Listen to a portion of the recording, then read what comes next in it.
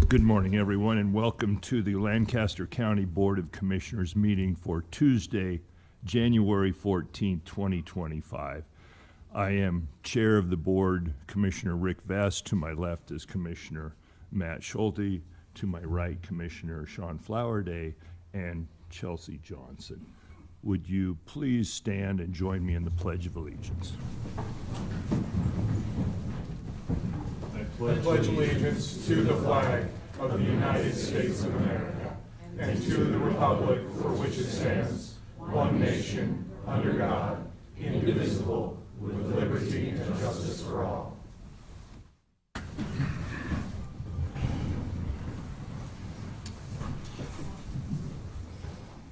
Mr. Clerk, please begin the meeting. A copy of the Nebraska Open Meetings Act is located at the wall of the rear of the hearing room. All written materials to be discussed at today's meeting can be viewed on the county's website at lancaster.ne.gov. Printing options are available upon request. Brings us to item 1, minutes. Approval of the minutes of the Board of Commissioners meeting held on January 7th, 2025. Move approval. Second. We have a motion and a second. Any discussion? Please call the roll. Flowerday, Yes. Johnson, Abstain. Schulte, Yes. Vest. Yes.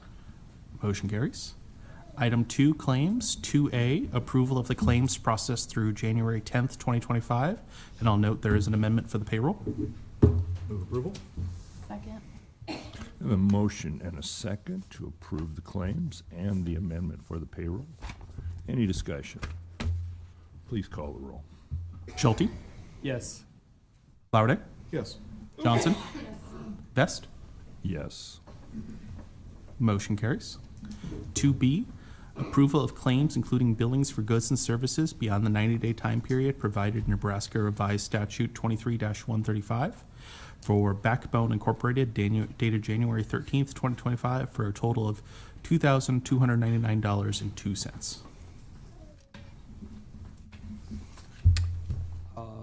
Move approval of the claim. Second. We have a motion and a second to approve item 2B. Any discussion? Please call the roll. Johnson, Yes. Schulte, Yes. Flowerday, Yes. Vest. Yes. Motion carries. Item 3, consent items. These are routine business items that are expected to be adopted without dissent. Any individual item may be removed for special discussion and consideration by a commissioner or by any member of the public without prior notice. Unless there is an exception, these items would be approved as one single vote of the Board of Commissioners. These items are the approval of A, amendments to the following county contracts. C-19-0884 with Cone Incorporated for the annual elevator and escalator service, maintenance, and testing.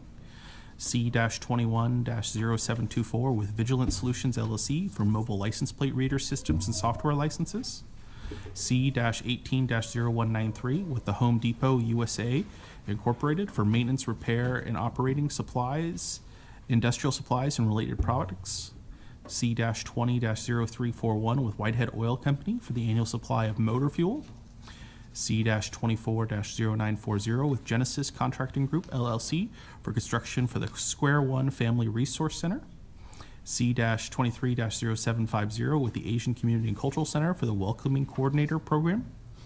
C-24-0103 with the YWCA of Lincoln for Diversity, Equity, Inclusion, Consensus Building Training for the members of the Government Alliance of Race and Equity.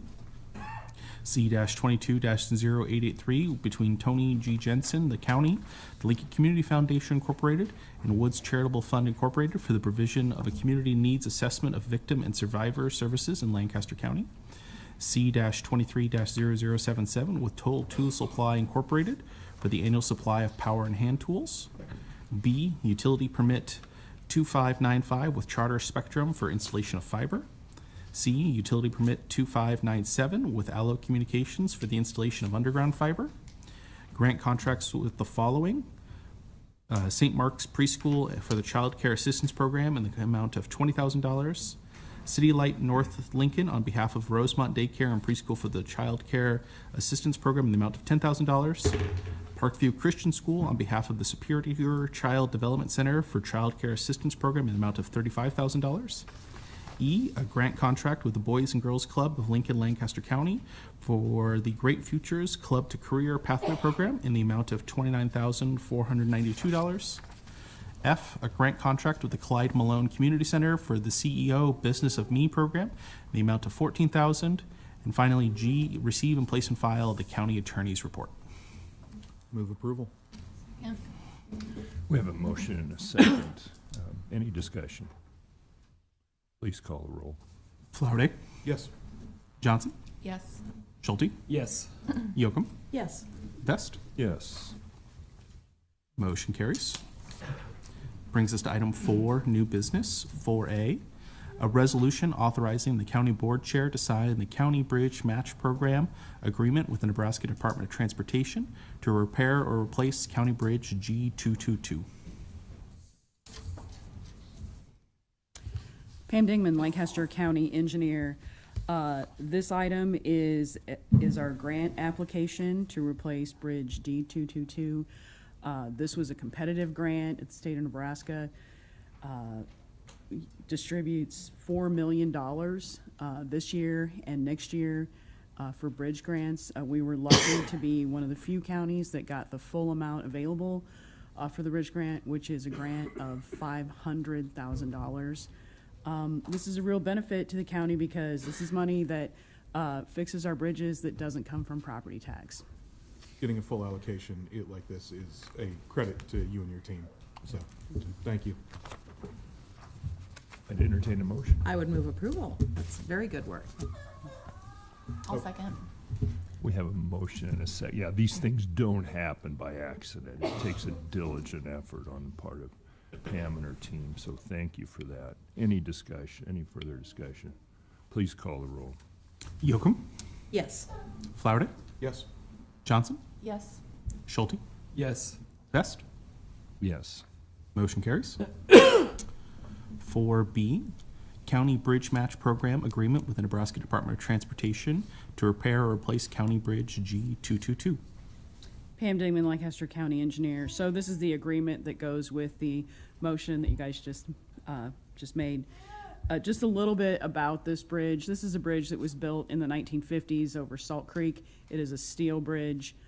For those of you who may not know, Salt Creek is saline, has salt in it, right? So it's not really a great idea to have a steel bridge.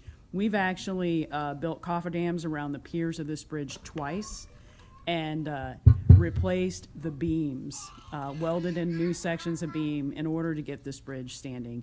This bridge is rated poor. It is a very large bridge, and it has a very complex network of box culverts just north of it because it's a very flat area.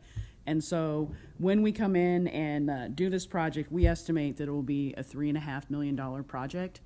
Of course, we have that $500,000 grant that will help us a little bit on that, but it's really important to preserve this corridor and restore it. The corridor itself has been closed since the flooding that we had at the end of June of this year when we got that significant rainfall. We had some of those old WPA era box culverts that they just couldn't take one more storm. Yeah, well said, Pam. It is a vital traffic flow passage, so very important. I would move approval. Second. Motion and second. Any further discussion? Please call the roll. Schulte, Yes. Yocum, Yes. Flowerday, Yes. Johnson, Yes. Vest. Yes. Motion carries. 4C, a resolution authorizing the county attorney's office to correct a non-proton, a clerical error in county contract C-24-0939 by changing section 17 in legal description of the property to read section 27 to conform with the applicant's real property location. Andrew Barnes, County Attorney's Office. This is, as the title says, just to correct the Scrivener's error to change Section 17 to Section 27 of the Ghana Trucking Road Maintenance Agreement that was done in December of last year. Move approval. Second. Motion and second to approve. Please call the roll. Johnson? Yes. Schulte? Schulte? Sorry, yes. Sorry, I didn't. Yocum? Yes. Flowerday? Yes. Best? Yes. Motion carries. Brings us to item 4D. Recommendation from the purchasing agent on behalf of the county engineer to award a contract to Van Kirk Bros Contracting, for the extension of box culvert T166 for the total amount of $178,964. Pam Dingman, Lancaster County Engineer.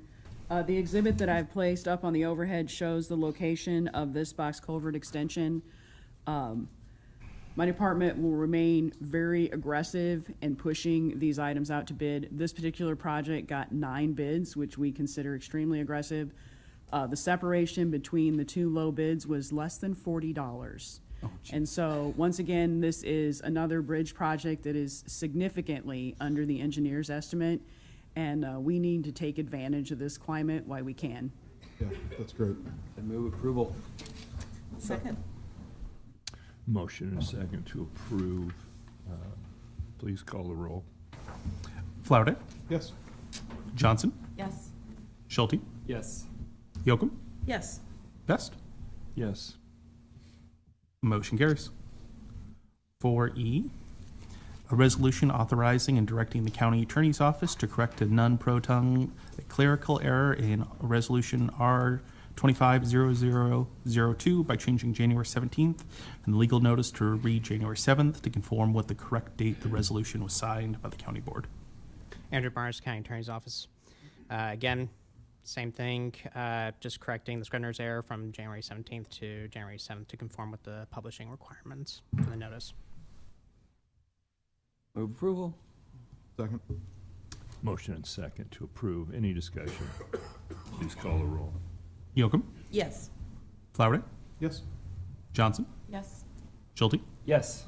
Best? Yes. Motion carries. 4F, an exceptional circumstance award under Personnel Rule 17.9B for Alita Alains, case manager, for a 1-step pay increase.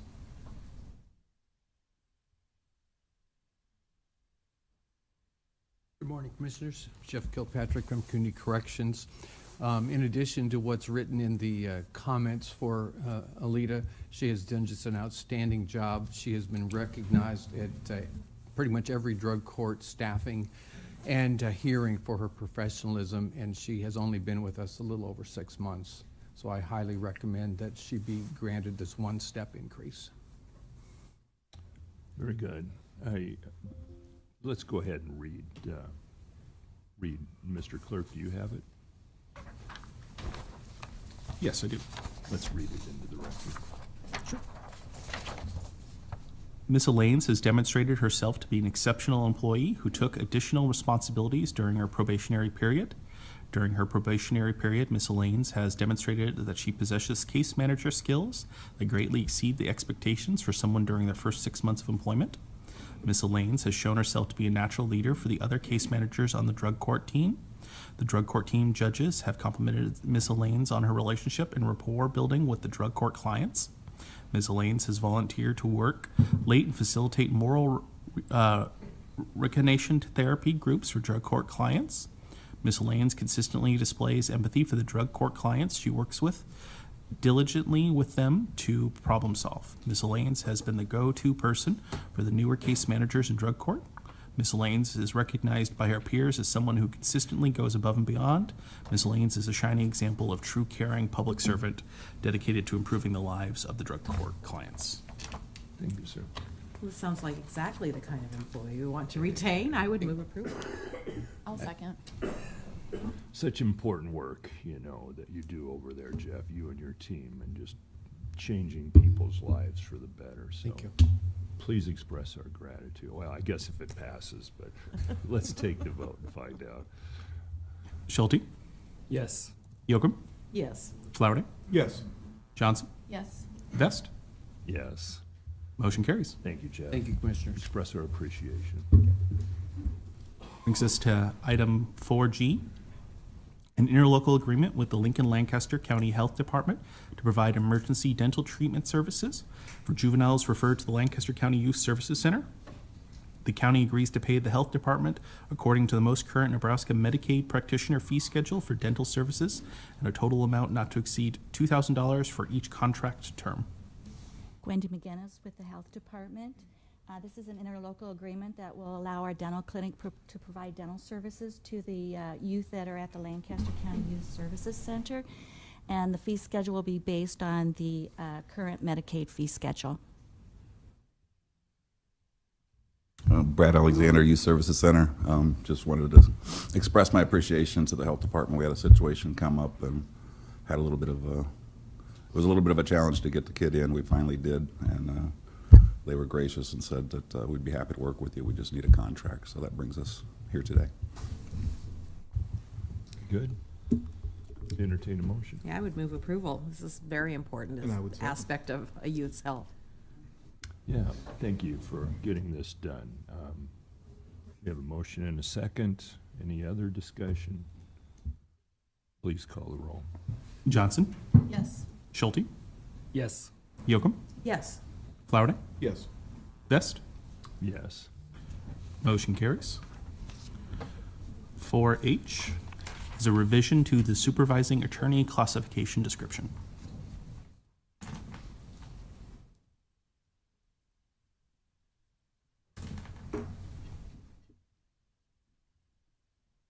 Morning, Commissioners. Christy Yeager, Lancaster County Public Defender. The supervising attorney was brought up before this board last year at our budget, and we are asking now that we be allowed to place Amanda Baskin in the position of appellate supervising attorney. I mentioned last week, as did Amanda, our appeals have increased at the Public Defender's Office, and we need someone now to supervise the attorneys. This affects all the attorneys in the office who handle all different kinds of caseloads because appeals can be filed in all of those matters. She'd also supervise the law clerks who do a lot of our legal research and writing for us. So we're asking that the board approve that at this time. Yeah, we had a very thorough briefing on this last week. When you say supervise, does that mean like she's the manager for them? She's in charge of them, hiring and firing of them? No, that would be on me. She will supervise, she will read the briefs and take care of the scheduling, make sure that everyone's doing what they need to do with respect to appeals, and supervise the law clerks. So she's their manager then? She would be supervising them, yeah. Okay. I guess, so she's managing the paralegals or the attorneys? All of the attorneys, not the paralegal. Well, she's managing one, a paralegal, who will work closely with her with respect to the appeals. And I'm sorry, this takes up both of those matters on the agenda. I jumped the gun, sorry about that. So No, you're fine. she supervises one paralegal who will be in charge of the appeals, and then all of the attorneys who have appeals. Okay. Gotcha. Yeah, I don't have any questions. Do we have a motion? We do not yet. I will would- move approval. And I'll second. Okay, and this is item H, revision to the supervising attorney classification description. So we have a motion and a second. Any further discussion? Please call the roll. Flowerday, Yes. Johnson, Yes. Schulte, Yes. Yocum, Yes. Vest. Yes. Motion carries. Brings us to 4I, setting the salary for Assistant Public Defender Amanda Baskin in the amount of $133,287 as supervising attorney. For the reasons I already mentioned, please allow us to do this. Thank you. And there's a salary, so she's getting hired $5,600 over the minimum. Am I reading that correct? That's right. What's the, just so I can understand, is that? She has been with our office for over 10 years. She's handled serious felony cases for a good portion of that time. This appellate supervisor will also handle felony cases. So because of her long tenure with the office and her experience, she also clerked for, I think, an appellate court judge, she mentioned. So based on her training and experience, we believe that this salary is appropriate. Okay. Do we have a motion? I will move approval. And I'll second. Okay, we have a motion and a second to approve setting the salary for Amanda. Very impressive, Christy, when she was here last week. Thank you for bringing her over and introducing us to her. I left very impressed with what she brings to the table, so glad to have her on board. Please call the roll. Yocum, Yes. Flowerday, Yes. Johnson, Yes. Schulte, Yes. Best. Yes. Motion carries. Thank you. Thank you. For J, an agreement on the county on behalf of the Lancaster County Sheriff's Office to transfer ownership of a police service dog to Sergeant Corey Lear. There is no cost to the county. Ben Houchin, Lancaster County Sheriff's Office Chief Deputy. One thing I do want to bring to your attention on the agreement, on the public one, we have done this in the past and we use this as a template. And the dog we sold in the past name showed up on 2 places. I noticed that. Yes, and so on C, it has Sasha there and it needs to be Dodge. And then on number 4, or Roman numeral 4, it has it at the end too. So I just wanted to make that clear on this. Dodge retired December 31st. Corey Lear has become our sergeant, and we usually don't have our sergeants with the canine. Dodge has done its 8.5 years, and we're happy that it gets to retire and stay with Corey. Very nice. I was hoping we'd have a guest appearance this morning. He works 3rd shift. So, yes, but we're in the process now of looking for a replacement. We do know that there is a training in Grand Island in April, and we will hope to have a canine handler and its partner chosen by then. Just out of curiosity, how long does a dog usually serve? About What's the average? 8.5 years. A lot of times their legs seem to go and they're not as capable of doing that part of it. Right now, the 2 that we have are single purpose for narcotics, so they seem to last longer. This one was a patrol dog and does the tracking and defense of the canine handler. So, and would that's move what we will approval. be doing then in April. Great. I'll second. We have a motion. Yeah, we do. We have a motion. 1 year. Yeah, well, it's only been a week. We're still retraining you. We have a motion and a second. Any further discussion? Please call the roll. Schulte, Yes. Yocum, Yes. Flowerday, Yes. Johnson, Yes. Best. Yes. Motion carries. For K, a license agreement with the Airport Authority of the City of Lincoln for the county sheriff to use a portion of the Airport Authority property for law enforcement training. There is no cost to the county.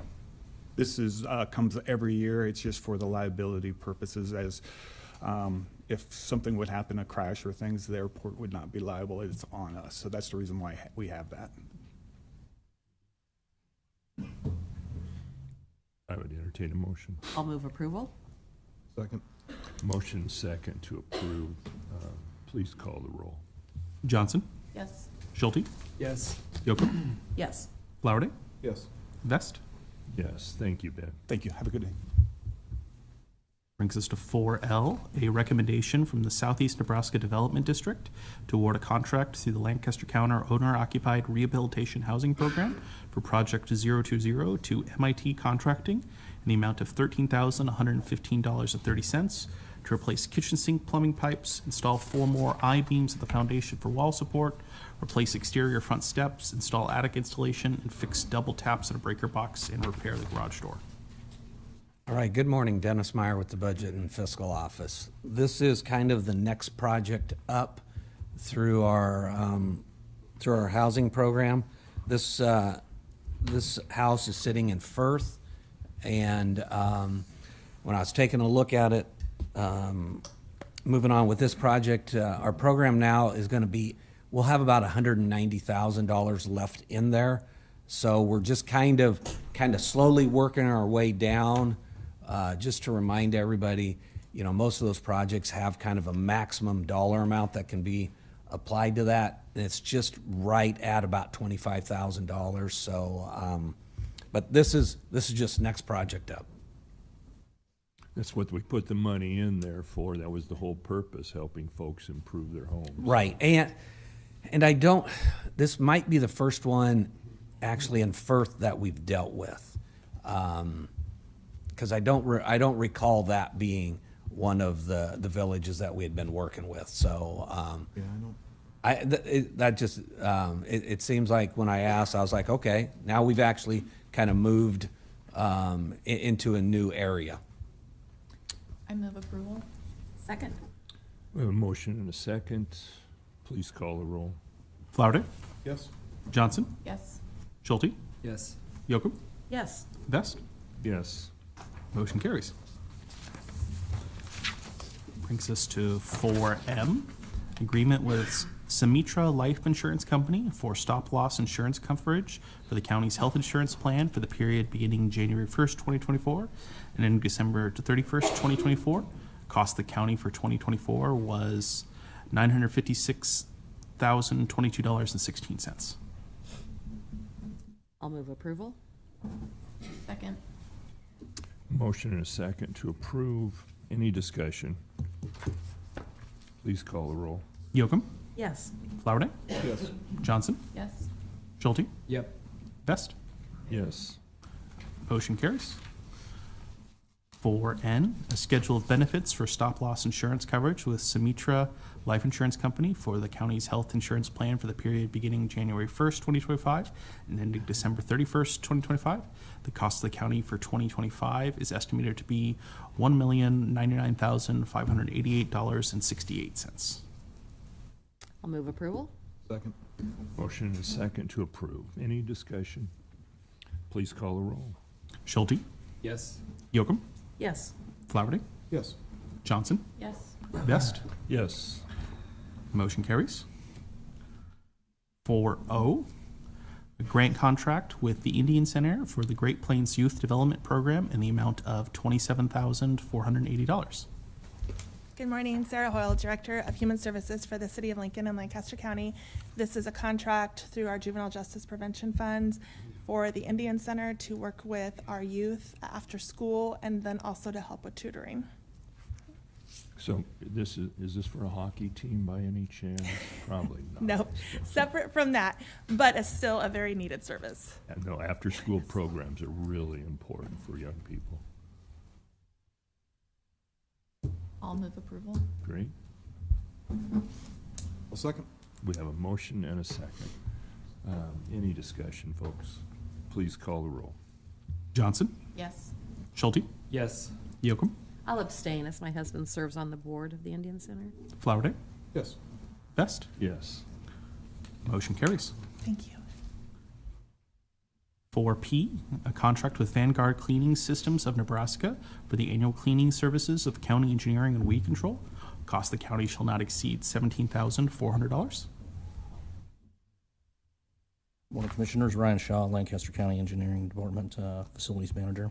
This is for our annual cleaning contract for our two buildings on our Cherry Creek property. I move approval. Second. A motion and a second to approve. Please call the roll. Flowerday, Yes. Johnson, Yes. Schulte, Yes. Yocum, Yes. Vest. Yes. Motion carries. 4Q, tort claim filed on October 31st, 2024 by Hanover Insurance Company in the amount of $10,522.62. I move approval. Second. Motion and second to approve. Please call the roll. Yocum, Yes.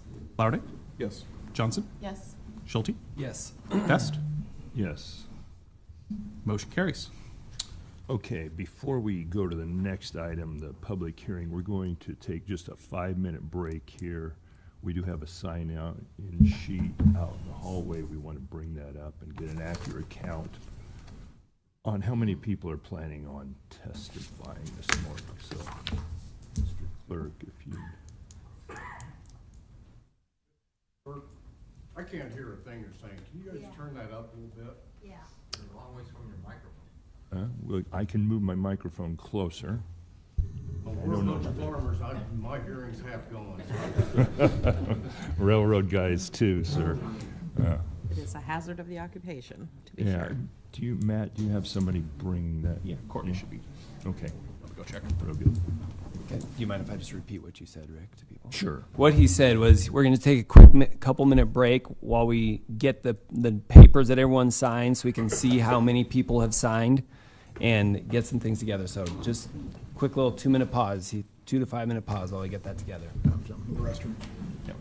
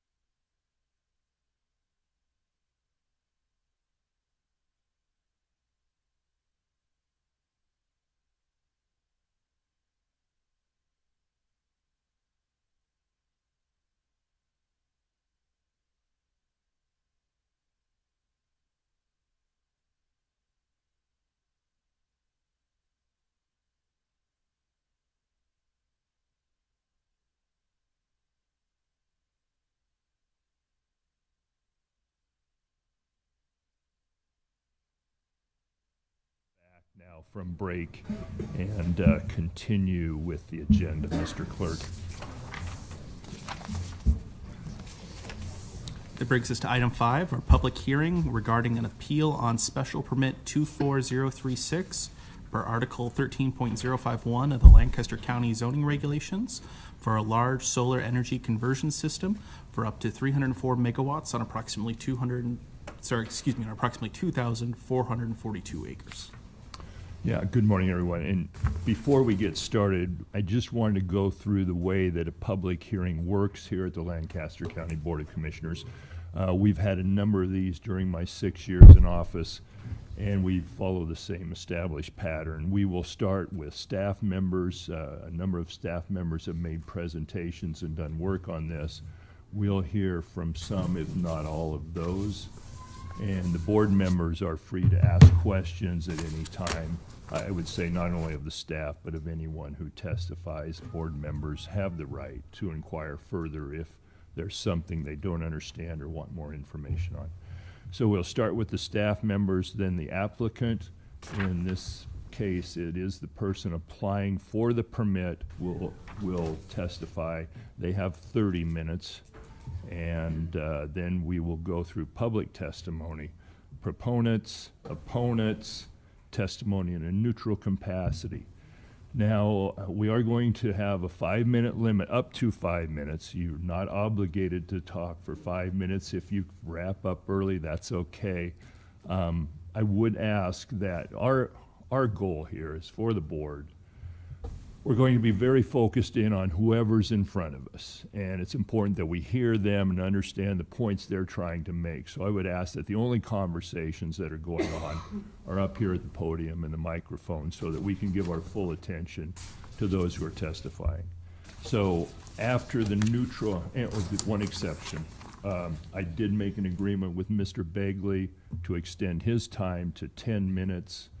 And so I understand he'll be the first opponent to testify, and I've made that agreement with him that he would get 10 minutes. After neutral testimony, there is the opportunity for rebuttal by the applicant.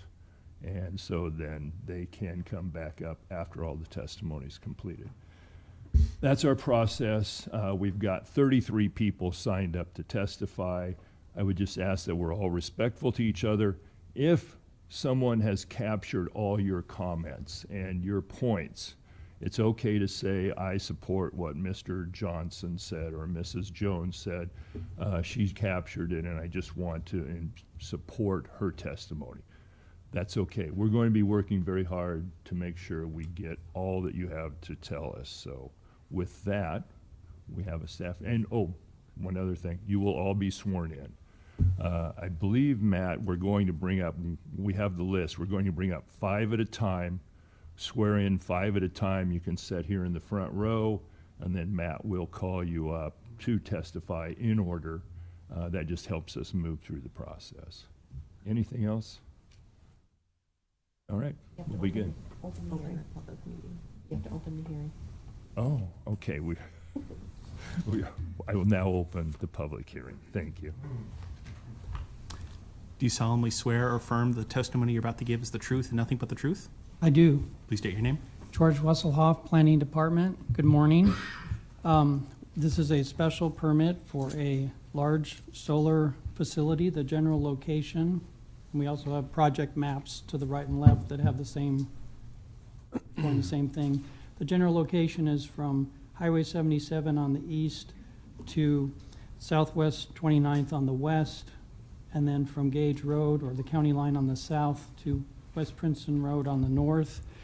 This special permit area covers a large expanse, 2,442 acres in southern Lancaster County.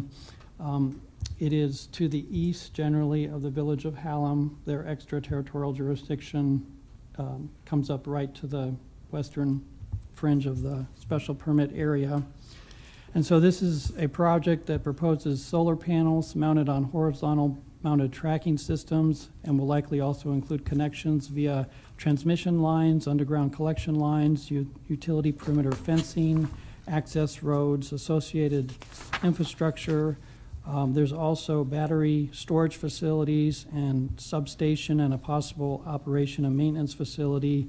Those would generally be located south of West Pella Road, to the east of Southwest 29th Street. And so the maximum heights of any solar panel will not exceed 15 feet, and that is consistent with the Lancaster County zoning regulations, which has a maximum height of 15 feet. By comparison, the general agricultural height limit is 35 feet for buildings. As one of the review agencies, the Lancaster County Health Department, who is here today, they did review. They did not find anything unusual as far as environmental compared to any other type of man-made structures. As a condition of approval, it was noted that they would need technical specifications for the battery chiller system and the acoustical analysis or noise information, and they'll speak further to that shortly.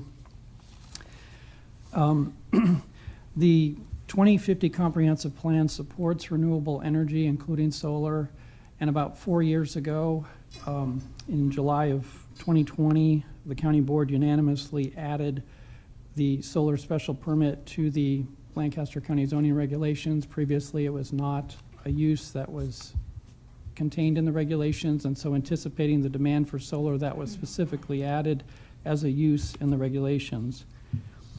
I would note that the applicant submitted a very complete and very thorough application that met all the requirements. In addition, they submitted multiple supplemental documents which were not required under the regulations, including a sightline study, an environmental compliance document, an emergency action plan, and an economic impact study.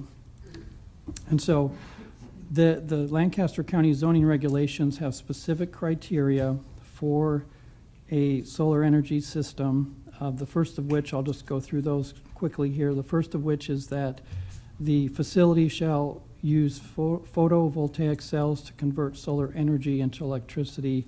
And they did include as one of their exhibits equipment specifications for the solar. Another criteria, which the health department will speak to shortly, has to do with the noise limitations. The regulations state that no electrical substation owned or operated by the electric supplier shall exceed certain thresholds for noise.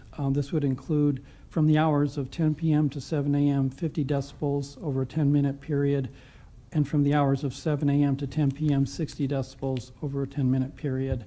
The county attorney did weigh in and noted that under the regulations where it references other facility, that would include inverters or other equipment, not just the substation, and they would be subject to the same noise regulations.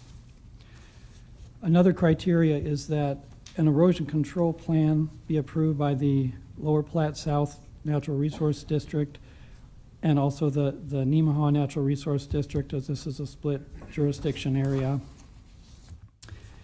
And then there's a requirement for screening, which I will mention later as far as the modifications to the regulations that were contained in a motion at Planning Commission, but there's a screening requirement such that it be 100% of the surface area of the vertical plane extending along the property line adjacent to the large solar facility for non-participating residential. And then each application has to have a decommissioning plan, a plan for when the facility will no longer be in operation. That decommissioning plan was submitted, and project components that are subject to decommissioning include the solar equipment, internal power collection systems, battery storage, earthwork, roads, and fencing. The salvage value is approximately $80 million. The cost to obtain the material and remove everything as required is about $9 million. So at this time, the net profit of the salvage operation would be $71 million. I would note there is a condition of approval that regardless, within 15 years, they would have to submit a surety for decommissioning, and the time frame for the life of the project, I believe, is 30 years. Another criteria, which I'll mention later again for modifications, has to do with setbacks. The general requirements, the requirements in the regulations today, which have not changed since 2020, are for a non-participating property from a dwelling, a setback of 100 feet, a non-participating property without a dwelling, a setback of 50 feet, and then for public or private roadway, a setback of 50 feet. Another agency that reviewed was the county engineer, and they will also have some comments pertaining to road and road maintenance agreements.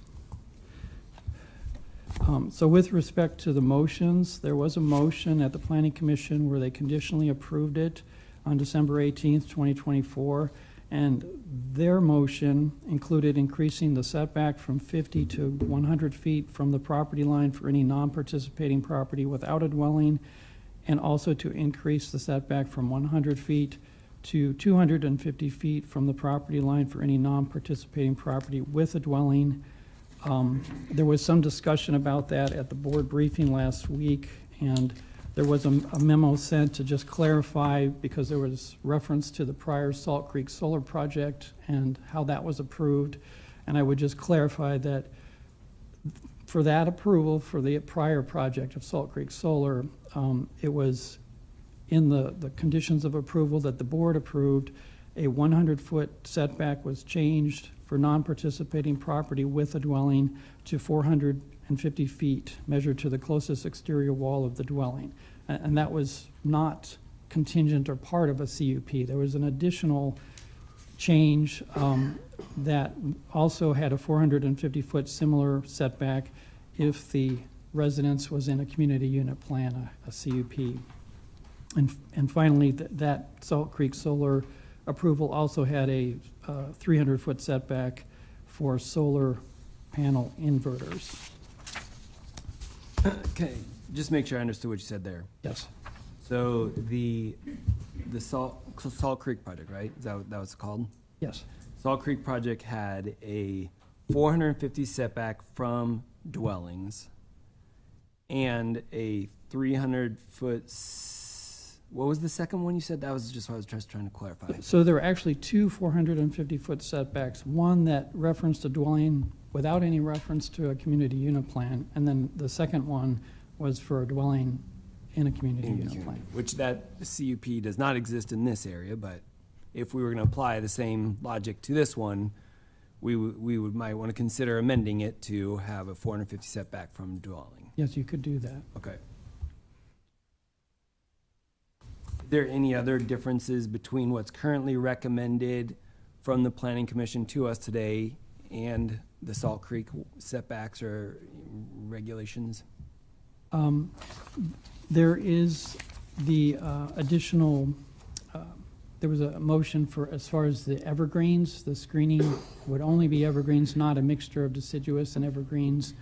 That was a motion made at the Planning Commission. I don't believe the prior project got into that level as far as landscaping. So this one, as presented to us right now from the Planning Commission, includes greater screening regulations than the Salt Creek one did. As far as landscaping, Landscaping yes. screening, yeah, okay. All right, hey, thank you. Any, are you? I can answer any questions. We also have county health and county engineer's office here as well. Yeah, any other questions for David? I have a couple more. Sure. I go just want to ahead. make sure, we had also talked last week about the dwellings that are in the area. And when we kind of looked at this map, I said, how many houses, non-participating houses are surrounded on multiple sides by this? And we identified 4. Is that still, is there, because we were just kind of looking at it from the distance, is that still our understanding? Yes, there's 4 that are surrounded by the project on at least three sides, 2 that are in the kind of the northeast part of the project, and then 2 that are kind of in the south central part of the project. But yes, there are 4 participating properties that are surrounded by at least 3 sides. You had mentioned earlier the sound, the noise thing. Does the noise thing matter whether or not they're participating or non-participating? Yes. The 10 decibels at the health door. departments here, they may. Yeah, it would be for the non-participating properties. But the participating property could have something closer to them creating more sound? That's part of my question. Yeah, I believe that's correct. It would be Sorry, from, I don't think I understand your question. So the regulation says that it cannot create a sound that's more than 10 decibels over a 10-minute period. I just want to make sure I understand. Does that apply to participating and non-participating homes, or is it just the non-participating homes? I might let Chris Schroeder with Health Department answer that. You have to be sworn. You solemnly swear or affirm that the testimony you're about to give is the truth and nothing but the truth? I do. Please state your name. Chris Schroeder with the Lincoln Lancaster County Health Department. To your question about participating, non-participating, I don't think there is that language in the special permit conditions. Okay. So anybody has that, any dwelling has that limitation. That's It my can't be understanding, more than right. 10 decibels. Okay. And again, it is at the exterior wall of the dwelling. Okay. So if there's someone's driving down Hallam Road and they go past some sort of transfer station, it may be louder on the street, but it just cannot be that certain volume at someone's house. Correct. Okay. Sorry, following up on that, is it 10 decibels? No. Can you clarify what Here, the? I can review those noise limits. And again, I was just going to mention that there is not a county-wide noise pollution regulation. So the applicable noise limits are in the special permit conditions. Okay. And George did touch on them, and it's essentially 60 decibels during the day and then 50 decibels at night. And that is, again, from 7 a.m. to 10 p.m., 10 p.m. to 7 a.m. And that's over a 10-minute average. And that's at the exterior wall of all dwellings, not just non-participating Correct. homes. Okay. That's, I mean, correct me if I'm wrong. I didn't see any. That last part doesn't sound right to me. It feels to me like we did, and again, I'm remembering 3.5 years ago now, but that last part feels like we did non-participating dwellings, but everything else makes sense to me. You have the language in front of you. I don't recall seeing that in the special permit condition, but. And I could be wrong. Could be everybody. It's right here. You have to be sworn in to use the computer. That's the question here. Right there, so yeah, reading through. This is drawing. Yeah, it doesn't say participating. Okay. I'm sorry, what did you say? It does not. Okay. So Differentiate between exterior participating. wall of the dwelling, 50 at night, 60 in the day. Correct. Which Period. I think is good. I mean, right? A participating person doesn't want a lot of noise necessarily right there either. So, Sure. even if they're getting some financial benefit for it, doesn't mean they want to go deaf. Like they still want, so that, I mean, that makes sense. Thank you for clarifying, Yep. Commissioner Johnson, too. I had jotted down 10, I had written down the wrong number. All right, so any other questions for George? All right, thank you, George. Thank you. And then, Chris, you guys have done an extensive amount of work on this, and you kind of summarized that for us on Thursday. Could you Sure. walk through that Yeah, I can this morning? address some other points.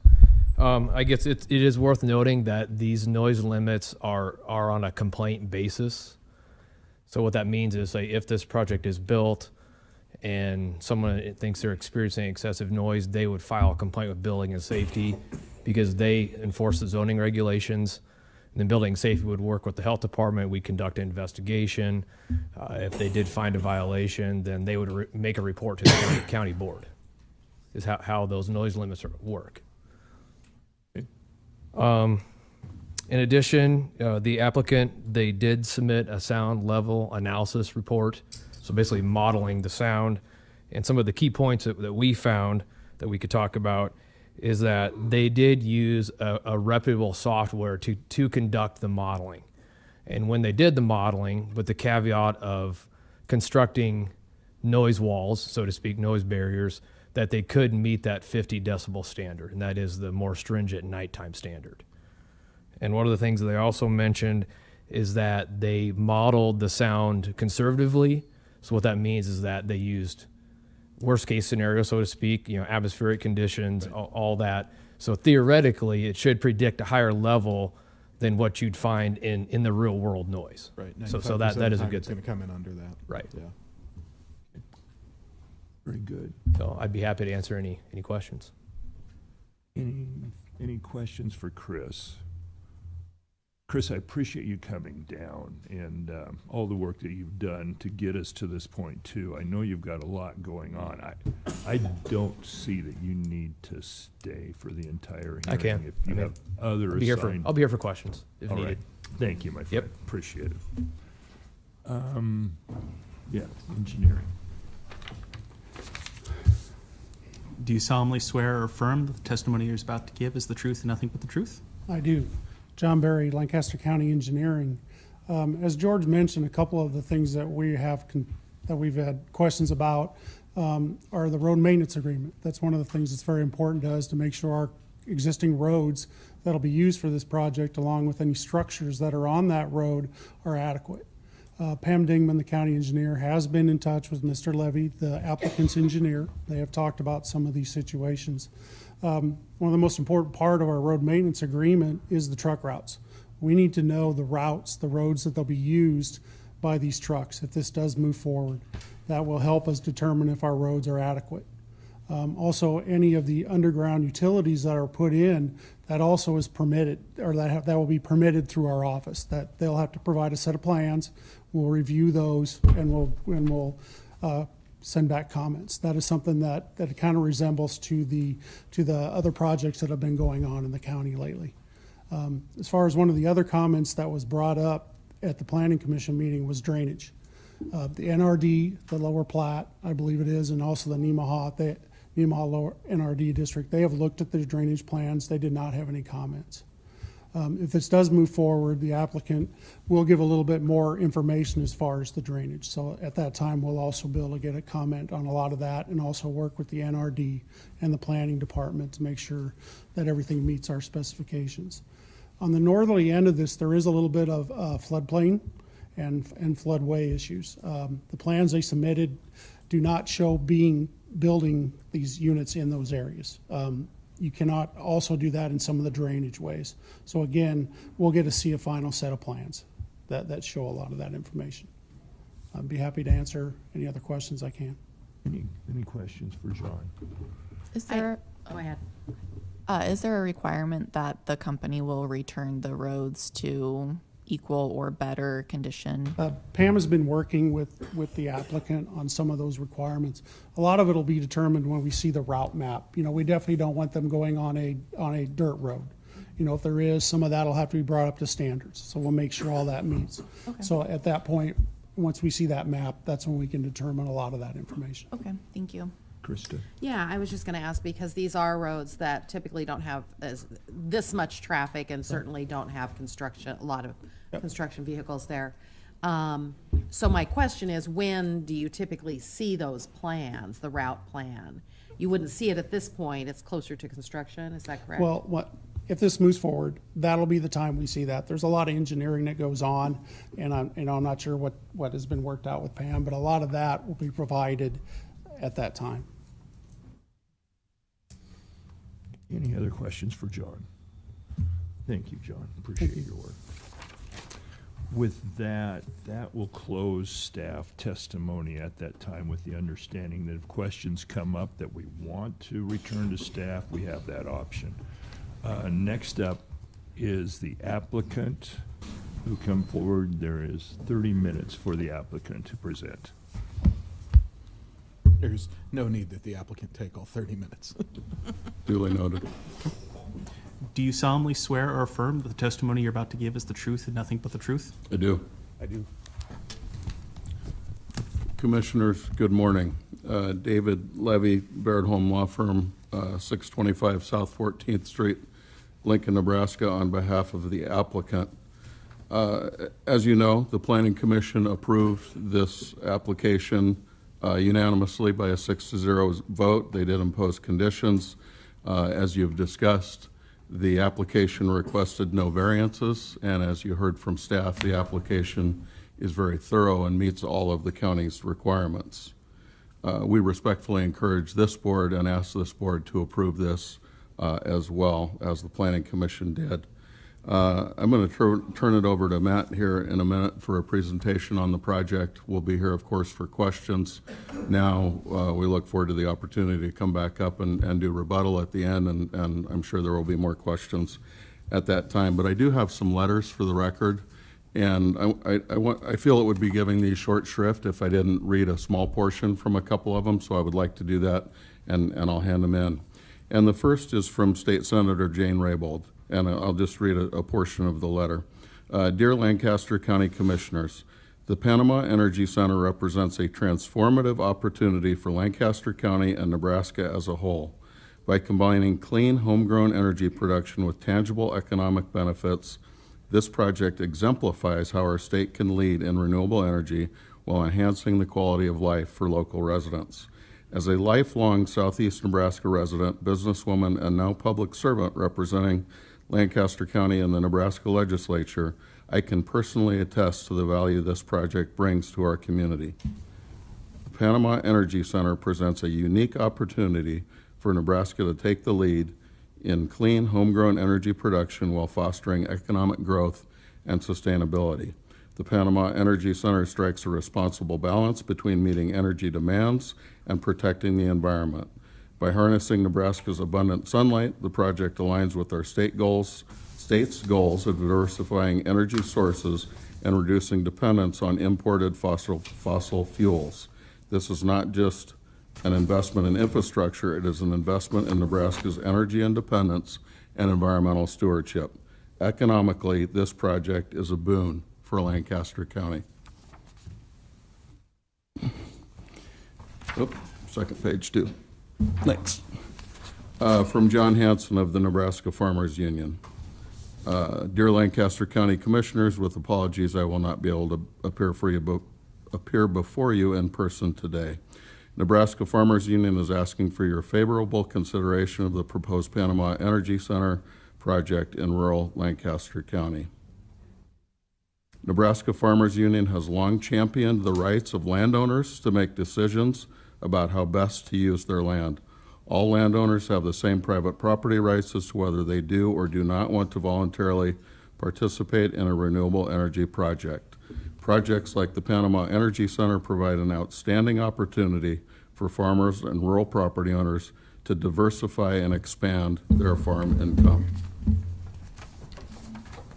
The last one I'll read from, thank you, is from the Lincoln Chamber of Commerce and the Nebraska Chamber of Commerce and Industry. Dear Commissioners, this letter is to urge your support for the Panama Energy Center. We are in support of this project because it presents a unique opportunity to address Nebraska's growing energy demands while contributing significantly to our state's economy and various industries. As Nebraska's economy continues to grow, meeting statewide energy needs becomes increasingly vital. As noted in the recent study on Nebraska's energy future commissioned by the Nebraska Chamber Foundation with participation from a diverse group of industry stakeholders, including public power providers, NPPD, OPPD, and LES, as well as developers of myriad energy resources, quote, the availability of affordable, reliable electricity is critical to economic development. More and more, our society depends on electricity to power its vital industries, and those industries are expanding. Nowhere is this more true than in Nebraska. The agriculture sector drives the economy of the state, and as clean fuels become more prevalent, the state is poised for more additional industrial growth on this agriculture base, end quote. I also have letters for the record, and this letter, by the way, is signed by Jason Ball and Brian Sloan on behalf of the Lincoln Chamber and the State Chamber, respectively. I have a letter in support also from the Top Family Trust, a letter in support from Cindy Schwaniger, a letter in support from Greg Schwaniger. With that, again, we thank you very much for your consideration of this application. We look forward to your questions. And with that, I'll turn it over to Matt for his presentation. Thanks, David. Good morning, Commissioners. Thank you for the opportunity to be here today. Matt, could you give your last name too? Yes, sir. Yep. Matthew Jones. Matthew Jones. Thank you. My name's Matthew Jones. I'm the developer for Panama Energy Center. Thank you again for the opportunity to speak today. This project's important for a couple of reasons. The first is property rights. The families participating in this project are doing so willingly and are within their constitutional right to do so. For them, the project represents a reliable source of income that diversifies and protects their family at a time when commodity prices are volatile. It's an insurance for their children and their grandchildren. The second major point is that this project will bring approximately $1.4 million in new tax revenue to the Lancaster County, to Lancaster County annually, which will lessen the load on all landowners in the county moving forward. Of that, approximately $940,000 a year will go to the public schools, in particular Norris, as well as $225,000 annually to Lancaster County. Do you want to advance your slide? Not yet. Okay. Overall, the project represents an up to $42 million benefit in new tax revenue to Lancaster County over the projected 30-year life. In times of rising taxes, this is a huge amount. The project brings much-needed infrastructure and financial support to Lancaster County that will benefit the community in the present and in the future. NextEra Energy is a best-in-practice leader as a regulated utility and wholesale power provider. NextEra Energy was founded in 1925 and has two primary subsidiaries. The first one is NextEra Energy Resources, and the other is Florida Power and Light. NextEra Energy Resources was founded in 1998 and is a diversified clean energy company. We own and operate power generation facilities using all of the fuels that are listed. We believe they're all needed as part of a diversified energy generation portfolio to support the United States economy. NextEra Energy started working in Nebraska in 2012. We commissioned our first project in the state in 2013, and we now own 4 operational wind farms and 1 solar project. Combined, this is enough energy to power approximately 217,000 homes annually in the state. Our solar project, Fort Calhoun Solar, went into service in 2019. This portfolio is a total capital investment in Nebraska of more than $820 million. We also have approximately 1,000 megawatts of solar projects under development or construction in Nebraska. One of those projects, a 590 megawatt solar and storage project, Pierce County Energy Center, is currently under construction and is expected to be in service in May of 2027. Pierce County Energy Center will add another approximately $800 million in capital investment to the state of Nebraska, bringing the total to more than $1.6 billion.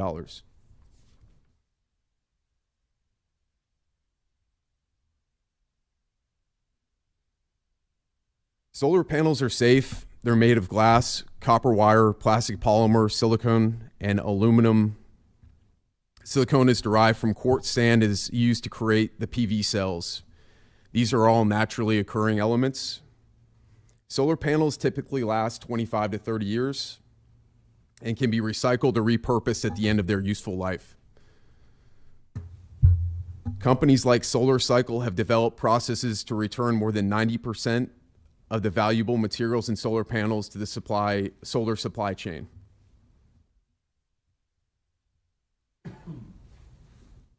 Panama Energy Center sits east of the village of Hallam, south of West Princeton Road, west of Firth, and east of Southwest 29th Street, and as has been mentioned, north of West Gage Road. The project is strategically located adjacent to the Nebraska Public Power District's Olive Creek substation, which is where the project will interconnect. The panels will stand approximately 10 to 12 feet high. At their peak during the morning and late afternoon hours, midday, the panels will be lying flat, approximately 6 feet off the ground. In the application, we provided 15 visual simulations, which you can see on the map here of where they are.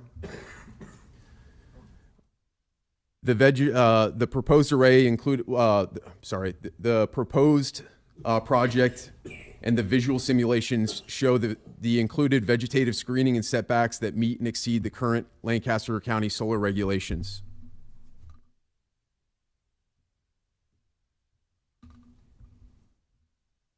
Matt, real quickly, is this where they will be, or is this a likely placement or prospective placement? So our application had these 15 visual simulations, and so each number here represents where they were all taken from. Got it. Okay. Yep. Okay.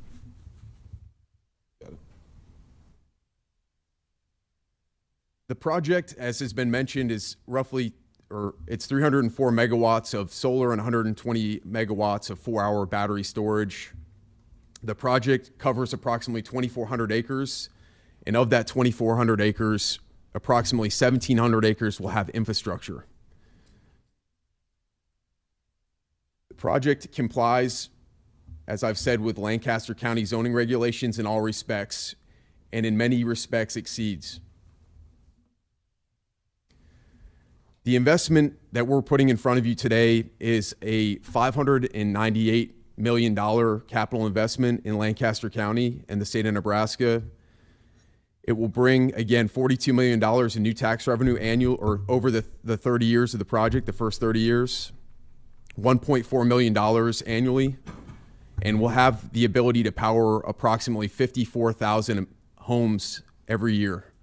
The project, as we've discussed, will bring construction jobs to the community, not only during construction, but also during operations as maintenance and other items are required. And we always intend to hire locally as much as we can to support, both the operations and the construction jobs throughout the process of development. A little on the timeline for the project. We started development of this project in 2013 and are planning to start construction should this be approved in July of 2025, with the commercial operation date for phase 1 in December of 2026. There's been a lot of questions just about the tax benefits, so I wanted to make sure it was clear here in this slide. This is a breakdown of the tax revenue that will be generated by the project. And there really are two forms of tax revenue for renewable energy generation facilities in the state of Nebraska. There's the nameplate capacity tax, and then there's the real property tax consideration as well. So the nameplate capacity tax is $3,518 per megawatt per year.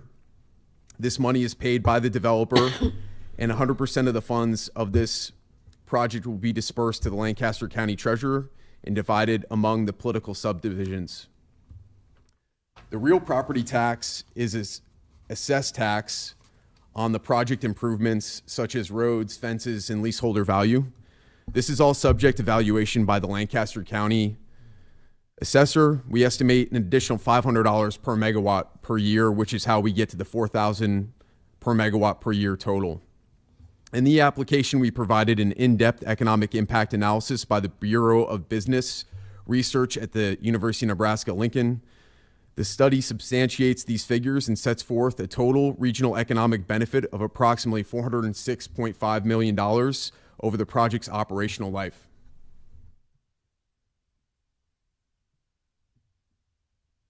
As I mentioned earlier, we have 5 operational projects in the state and a 6th Pierce County Energy Center, which is under construction. For all of these, our business model is to own and operate, with each project having a long-term contract with local businesses and or a utility to sell the power that's generated. As part of having a long-term contract with local businesses, as part of the business model, we hire local employees and have a precedence in the communities that we operate in throughout the life of the project. This typically consists of local sponsorships, first responder training, tours, and regular landowner and county official outreach.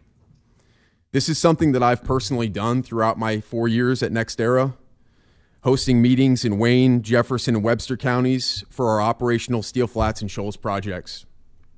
On these projects, we're not only partnering with communities and landowners to create a commodity, we've been entrusted to act as stewards of their land while projects are under construction, operating, and being commissioned. We take this responsibility and commitment very seriously.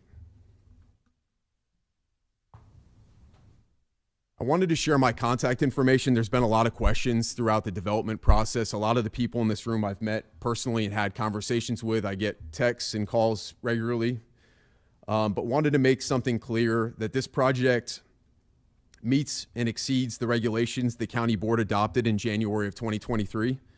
The county staff has confirmed this. They did it today as well prior to us getting up and giving this presentation.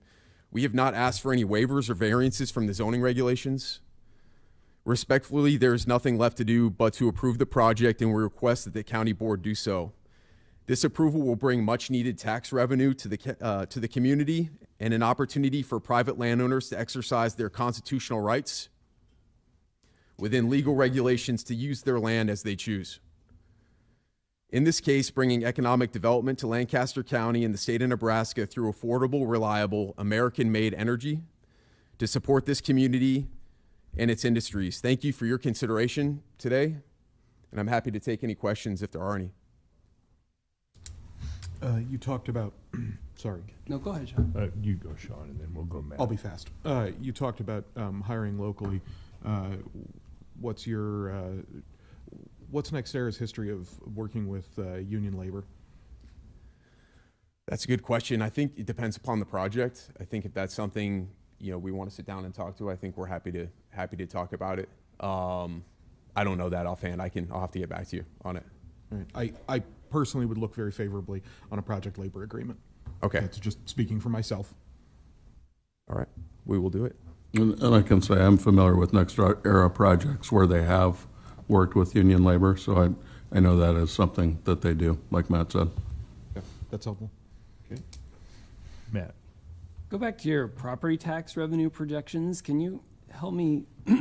What are you guys projecting will be generated out of property tax out of this? So, if I might, so total property tax is estimated at about $1.4 million per year. That's the combination of the nameplate capacity tax, which is a fixed amount, and then the real property tax that's on top of that. And that each of those taxes are distributed to the taxing entities. I'm sorry, $1.2 million per year. No, it's 1.4. It was 1.4. Each of those will be distributed to the taxing entities in the same proportion as regular property tax.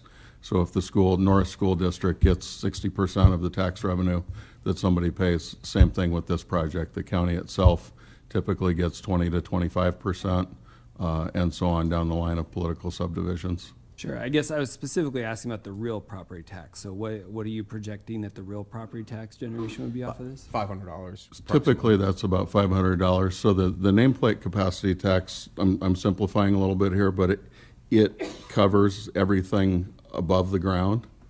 The real property tax portion is on the leasehold interest, things like operation and maintenance buildings, fencing, improvements essentially that are not the solar energy system itself.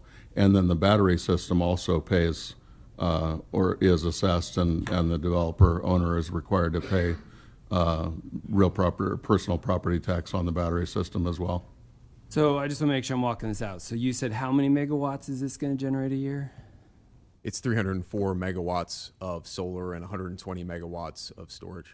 Okay, so you're saying $500 per megawatt times 304 megawatts. That means you're generating 152,000 extra property tax? No, so it's a total. So the nameplate capacity tax is 3,518 per megawatt. Yep. Plus the 500. So that's approximately 4,000 per megawatt per year on the solar energy system. That gets you at 300 megawatts to about 1.2 million. My math is correct. And then you have another approximately $200,000 a year in property tax paid on the battery storage system. So I understand most of what you said. I'm just having trouble getting from what we're currently collecting to that. So what you're currently collecting, you will continue to collect. Mm-hmm. State law says that the assessor is to ignore the presence for current property taxes for valuation of the land as it sits today with the project on there. The assessor ignores the project and continues to tax the land as it's taxed today, let's say as farmland. The owner of that land continues to pay property tax on that land. In addition, because now this project would make hundreds of millions of dollars of improvements to real property, NextEra Panama Energy Center, the owner of the project, would pay an additional approximately $1.4 million per year in property tax. So it would be what you collect today plus $1.4 million per year. Okay. I just want to make sure I'm understanding that right, because the real property tax is something that we work with and we understand, and it just seems to me like that's a pretty massive increase in real property tax. I'm just trying to figure out what your estimates are. That's why I'm just trying to find out is Sure. what your estimates are, because currently on real property, we're collecting $160,000 on this land. Right. So in real property, you're saying it's going to double in value, and we're going to get real property now collection of $360 a year. That just seems like a really big jump to me on that, and so it just seems unrealistic. That's what I'm trying to figure out. Those numbers are borne out both by our experience and other projects in the state, and also the University of Nebraska Bureau of Business Research study. They looked at those numbers independently, and those are their estimates as well. So I understand it's a big increase, but it's a $600 million addition of taxable property as well. It's a bigger increase. It still seems a little bit unrealistic to me, but that's, I guess you're saying it. I mean, additionally, this property has already increased majorly over the last number of years, and so to expect us to get double that, because you're saying that there's also increased tax based on battery storage and stuff like that, so it's not even including all the equipment. It's just the land. No, the increased tax is on the improvements to real property that this project would make. Mm-hmm. So whatever, in a sense, set aside what the taxes are today and the valuations and all of that, that's all really independent of this. The tax revenue that we're talking about is entirely driven by the improvements to real property that this project would make. Okay, I understand. It seems unrealistic to me, but I don't have any other data other than my skepticism to. Sure, and I would say, the Bureau of Business Research report is in the application, and that does substantiate these numbers. Okay, appreciate all that. I know dealing with, this isn't something, nameplate capacity tax isn't something we deal with on a regular basis, so a little different than what we're used to. Krista.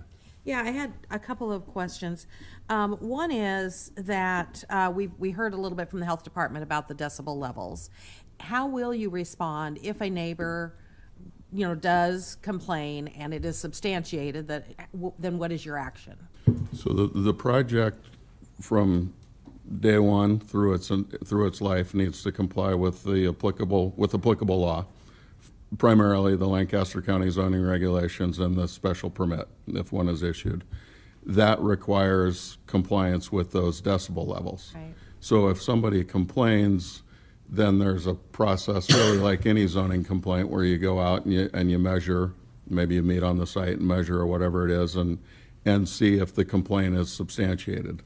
If it is substantiated, then to maintain compliance with the zoning regulations and with the special permit, they would have to take some kind of action to remedy that. Either build a little sound wall between the inverter and the receptor, probably most likely.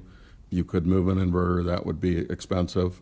But does that answer your question, Commissioner? That's the process. Yeah, I just wanted to know that there is a way to retroactively take care of something like that. And you all know this, but I think it's worth saying, this board has enforcement jurisdiction over all zoning matters.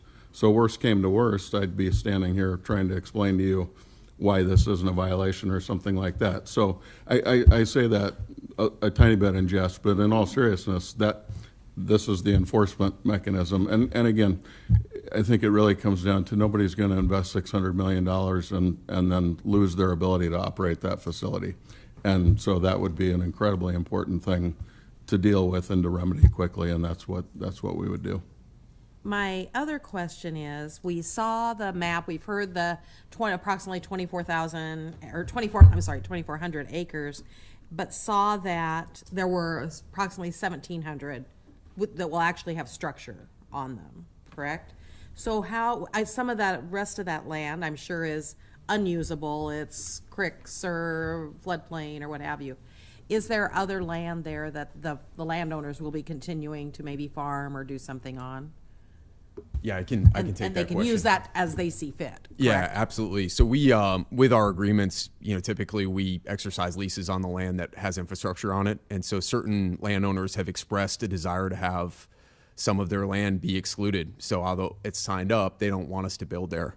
And so one family in particular has asked that we, exclude several hundred acres from what has been leased so that they can plan for future, or maybe do some farming close to their house or whatever. So we've accommodated that. So that's why you've got that discrepancy between 2,400 and 1,700.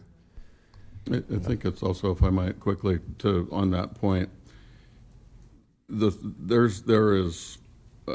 solar panels are in rows.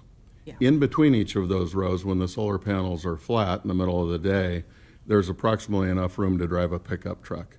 So this isn't a sea of butted up solar panels, what they call the ground coverage ratio, the ratio of the land inside the fence to the land with solar panels on it on this particular project is estimated to be 38%. That's pretty typical in that 35 to 40% range. This one's 38, but I think that's a really important point to give a little bit of context. It's a big area. It's going to be impacted by the panels, but in terms of rain and wildlife and runoff and drainage and all of that, it's important that, 2/5 of the land almost will be open to the sky, if you will. No, I'm glad you said that, because that has been a concern that's been brought up to us is how can a fire be fought, that sort of thing, and you can drive vehicles between those panels. That's correct, and then there are roads, and there's typically a road around the outside between the fence and the first panel as well. So there's access for sure, and that leaves open space. I just want to also, while I've got the floor here, is recognize Commissioner Flowerday's recommendation about working with labor on this project. That's important to me as well. Thank you. Thank you. Yeah, Matt. You had mentioned timeline. I'm just curious, why apply now? Like, why apply the week before Thanksgiving for this? We want to start construction in July. And so with that coming up so fast, we wanted to make sure that we had adequate time to finish our road use agreement. And then we obviously have to plan for, the start of construction, mobilizing an EPC, and a construction team, and getting all of our kind of ducks in a row. So we understand that the process of getting a permit doesn't always take a long time, but it can. And just wanted to give ourselves as much time as we could to do that. Part of the reason I ask that is a lot of times people drop news the week before Thanksgiving that they want to bury. And that's the accusation that I've heard from the public is, hey, you're trying to bury this news by making sure I get this mailer when I'm gone on Thanksgiving. And so it feels very like you're trying to bury the news, but with that timing. And that's not something that we did. We actually filed the application on November 6th. It happened that the planning department's publication schedule sent the letter out the week before Thanksgiving. I would submit to you that I get it. That timing is unfortunate, but we did file the application on November 6th. We'd been working on the application throughout the spring and summer and fall. I've been working on a renewable energy project of some form in southwestern Lancaster County for over a decade. NextEra has been out talking to landowners in this area for years. So I'm not disagreeing with what you're saying, Commissioner, but I want to give a little bit of context and a little bit of history there as well. If the application was submitted on November 6th, that even further adds to that, because that's the election. The second most likely time to bury news is the day of a federal election when everyone's focused on the presidential election. And that's also the application deadline. The Lancaster County, as you may know, the planning department sets out a very clear schedule that says if you apply on this day, you will be at the planning commission on this day. So and the planning commission only meets every couple of weeks. So if we would have waited even another day, we would have lost 2 more weeks. And so as Matt said, we want to get this process going so that they can start construction this summer. Very good. Any other questions for Matt or I have David? a question. You do? If you start construction in July and you don't have any major hiccups, about when will construction end? That's a good question. We want to be operational by December 1st of 2026. So that's our plan. So there's some testing and some various things that kind of go into it, but we would probably be done sometime in the late summer with the construction, and then be doing testing and optimizing kind of the system once it's all built to work with the grid and be able to inject. And we've also got, the Olive Creek substation, which is under construction and being finished up by Nebraska Public Power District right now. So there's some work that we have to do together. And so that's part of the timeline as well, just to give you the context. So you would start in July 2025 and end December 2025? Probably sometime in October or Okay. late September 26. of 2026. Of 2026. Take okay. a year to 15 months to build. For phase one, Okay. again, for phase one. Phase two would start sometime probably in 2027 and be done, let's call it the end of 2028. And then in reading the vegetation management plan, was that prepared by Olson? Yes, yep.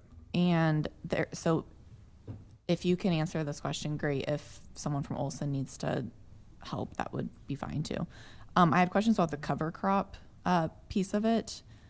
And it basically says, as appropriate, it'll be planted. So I would like a little bit more detailed information as to when cover cropping would be used before the permanent seeding. Solemnly swear or affirm that the testimony you're about to give is the truth and nothing but the truth. Yes. Can you state your name for the record? Chris Jorgensen. I'm the lead scientist for Olson. We're an engineering and design and environmental firm down in the Haymarket in Lincoln. Commissioner Johnson, I'd love to answer your question. I don't have all of those details with me. My botanist and vegetation expert is actually on a trip right now for business, but we can get that answered over to you. But just to clarify the question, you were asking about when exactly that cover crop would be Yes. planted? Yep. If construction is going to last over a year, that's potentially quite a bit of time for disturbed land to be just out. And so, in terms of weed management. One thing to mention, I guess, just good to have Chris up here because I think probably a combination of us can answer some of it or shed a little light. But we've been working with the landowners just to let them know about the construction timeline. So should we be able to get our permit here this month? The plan is to exercise the leases and then step right into, moving the construction process forward. And we've expressed a need and have been working with not only our construction team, but also the farmers and landowners that we're working with to make sure that the land has a cover crop while we're doing our clearing and any kind of grading. And then as we go through the process, just to limit any soil erosion or any runoff, that's, again, something we're going to have top of mind.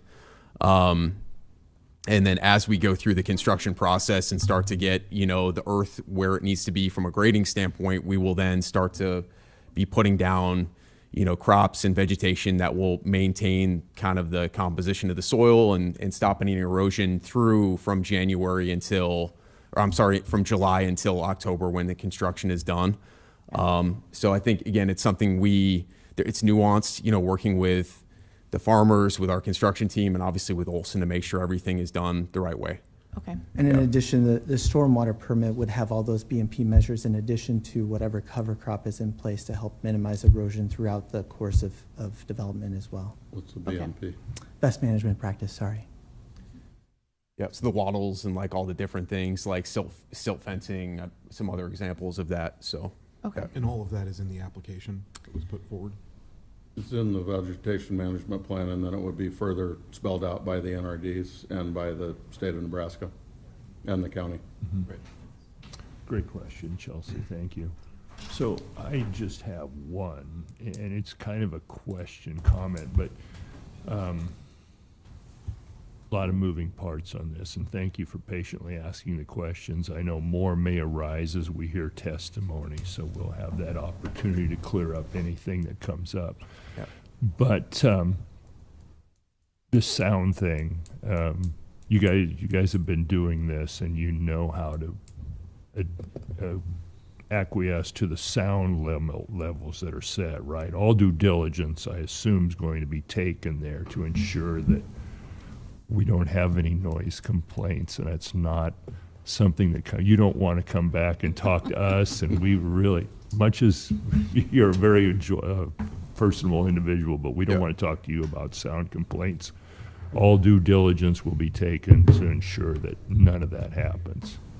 Yeah, I'll try not to take offense to that. But yeah, absolutely. I mean, I think when we own and operate projects, it's really in our best interest to fit into the community seamlessly. So, we're going to take every precaution. And like David said, we're spending $600 million to build this project. There's also other people that are going to be depending and relying on this energy. So with us being shut down for any reason, that's really not in our best interest or anybody else's that we're in business with. So we're going to take every precaution, make sure that we do every study that's needed, and make sure that this is designed and built in a way that complies with every aspect of your regulations. And you're not gonna see me again.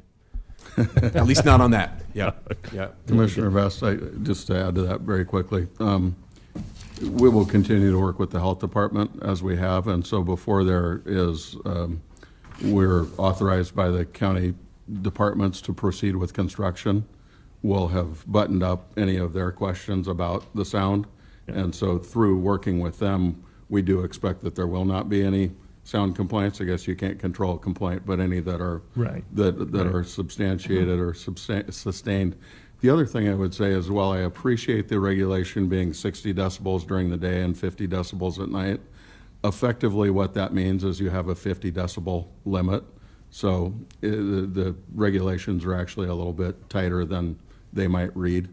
But we will work diligently with the health department to make sure that the project complies with those regulations and all of the applicable regulations, conditions of approval, all of those things. I do appreciate those responses, gentlemen. Thank you. And, we want anyone who comes into Lancaster County for whatever the project, we want responsible partners who are going to live up to the agreements. And so that's kind of where I was going with that. So if any other questions for these folks, if not. Thank you. Thank you, gentlemen. Appreciate your time. We'll move on to item number 3, proponents of proposed action. Matt, how many do we have? We have 8 proponents signed up. 8. Do we want to just bring all, do we have 8 chairs? Should we bring all 8 up to swear in? Yeah, it looks all like proponents.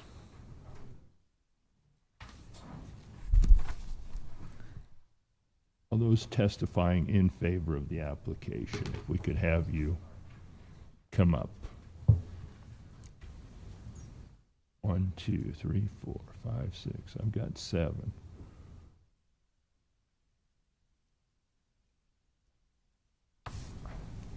All right, we'll swear you in. Please raise your hand.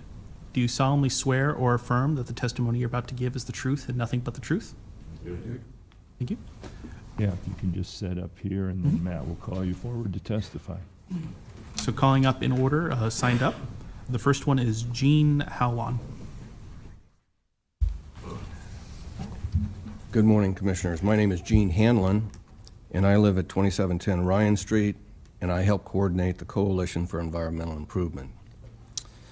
I encourage you to improve the Panama Energy Center special permit. The economic and environmental benefits of this project are substantial and far-reaching. The Bureau of Business Research at UNL estimates that the construction of the project will generate nearly $20 million in economic benefit for the regional economy and an ongoing annual economic benefit of $7 million over the 30-year life of the project. In addition, the Panama Energy Center expects to generate over $42 million in tax revenue, and much of that going to Norris Public School District and the Lancaster County over the 30-year period. The lease payments farmers and landowners will receive from this project exceeds what they'll earn in corn and soybean production. From an environmental perspective, this project will generate clean, renewable solar energy that is affordable and reliable without producing air pollution or greenhouse gases. Unlike the fossil fuels used by Sheldon Power Station, solar energy results in no carbon pollution or emissions that cause respiratory or other health problems, and do not release heavy metals or acid gases. This project also helps NPPD reach its goal of net zero carbon by 2050. It's important to note that most of the energy provided to North Power customers in southern Lancaster County comes from NPPD. Now, opponents of this project will state today that they support clean renewable energy, they just don't want it in their backyard. Instead, solar farms should go to unpopulated areas with poor ag land. The fact of the matter is that as a nation, state, and county, we need to generate more energy for our economic growth. Solar and wind energy is the lowest cost energy available to us. We have landowners willing to lease their land to produce solar energy, and we have a company that meets or exceeds our regulations for utility scale solar farms. Let's build it here. Opponents also argue that a utility scale solar farm will adversely affect their property values. There are several studies suggesting that solar farms have a minimal impact on nearby home values.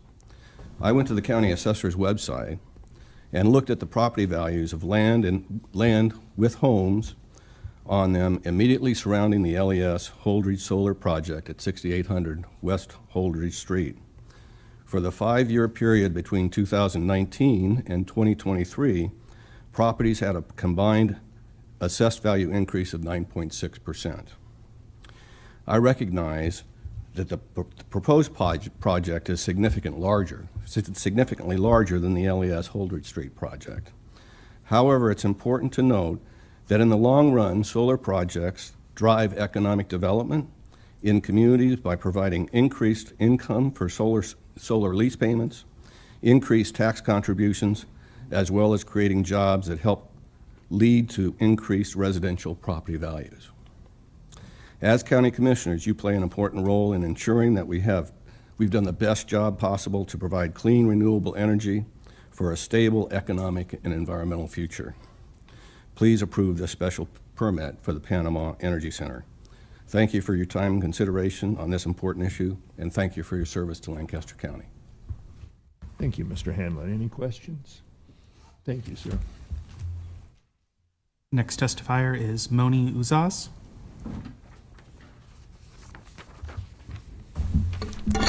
Hi, I'm Moni Uzaz, 3340 South 31st, Lincoln, Nebraska. I'm speaking on behalf of Citizens Climate Lobby in support of the Panama Energy Center. CCL is an organization focused on climate change solutions. Climate change is increasing the likelihood of prolonged drought, more frequent hurricanes, major flood events, and massive wildfires. The recent catastrophic and unthinkable floods in South Carolina and Tennessee after Hurricane Helene and the fires in Los Angeles are only the most recent examples. While the cost of these disasters is incalculable physically, mentally, and emotionally on the folks involved, there's also a huge economic toll on the country we're just beginning to reckon with.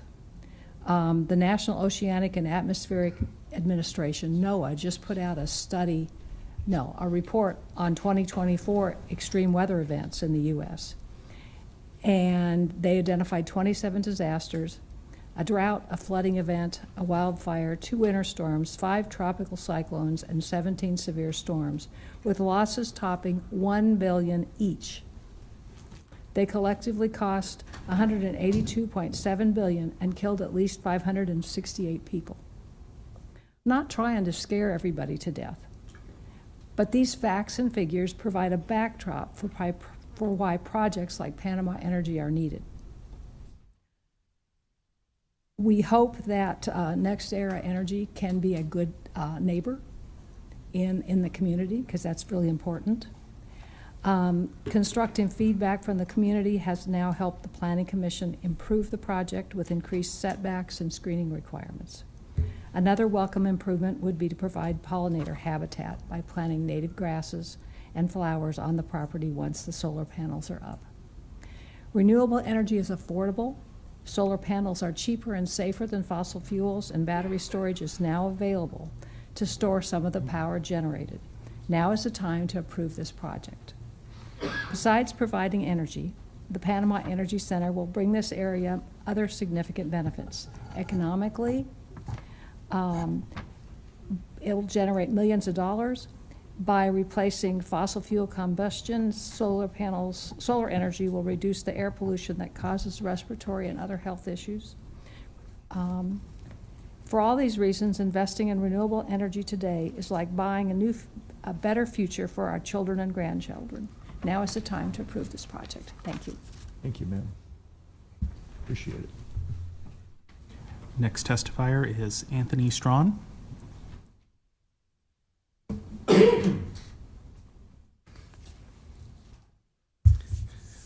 My name is Anthony Strawn, 4660 South 60th Avenue, Omaha, Nebraska 68117. Honorable Commissioners, thank you for the opportunity to speak today. I'm here to express support for the Panama Energy Center, a project that promises to bring significant benefits to Lancaster County and the community. I represent the International Union of Operating Engineers, Local 571, with our territory being the state of Nebraska.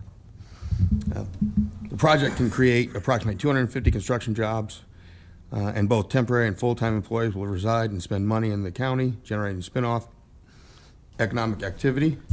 County landowners who receive lease payments will also benefit, providing millions of dollars in new sustainable income to support their families.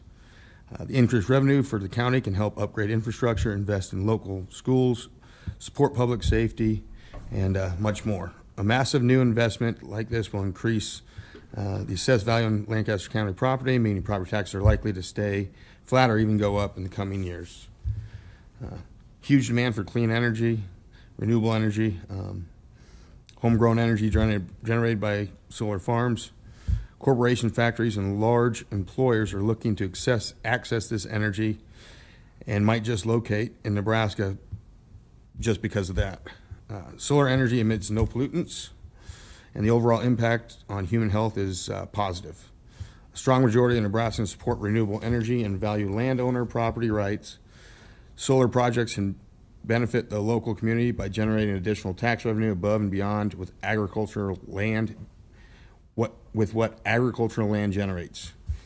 That can be used to enhance local roads, schools, and services. And I do appreciate the tip to unions in that question. We hope to partner with them and do that. So if you have any questions, I'd be happy to answer them. Could you just give me your union one more time, Mr. International Union of Operating Engineers. Operating Engineers. Sorry about that. I talked a little fast. Okay, very good. Now, not sure who's all represent. Do you have members of your union here? We have Liunas here, and we have the organizer for our union hall here. Okay, great. So, if you're with the union, would you just raise your hand real quick? With the operating engineers, let's do them. Perfect. Okay, very good, because I think we've got another one coming. So we do. Thank you, Thank Mr. you. Strong. Next testifier is Ron Kaminsky.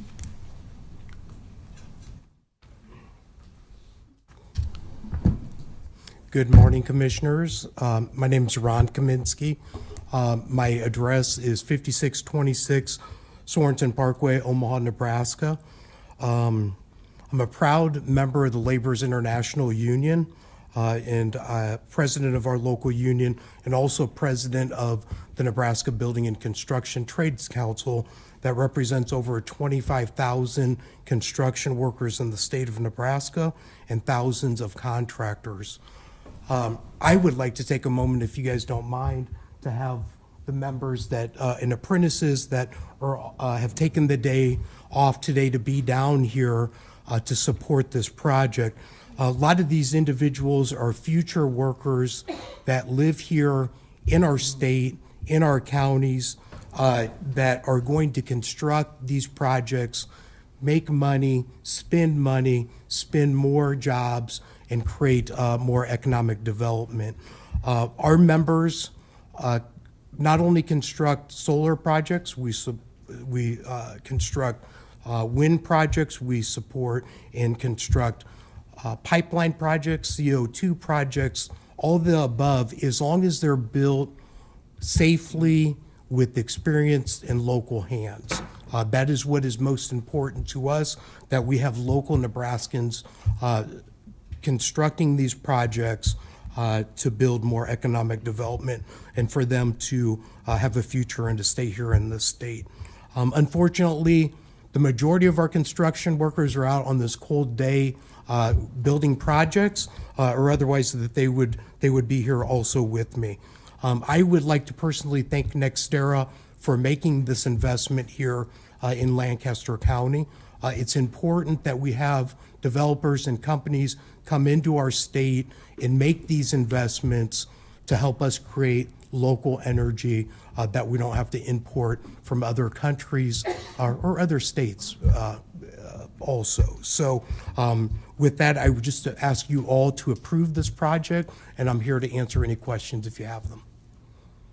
Questions, Mr. Kaminsky, and to all your union members, thank you for being here this morning. A project of this size is going to require a very massive amount of labor, as I understand it. Correct. Would that involve not only your local people, but then people coming in from other chapters that would come in for the duration of the project? And we would hope, as I've explained a little bit, a lot of these individuals are apprentices, so they are actively in a registered apprenticeship program through the Department of Labor and the Nebraska Department of Labor. They come in, they work during the day, they come in for schooling, in training in the evenings, and sometimes take a week off at a time to come in for training. This week, they're in for blueprint reading. So the goal is to initially to train more individuals here to give them an opportunity in these positions. These aren't minimum wage jobs. These are jobs that start, making anywhere from $30 to $40 an hour at the basic level. So these are jobs that we hope to create more of and give more residents of Nebraska the opportunity. There could be a possibility on not per se this project, but other large, super scale, large projects. But I think that all of the individuals that would construct this project in working with Nextera would be local residents here of the state. Well, kudos to the work you and your union members have done. So important to have high quality professional help on a project of this nature. So absolutely. Thank you for being here this morning, and thanks to all of you who took your time. Thank you, sir. Appreciate it. Have a great day. Next up is Sam Renshaw.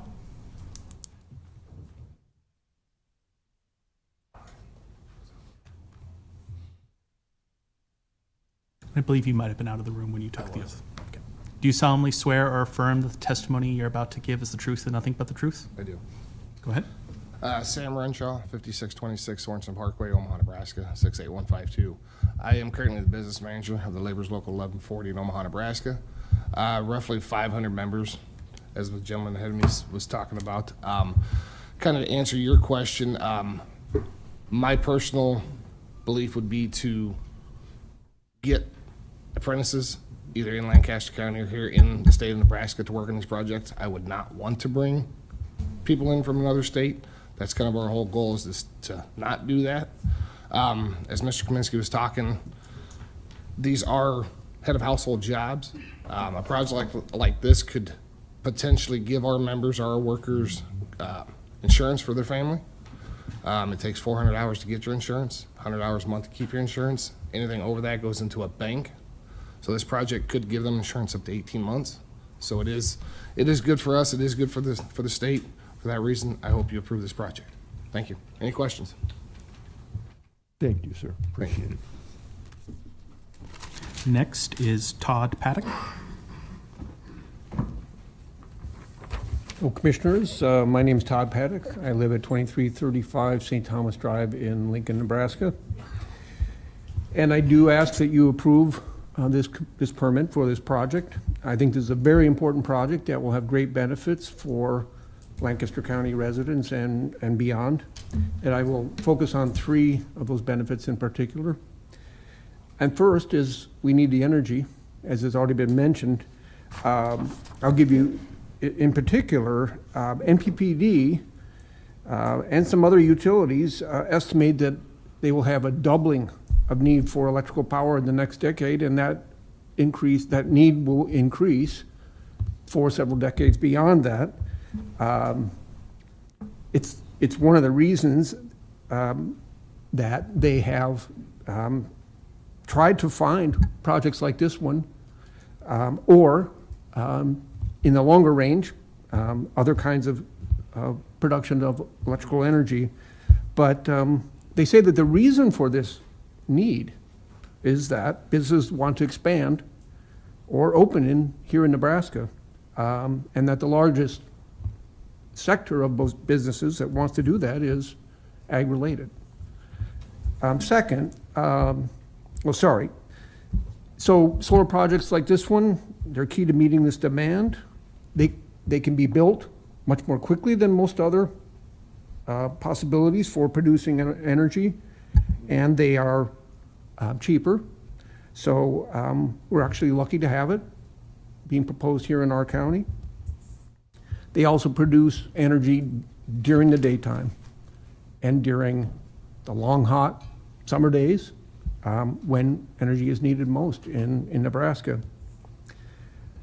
The second benefit I'm going to mention is that this will address the very serious problem we have with negative consequences of rising greenhouse gas emissions. This has been mentioned. I'm just going to mention in particular what Nebraska climate scientists say to expect. And that includes lower soil moisture, more frequent and more severe drought, lower stream flows, worse floods, higher temperatures. I'm afraid to say that we're all familiar with this right now and have been for several years. The last thing we need is more of it. And that's why the utilities are projecting net zero carbon emissions by 2050 or earlier, and projects like this will help them to meet it. Third, the project will improve environmental and human health. Again, this has been mentioned already. More than half electricity produced in Nebraska comes from coal-fired power plants. And coal-fired power plants release mercury, lead, other heavy metals as aerosols, along with sulfur dioxide, nitrogen oxides, and extremely tiny particulates. Decades of research has shown that inhaling these aerosols and particulates negatively affects our lungs, our immune system, our heart, our reproductive system, our brain, and more. So solar power projects like this will help us gradually reduce the need for coal-fired power plants, and that is a great thing for the citizens of our state and this county. Frankly, we're fortunate that NextEra wants to build this project here in our county and in other places in our state, and I ask you to make it possible for this to happen. Thank you very much. Thank you, Mr. Abbott. Next is Ken Hart.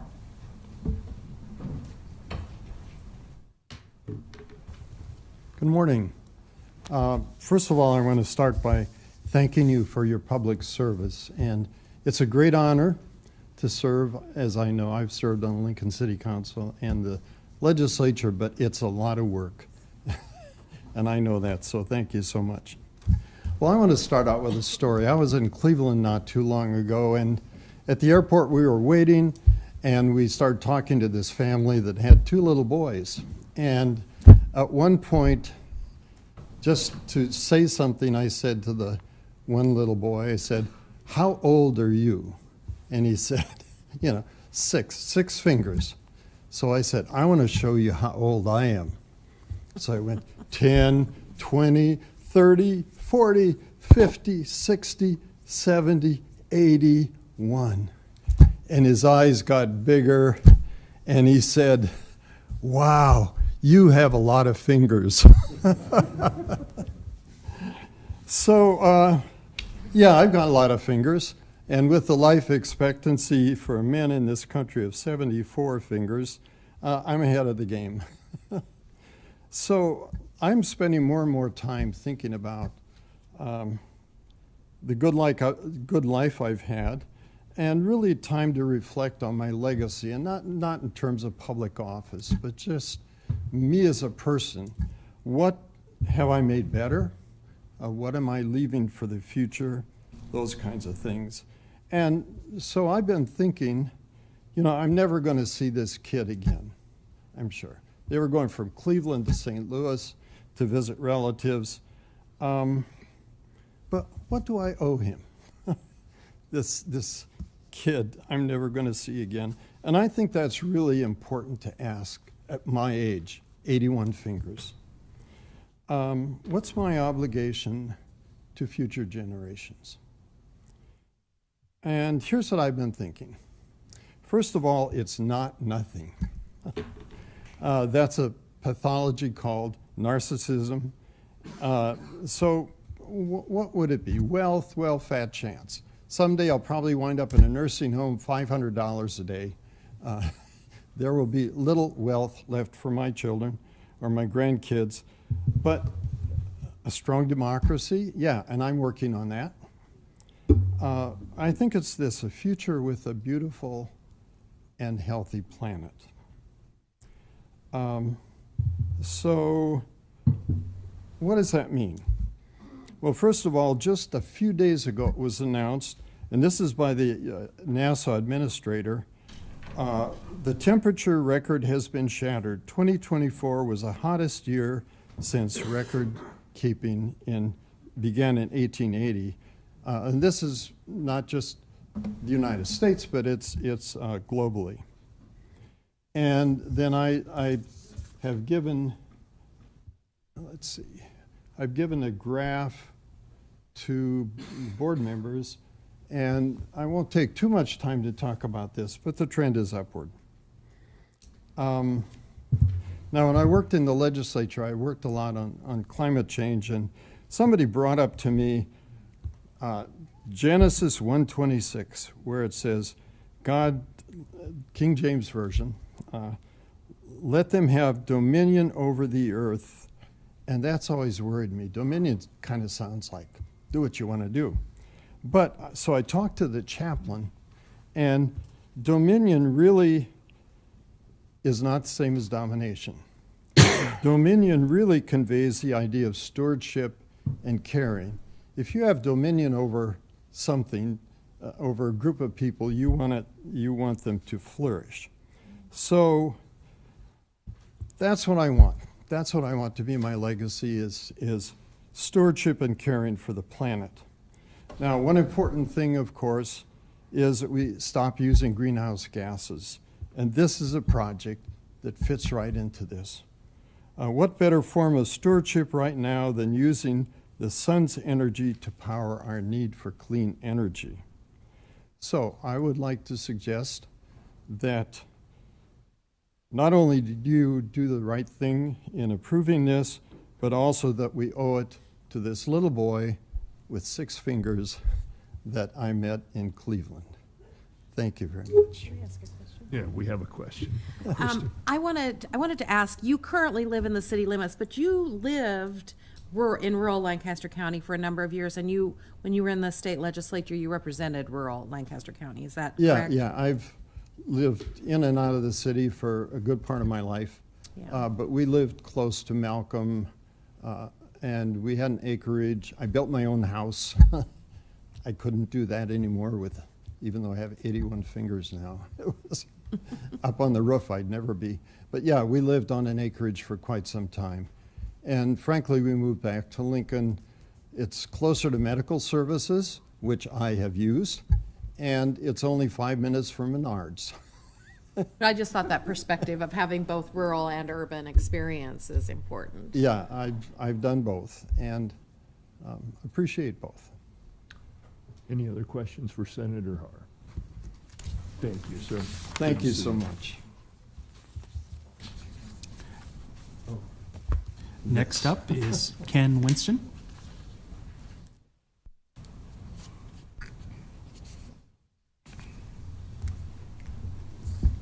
Good morning, Commissioners. My name is Ken Winston. I'm appearing here on behalf of the Nebraska Sierra Club. Address is 1327 8th Street, Suite 300, Lincoln, Nebraska. The 3,000 members of the Nebraska Sierra Club support the application being considered today. We support it for the reasons that were previously stated by the applicant and by the other supporters. I'll try not to repeat too many of those things, but want to hit on several points. Well, as several people have mentioned, we need to develop renewable energy resources to mitigate the causes of man-made climate change.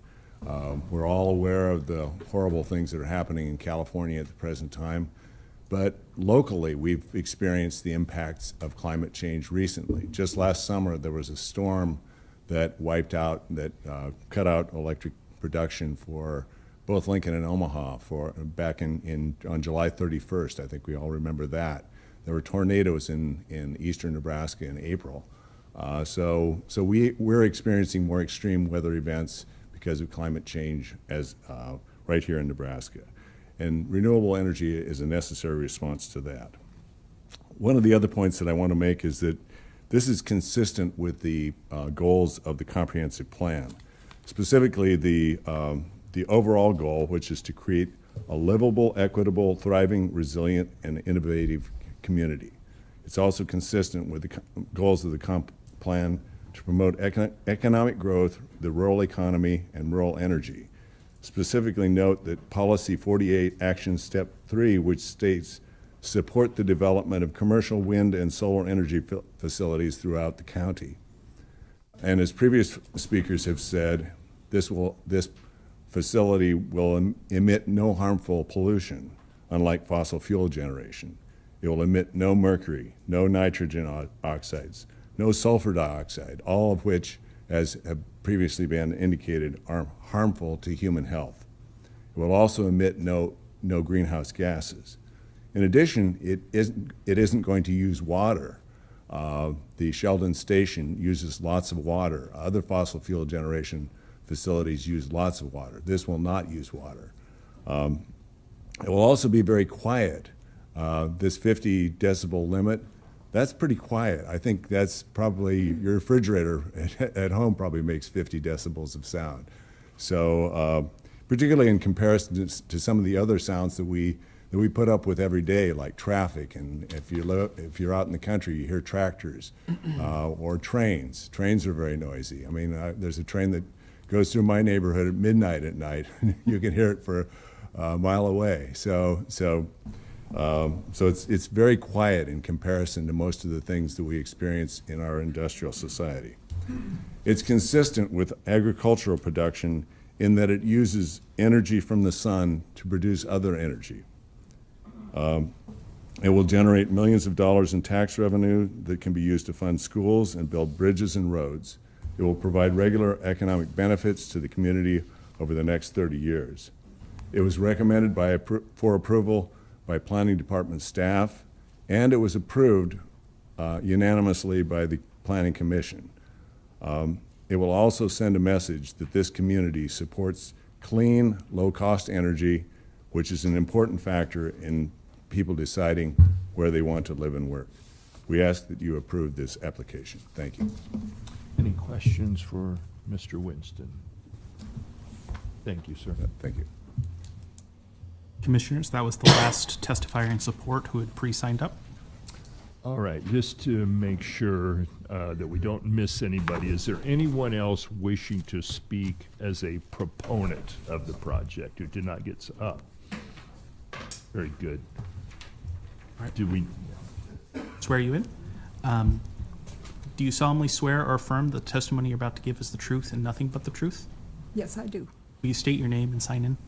My name is Deborah Nicholson. I am a Lancaster County resident.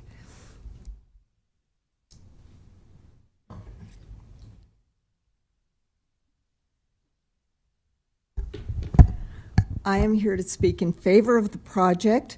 I am a co-leader of Citizens Climate Lobby. You have heard from one of the other co-leaders, and she covered a lot of what I would like you to know.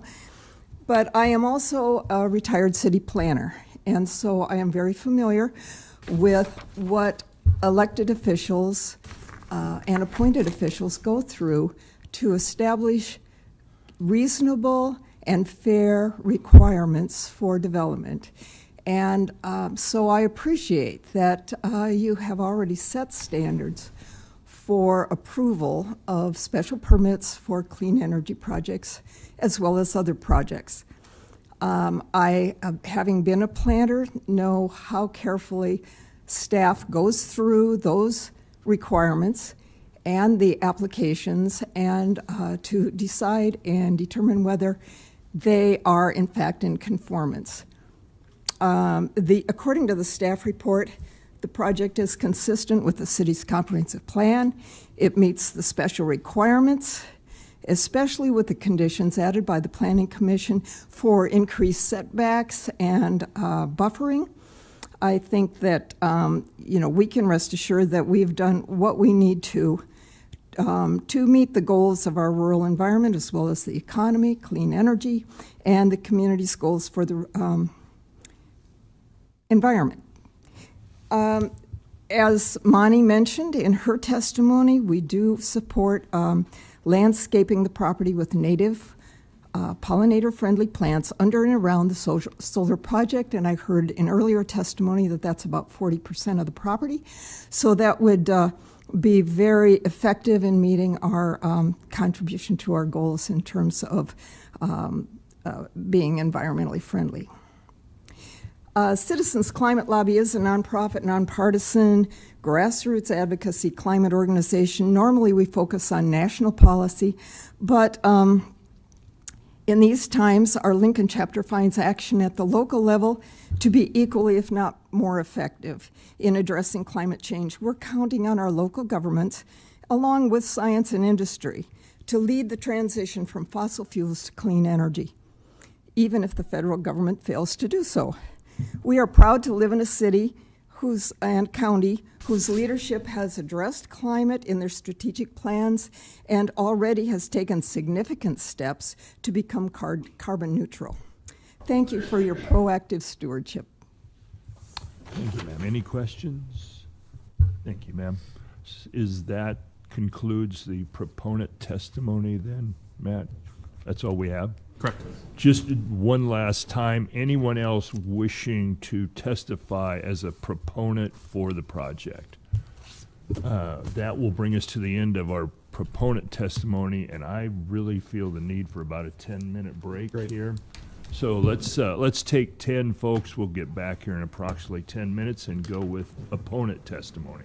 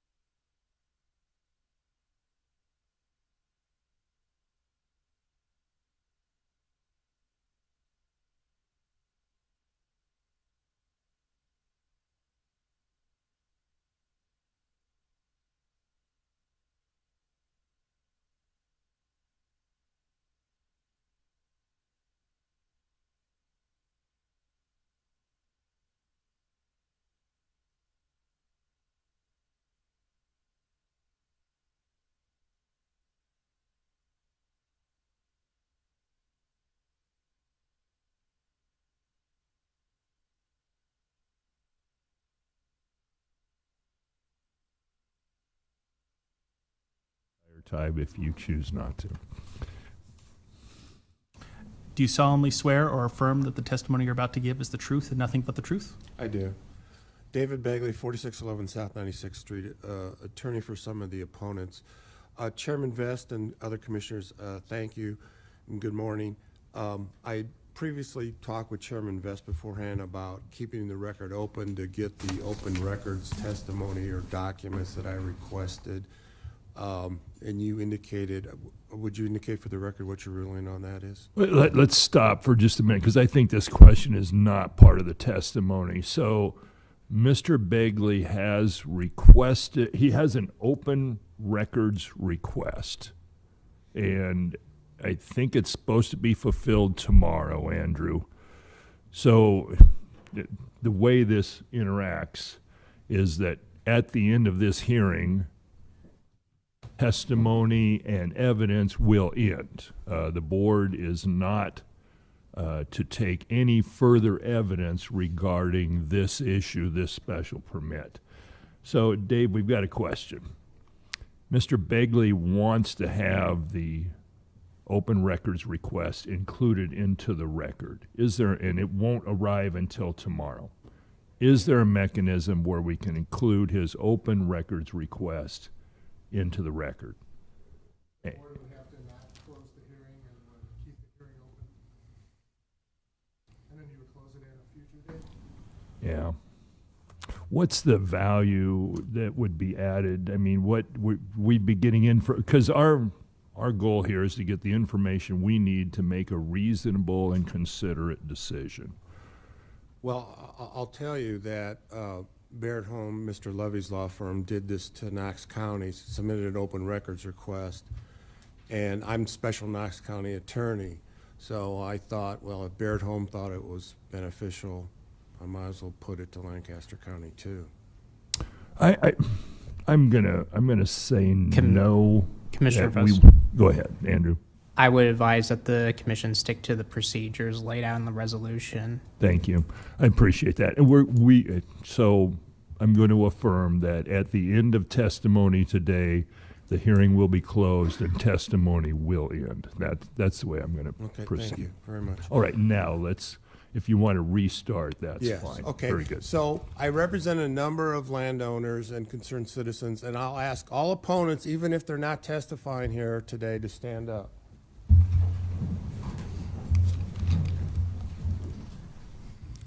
Okay, thank you very much.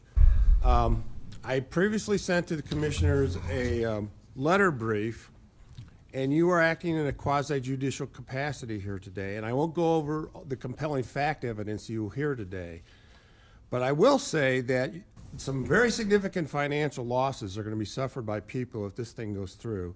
There's a substantial and big fire risk. And this industrial solar development is not in harmony, and nor is it consistent with the neighborhood of farm fields and residents. Now, we have pictures, and we'll have a gentleman testify, an engineer, that there are 84 homes, I'll say basically within the footprint of this solar project, this proposed solar project. On a macro basis, I want to talk a little bit about America. Adam Smith wrote The Wealth of Nations in 1776, and it's really kind of the foundation of our American economy of efficiency and natural advantage. Nebraska, we have a natural advantage for producing food. Texas and Oklahoma, not so much. So what we do as an efficient economy is we sell food to Texas and Oklahoma, and they sell us oil and gas. And Governor Pillen, one of the exhibits, Governor Pillen says no solar panels on productive Nebraska farmland, and that's consistent with Adam Smith. I wrote also findings of fact and resolution, and in that I ask you to take judicial notice. Sun doesn't shine 24/7. Cloudy days in Nebraska, looking out the window doesn't look like looks like it's cloudy today, and that it snows in Nebraska. Now, the most important thing I'll tell you today is the following. Now, I know you have some personal and political beliefs about global warming and solar panels and solar energy. But what I will tell you is that you have a duty to follow Nebraska state statutes. I had a classmate in Creighton Law School, Sandra Doherty. She was appointed by Governor Nelson to be a district court judge. And during her time as a district court judge, she was appointed to 3-judge panel on the U.S. Bank robbery and murders. And Judge Doherty wrote the opinion, and she was affirmed by the Supreme Court. It applied the death penalty. Now, I know for a fact that my friend, Judge Doherty, is Catholic. Catholic doctrine don't believe in the death penalty. But Judge Doherty did her duty.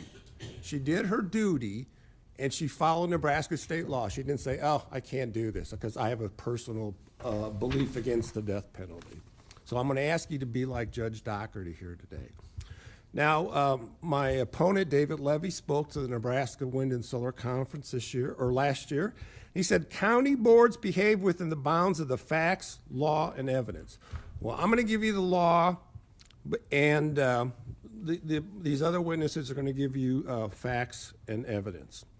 I would submit to you that as a matter of Nebraska law, you cannot approve this project. You cannot approve this permit. And the reason why is that solar power is not reliable. And I cite in my letter brief the different Nebraska statutes that say power has to be reliable. Now, NextEra is going to have to sell this energy either NPPD and OPPD, and they're required by law to only sell reliable power. And I will also tell you, we had Ken Haar, former state senator, testify. Well, the unicameral has never passed a law saying, and the other states have done this, say, state of Minnesota, you got to achieve net zero by 2050. We don't have that law in Nebraska. We have a different law. It says reliable power only. And we heard from the Planning Commission or your staff, we have a comprehensive plan. Well, that is inferior to Nebraska state statutes. That's the law you have to follow. There will be a number of people here today that will testify, and they will give unrebutted testimony, and you have to accept it as true and give it special consideration.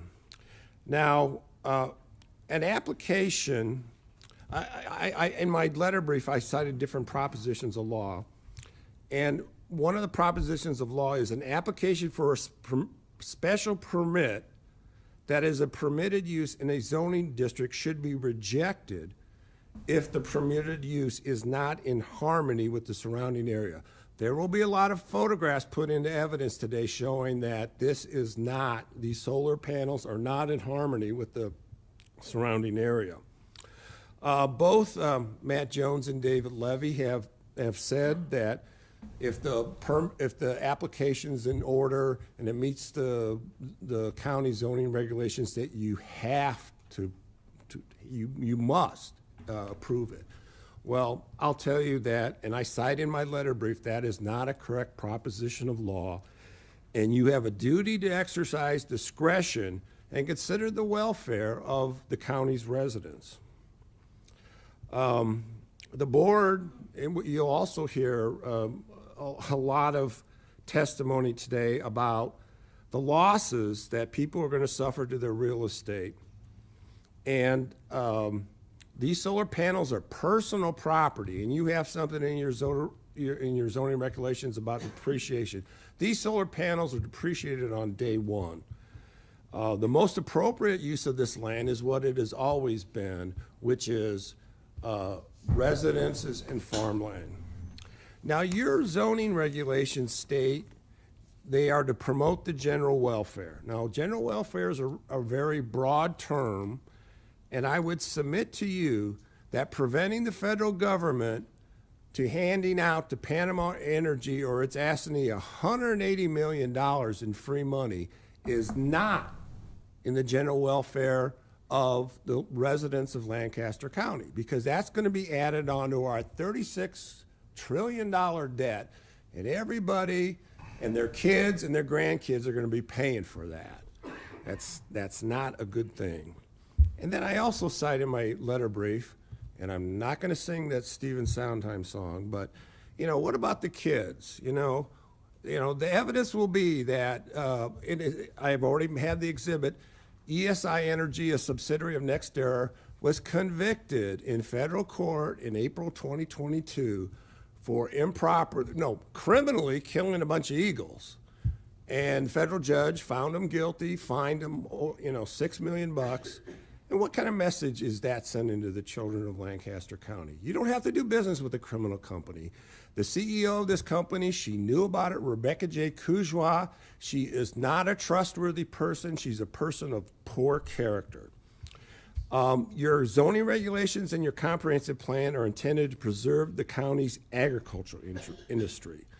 Now this, in your comprehensive plan, I pointed this out in my letter brief, I really take high objection to that.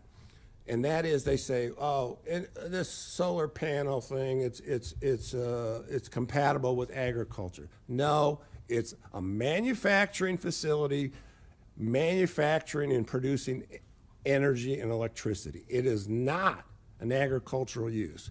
And so, Abe Lincoln, I cited in the letter brief, Mr. Lincoln was asked, you got a dog, and if you call the dog's leg a tail, how many, call the dog's tail a leg, how many legs does the dog have? Mr. Lincoln said, 4. You can't call a leg or a tail a leg and make it a leg. I kind of screwed it up, but you get the idea.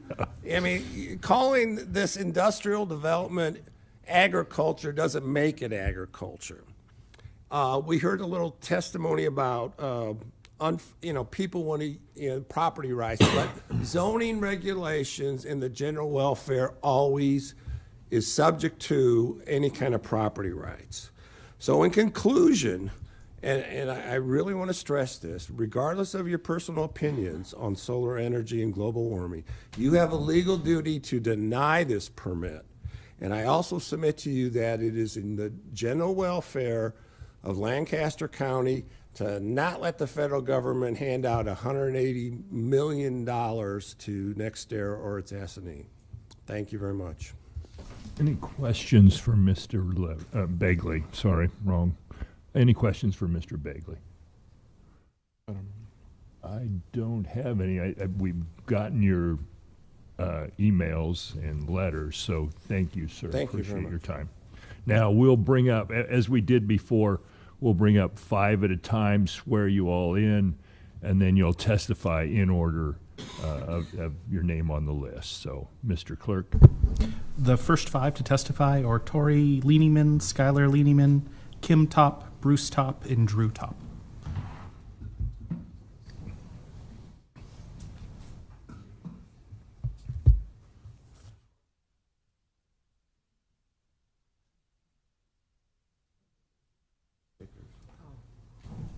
Sure.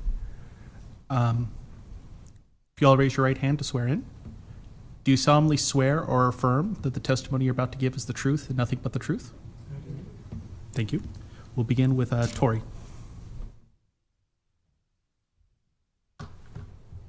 And she has something on the document.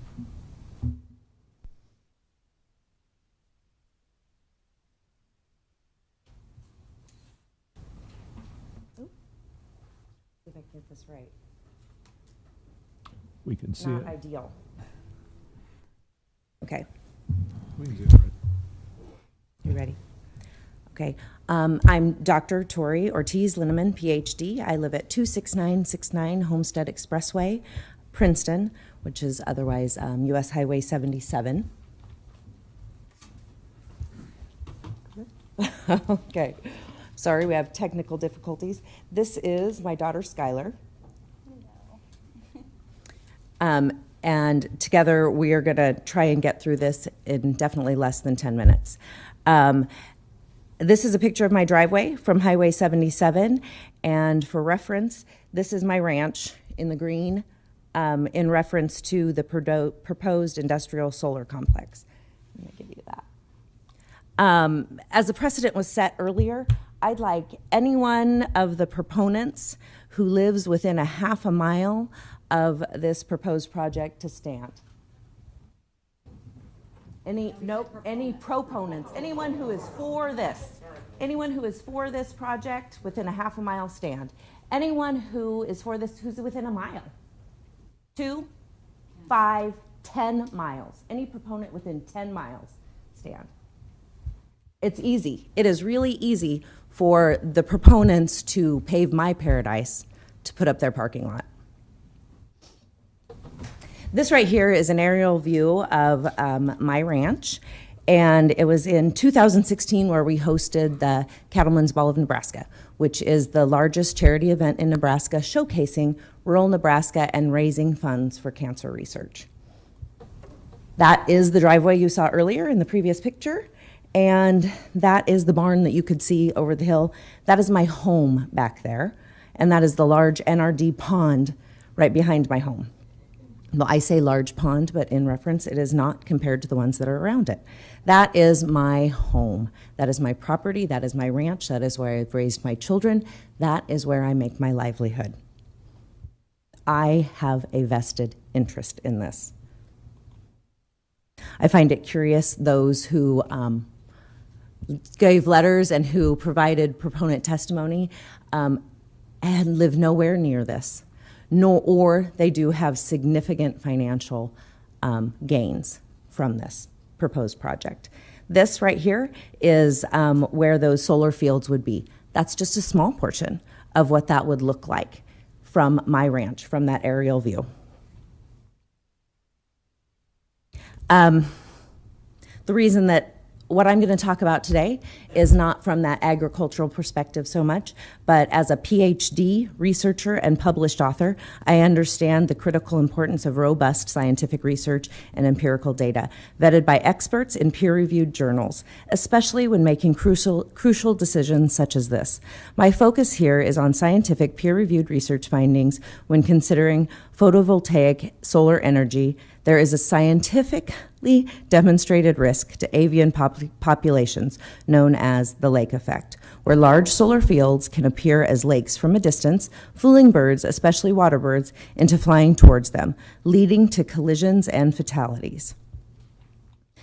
This is a brief summary of the research. In 2009, the Horvath and colleagues hypothesized this lake effect theory. In the following 11 years, only 2 peer-reviewed studies were conducted. Much anecdotal data was collected and all supported this theory. In 2020, with a significant uptick in solar energy and an additional scientific study was published demonstrating empirically that solar fields cause habitat loss and collision mortality in birds, particularly water birds, further supporting the lake effect hypothesis. In 2024, a large-scale study in California confirmed that birds change their flight paths toward solar facilities because of polarized light cues. This adjustment leads to fatalities, validating that lake effect hypothesis. NextEra was actually part of this study. They understand the significant risks. So what are we looking at here? Again, this is a picture of my small pond. When considering the impact area for the proposed industrial complex, it is helpful to take that bird's eye view. Yes, pun intended. This is where we are talking about for the solar facility. And again, for reference, this is my property and that small pond. You can see there are a lot of bodies of water in that area and a lot of migratory birds that come through. For this project, I consulted with an independent environmental scientist. Dr. Ortiz? Yes. Yeah, we've hit the 5-minute mark All right. here. Thank you. Very well done. Hello, I'm Skylar Linneman, Tori Linneman's daughter. So for reference, that there was the pond, and you saw how small in comparison it is to these other large bodies around it. For this project, I consulted with independent environmental scientists. He provided us with a U.S. Fish and Wildlife Service planning report for the area, which revealed that 4 endangered species and 11 migratory birds utilized this area as part of their migratory route. This picture was taken at my ranch a couple months ago, And here are just a few of the pictures I've taken over the past years of various migratory birds, which are protected by regulations from the Migratory Bird Treaty Protection Act and the Bald and Golden Eagle Protection Act. While it is currently possible to navigate environmental regulations to construct an industrial solar complex given appropriate permits, these regulations have not yet incorporated the latest research findings. Some experts recommend suspending operations of large concentrated solar projects until effective mitigation measures are established. The environmental impact study conducted for this project is not entirely accurate.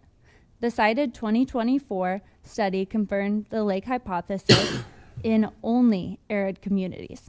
However, this is only empirical data from their environment. More research is necessary.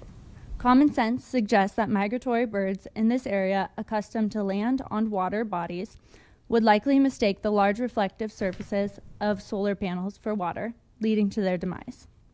NextEra seems to have a reputation for not only ignoring common sense and expert advice, but also for directly violating federal regulations in these matters.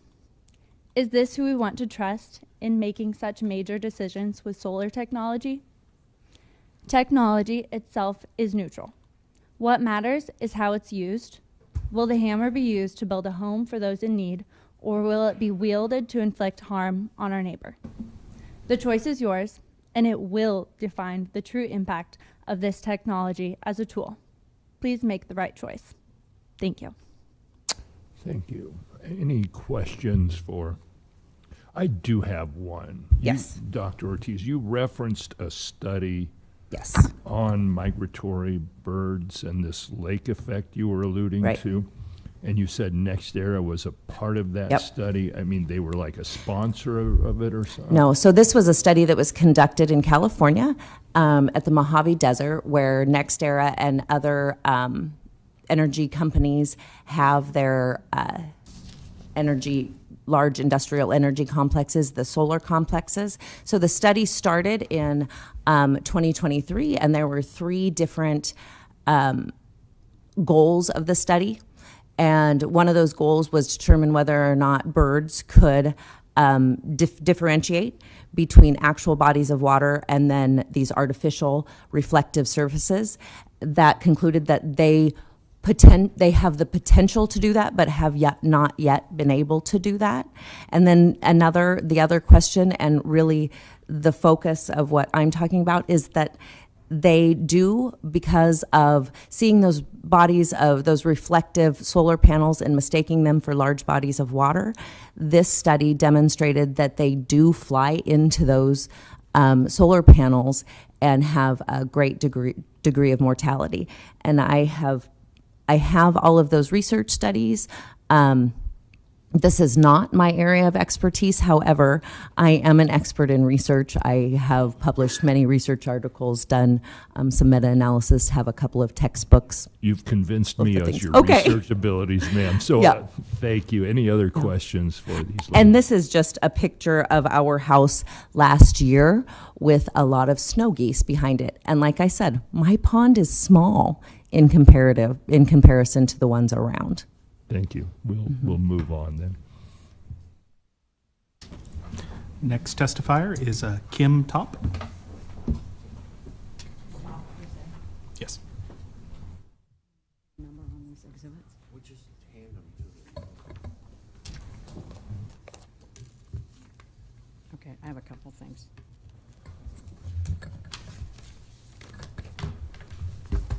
This is my full exhibit. I would like you guys to each have one of these as I talk, Okay. because we're trying to keep this brief. I don't know if it helps if I put this up. My name is Kim Top. I live at 1820 West Ash Road. Can I put this on here and it will show? Do you want to use the document, Cam? It's the green that's in the center. Fine, you have it in front of you. I'm kind of messed up. And I think I gave you my copy. But my goal in this, or what I was asked to do, is to provide a broker analysis on the effect of real estate property values in close proximity to solar complexes. I am a resident of the area, but I'm also a licensed real estate broker, was licensed in 1984, and have worked in the industry since that time. NextEra shared a study with us at one of the commission meetings that was done by another power company, I believe in Illinois, that said real estate property values were only impacted negatively by 1% if they're in close proximity to a solar farm. The graph that you have in front of you, those properties are actual sales or sales data from Lancaster County, all taken out of the Great Plains Regional Multiple Listing Service, which I'm a member of. These are exact properties that have or have not sold for a reason, one reason or another. 143, the top one, Holdridge Street, is very close to the proposed Salt Creek solar farm. That property has been on the market for over 4 years, one way or the other. This study was done in, I did this in December, so that was 971 days. But if you go back further, it's been on the market for a couple years before that. Still on the market. The 126 Holdridge Street is an 80-acre parcel that is within a mile of that proposed solar complex. And we all know that when there's land that's that close to the city limits, it usually sells quick and for a high dollar. That one never sold. The following properties, I'm sorry, not all of them, the next two properties lay within this massive solar complex that NextEra is proposing. They are large residential acreages, over 60 acres. They all have a home on them. They all have some kind of storage building or facility, and they all have a small body of water.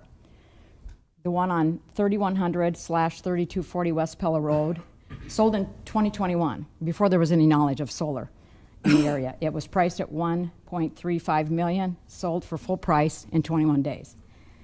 The one right below that, 2260 West Pella Road, very similar property, I believe 70 acres, large home on it, nice outbuilding, small body of water. The market value on that, and that is demonstrated by the sales data attached to this. If you have the full exhibit, you can look at all of it. Market value on that pretty much was that $1.5 million. But consistently, the seller lowered the price, and after 200 days, the buyer purchased it at $950,000. That shows a loss in value of 36.62%.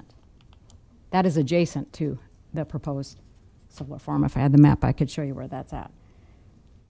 The property right below that one on Olive Creek Road, very similar property. That one is 70 acres, a house, a building, and a small pond.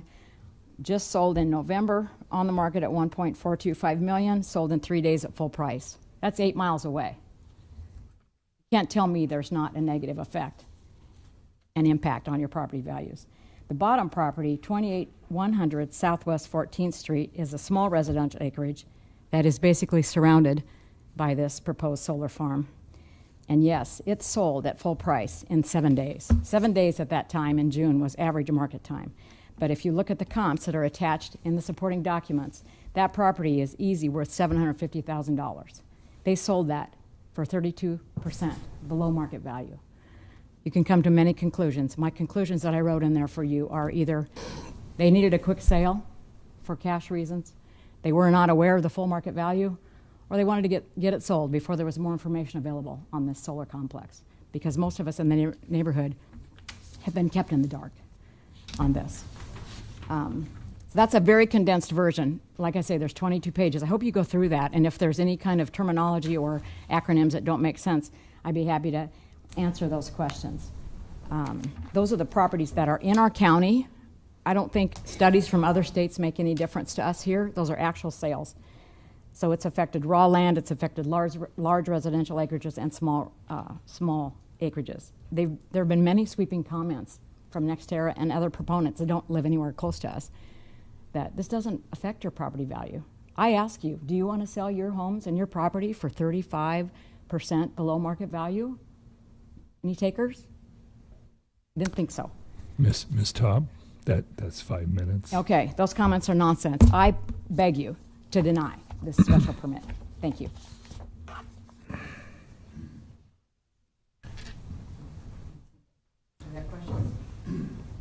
No. Next up is Bruce Top.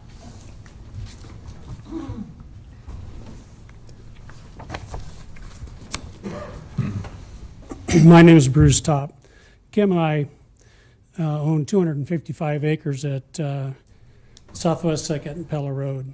And in 2016, our son wanted to put a house on that, so he bought 7 acres from us. And we went to the county and we had to have surveys done, and went back to the county, get another survey, until we finally satisfied the county. So then they called it development land. And now the Lancaster County Department wants to recommend this 2,400 acre solar complex. And it's immediately adjacent to, this farm is immediately adjacent on 2 sides of the solar complex and a quarter mile away from it on the other one. It's right here. This is our farm. This is where our son lives.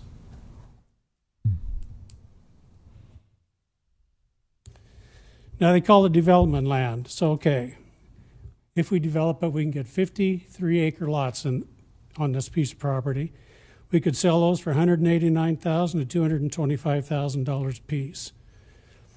And if they get filled up with houses, which they probably would, they'd be worth $650,000 to $750,000 acreages. At today's levies, that would generate $318,500 a year in tax revenue for the county. Over 10 years or 30 years, that'd be about $10 million. We relied to our detriment on the county's decision to zone our real estate as development land. If the county approves this permit for Panama Energy, then the economic opportunity for us to develop this real estate into residential subdivision is lost because no homeowners want to live next to an industrial development. Our land and this neighborhood would effectively be changed from agricultural and residential to industrial.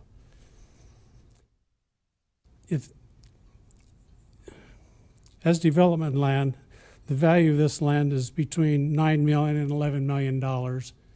As agricultural land, it's worth $2.3 million. Our effective loss would be between $7 and $11 million, $7 and $9 million. Thank you. Any questions? Thank you, Mr. Top.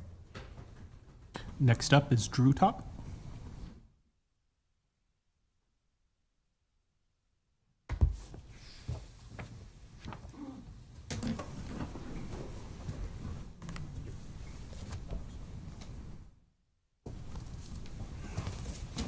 My name's Drew Top. I live at 25777 Southwest 2nd Street. He showed you where I live. And I'm just going to reiterate, when we built, the only way the county would allow us to build is by putting a permanent easement for development behind us. So that's what we had to do. So now the county's trying to make it so if we want to do that, we're not going to make anything off it. Anyway, I'm here to show some pictures of what the solar complex by UTAN looks like, with the farm ground and the houses all around it, and show how it is not at all in harmony with the surrounding area. Just cycle through these so you can see. I'm sure all these people are extremely happy about it.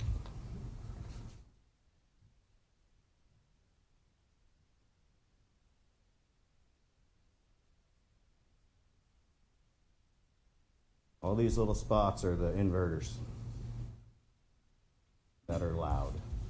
And just for reference, 50 decibels is not what a refrigerator does. I don't know if anybody's ever had a generator. Those generate about 40 decibels, and you can't talk to each other if you're within 25, 30 feet of them. Another one. This one is only 500 acres total. So we're talking 5 times bigger. Back here is the rest of it. Barely see that. Now, when NextEra gets up here to rebuttal all this, they're going to say that solar panels are designed to absorb light so they don't reflect. I can tell you, when we put the drone up to get these pictures, we were a ways off and looking. We thought these solar panels were the river through the camera. So they absolutely look like water.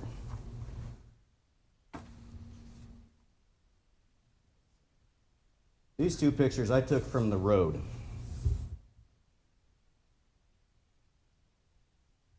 You notice how they're big tree screening, how well that works to block the view. Another one. Sure, that person is extremely happy as well. Again, screening trees. Might have to squint to see them.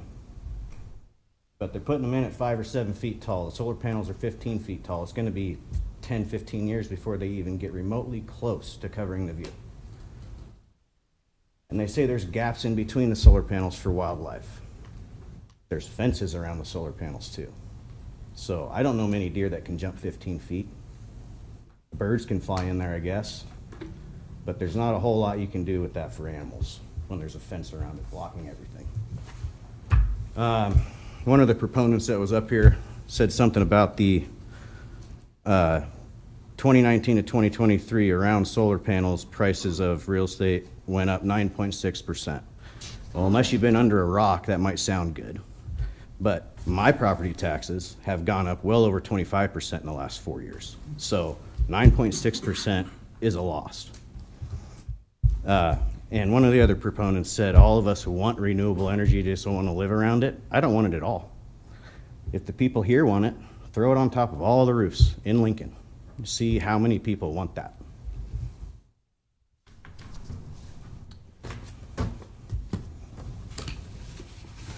Any questions for Mr. Todd? Thank you, sir. Appreciate your time. All right.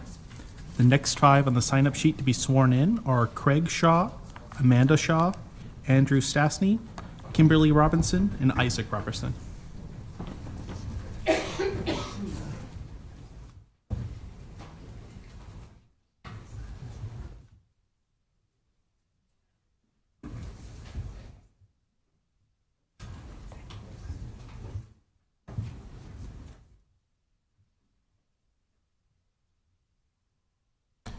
If you please all raise your right hand. Do you solemnly swear or affirm that the testimony you're about to give is the truth and nothing but the truth? Thank you. We'll start with Craig Shaw.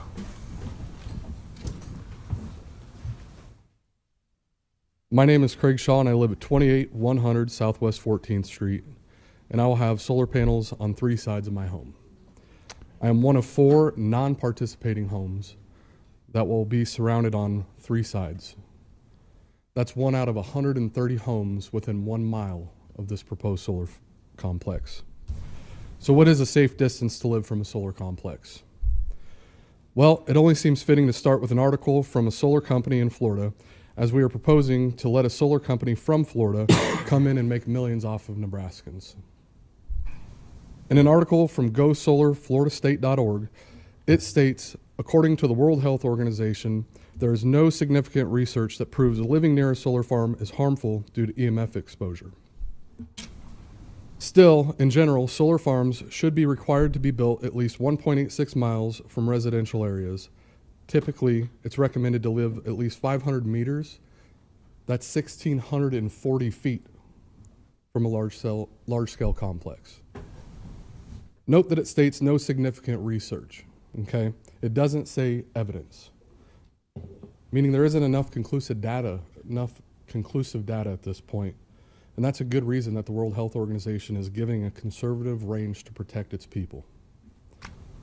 We are currently at a setback of 200 feet. Cass County's 500, Murray 500, Gage County 660 feet, but the maximum setback we will have is only 200 feet. For reference, that's roughly just a little bit more than the width of a high school football field, okay? 1 city block from 9th Street to 10th Street is 330 feet. So you couldn't even clear 1 city block downtown, okay? And that concession was only made to pacify us at the last meeting to make us feel like we won something, but we didn't. The largest solar complex in Nebraska to date is the Platteview Solar Project in Utan at 500 acres and 81 megawatts. Drew just showed you photos of that. We're going to be over 4 times that size at 2,400 acres and 304 megawatts. So asking for setback increases is more than fair. If the World Health Organization recommends a safe distance of 1,640 feet, that should be no less than that. However, you're going to hear today that there are even further distances set in local emergency evacuation plans in case of a fire for our local emergency plans. With how fast wind can carry a brush fire at only 200 feet, we could have less than a minute to evacuate, grab our family, our pets, our loved ones, and leave. And with solar on 3 sides of my home, we could end up trapped. If there is a wildfire, it will be harder to detect under the panels as it will block the view of any rising smoke, giving us even less notice to evacuate at that time. And we are currently seeing how crucial it is in the state of California with the wildfires there and how fast those move to have every second we can get to protect our lives. So with a setback of only 200 feet and only 8 feet or so, enough to fit a pickup truck in between each panel, note they didn't state that it would fit a fire truck. We will be left helpless, okay? I ask you don't allow this company to build here whatsoever. However, I ask that you consider to amend setbacks to be no less than 1,640 feet from each panel and 1/2 mile from any solar storage that would contain lithium batteries.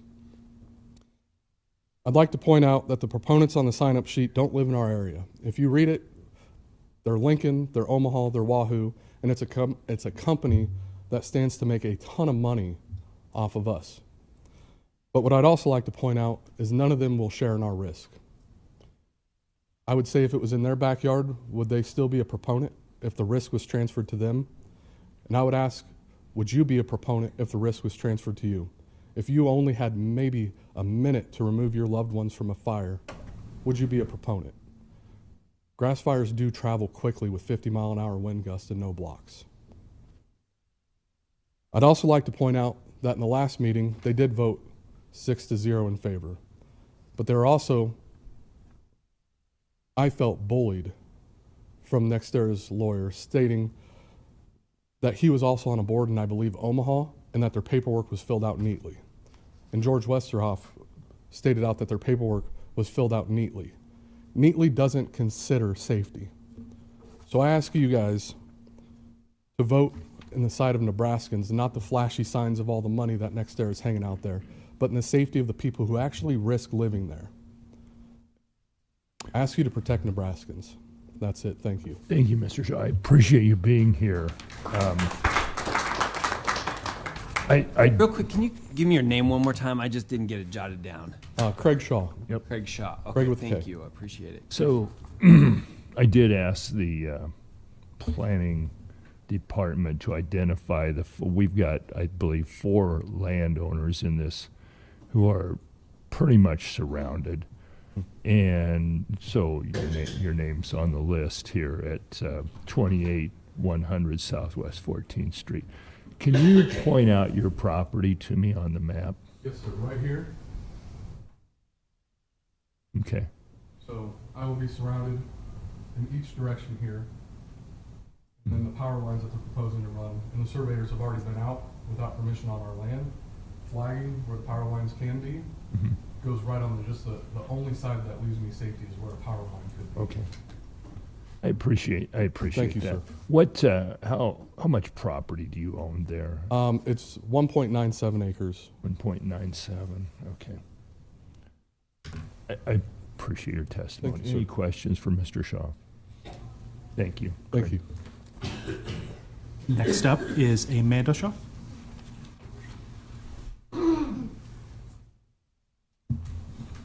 My name is Amanda Shaw, and I live at 28100 Southwest 14th in Martell, and I will have solar panels on 3 sides of my home. We purchased our home this past summer with the knowledge of a proposed solar project in the area. Before making the offer, we spoke with NextEra employee George McMahon. He informed us that there are no current permits with this project, but if it were to go through, we would see solar panels coming into Hallam from Highway 77, and any panels that were adjacent to our home would be placed at over 100 feet from our property. We as a household do appreciate alternative technologies, and with the information provided by George, we felt confident in making the purchase. Now we are finding out the panels will be 200 feet from our property. We feel misled that this company knew that the scale of this project is over 2,400 acres and did not volunteer that information. Instead, they led us to believe it was a much smaller scale with setbacks 10 times the initial proposal given to the county. It is not harmonious to the area to have a large solar complex with the lack of regulations to keep our residents safe in the event of fires in the area and to protect our property values. According to Kim Top's testimony and expert professional opinion, the sellers in our home purchase took over a 30% loss, and that was with just a talk of a potential solar project. What will the actual complex do to values of our homes? Our example is just one of many deceits from NextEra, which led the board before you to require NextEra to hold an informational town hall meeting to communicate to our community, during which multiple people left with differing answers to the same questions. And the phone number that they gave us to contact them with further questions was a disconnected phone number. And on that, in Matt's presentation today, he also gave a different email than that was communicated to us prior. A quick Google search will yield multiple results to billions of dollars of lawsuits against NextEra all throughout our country. We are asking you today to not allow such a deceitful company to come into our county.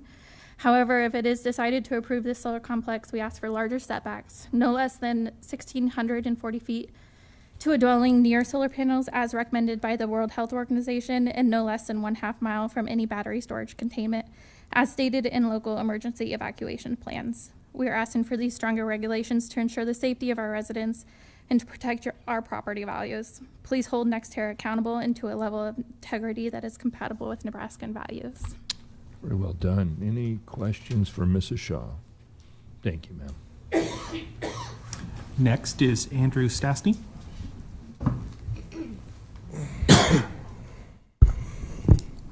Andrew Stastny, 26077 Southwest 29th Street. I'm going to be reading from this today. My memories, I can't memorize the whole thing like some people can. Thank you for allowing me to speak today. I'd like to raise concerns about the credibility of NextEra Energy, a company that may market itself as a champion of clean energy, but whose actions tell a different story. While renewable energy may be viable to our future, here in Lancaster County, we strive to protect both environment and our local communities. The practice companies like NextEra demand closer scrutiny. First, let's look at their environmental record. Despite being a leading renewable energy company, NextEra has repeatedly been criticized for environmental negligence. For example, the company's wind energy projects have been cited in incidents involving mass bird deaths, including endangered species. While wind and solar power are important steps towards clean energy, these projects must be managed responsibly. NextEra's track record suggests that profit often takes precedence over everything. Next, let's consider transparency. Numerous reports highlight NextEra's involvement in lawsuits and controversies regarding community resistance to their projects. There are accounts of companies using strong-arm tactics, such as lobbying and even suing landowners, to push their development plans forward. This raises a critical question for our county. If NextEra's vision for renewable energy is truly beneficial, then why must they resort to such aggressive measures to gain approval? Additionally, we can talk about ratepayer trust. NextEra subsidiaries like Florida Power and Light have faced accusations of overcharging customers and funneling profits into political campaigns. These practices undermine the company's claim of prioritizing affordable energy for consumers. Instead, they appear more focused on influence rather than fostering goodwill in the communities that they serve. Finally, consider the bigger picture. Any company can market itself as green, but actions speak louder than words. A truly credible renewable energy provider should prioritize transparency, ethical practices, and environmental responsibility. On these fronts, NextEra falls short. I have documents to submit into the record, and I'd like to highlight a few of them. One that I'd like to highlight is a headline, NextEra's Energy History of Scandals, Lawsuits, and Settlements. This is a summary by the Energy and Policy Institute that highlights a track record of reoccurring legal and ethical controversies involving NextEra. It provides an overview of repeated issues ranging from political spending controversies to environmental violations, underscoring that the problems are neither isolated or short-lived. Second headline, DOJ sentences NextEra Energy for blatant disregard. This headline indicates that the U.S. Department of Justice found NextEra guilty of several environmental violations. It demonstrates that NextEra's actions have not only drawn community uproar, but also prompted significant federal enforcements and penalties. Another, NextEra risked Seabrook meltdown for profit. This headline contends that the profit motives outweighed safety precautions at Seabrook Station, a nuclear power plant. Whether fully substantiated or not, the claim itself reveals a willingness to compromise critical risk management. And my last one, appeals court rules against NextEra Energy. This court ruling shows that a higher judicial authority sided against NextEra in dispute with local government. It suggests that when faced with litigation over its development practices, NextEra may not be operating in good faith or cooperating with local authorities. In total, I'm not submitting 4, but 13 documents to show NextEra's scandals and lawsuits, with additional documents that show NextEra's subsidiaries, their connection to the monolith, and their code of business conduct and ethics. Reading this headlines is not about sensationalizing every lawsuit. Rather, it's about demonstrating a consistent pattern of legal disputes, environmental concerns, and community conflicts involving NextEra. Collectively, they emphasize the importance of scrutinizing the company's claim and behavior before committing to any long-term partnership or agreement. Your intent is honorable, wanting green energy, but I'm not sure that your applicant is. And 30 seconds, I'm just going to point out, I heard earlier about a legacy and what you leave behind, and as I heard that, I'm only 40 years old. But I will tell you, my son is 13, and we started raising Angus about 6 years ago, and he's at the age where he's wanting to get into that. And we own about 70 acres total, and my goal has always been to leave something behind for my children, and we had always wanted to have a house built, whether my son takes over ours or we let him build out on the 40. And that's going to sit right north of their battery storage units and all their lithium-ion batteries. Thank you, sir. Any questions? Thank you.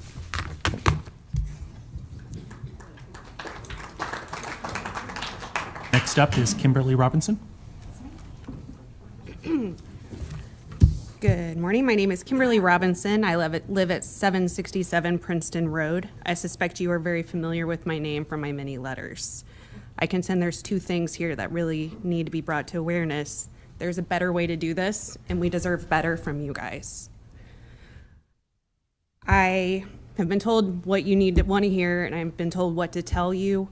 But there's one statement that has echoed in my brain ever since I opened that first letter, and as I've gone to hearings, after hearings and taken time off of work, and as I've researched, and it is, how dare you? How dare you give me 5 minutes to defend my next 50 years? I have cut substantial information from my presentation because I don't have time to quote it all. But there are 3 main categories that must be addressed before any final decision can possibly be considered. One is transparency. How dare you create a process that promotes such well-documented secrecy? So little about this journey has been transparent. Just review the meetings from the Planning Commission hearings. A multi-billion-dollar company states that they've been working on this project since 2013. How is it possible that we can do this without building any good faith with it or relationships with the surrounding communities? How dare you begin to consider approving a project of this scale when there is no traffic study done? We are just to take it on faith that the county engineer understands the volume of semi-truck traffic and will take into account the farm traffic and student drivers on our very busy road. You do understand that Norris School is just 5 miles east on Princeton Road. You do understand that this project is along Highway 77 with 4 lanes of highly trafficked highway. Are you prepared to manage the traffic, the wear and tear, and the 70-mile-an-hour car accidents? My 13-year-old asked about this. She said this was dangerous. How are we to know that this study has been done during the school year, during Husker season, or during the times of day that parents and children commute from Lincoln to the neighboring communities? The next major category is impact. I believe that the impact on my personal life and my family is well documented on the record for you guys. But here's some other impacts that can't be ignored. How dare you enact regulations that allow for blank templates to be presented, blank emergency plans, economic studies that demonstrate clear financial losses for our county, property value assessments of solar installations that are a fraction of the size of this project, and wetland studies that won't be completed until after approval in the spring or summer. How dare you downplay our very reasonable questions, dismiss our reasonable concerns, and expect that we will receive transparent reports while NextEra is also held accountable. And how dare you take the decommissioning plan at face value when the numbers do not add up? Per the city planner's education, non-compliance issues on the part of NextEra are managed on a complaint basis. How dare you? How dare you not clearly establish support for the people of this community? Why is it my responsibility to monitor their work? How dare you not, or I'm sorry, if you forgot, this is a multi-billion-dollar company from out of state with a known record of having questionable compliance and ethical issues. Just see my articles on Kansas. And then finally, waste. Our time has been wasted, our holidays non-existent, and truly our future has been treated as though it's trash. I have 2 stepchildren. I don't have them full-time. Since regulations don't require thorough due diligence on the part of the board and the planners in evaluation, I've had to spend my valuable time and my quality time with my children over the holidays reading proposals, blueprints, and researching. This is time I will not get back. And yes, I'm angry that I have been represented so poorly by the board on this. How dare you write these regulations 4 years ago and keep them unchanged after the Salt Creek project 2 years ago when you amended it? How dare you allow the residents in South Lancaster County to be treated differently than the residents of North Lancaster County? How dare you designate land for agricultural purposes only and then have this backdoor option for billion-dollar companies to come in under the radar and submit for a special permit? There is a better way. And there's better way documented by other companies, and there's research, and there's a better way to do this. And finally, how dare you put me in a position where I feel like I'm asking for compromises and not answers? I don't want to live next to an industrial solar installation. I don't want 4 inverters around my property. I don't want the stress of being David against Goliath, but my representatives aren't doing it for me. So here I am. Stop this process. Clearly, our standards for reviewing an industrial solar installation are insufficient.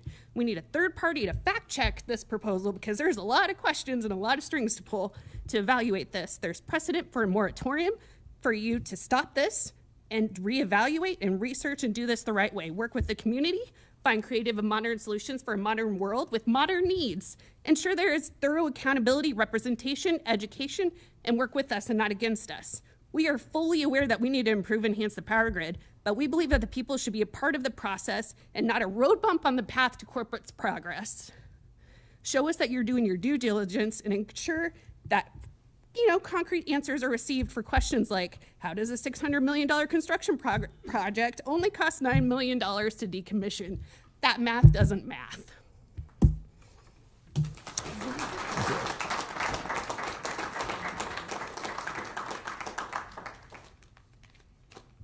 Next is Isaac Robinson.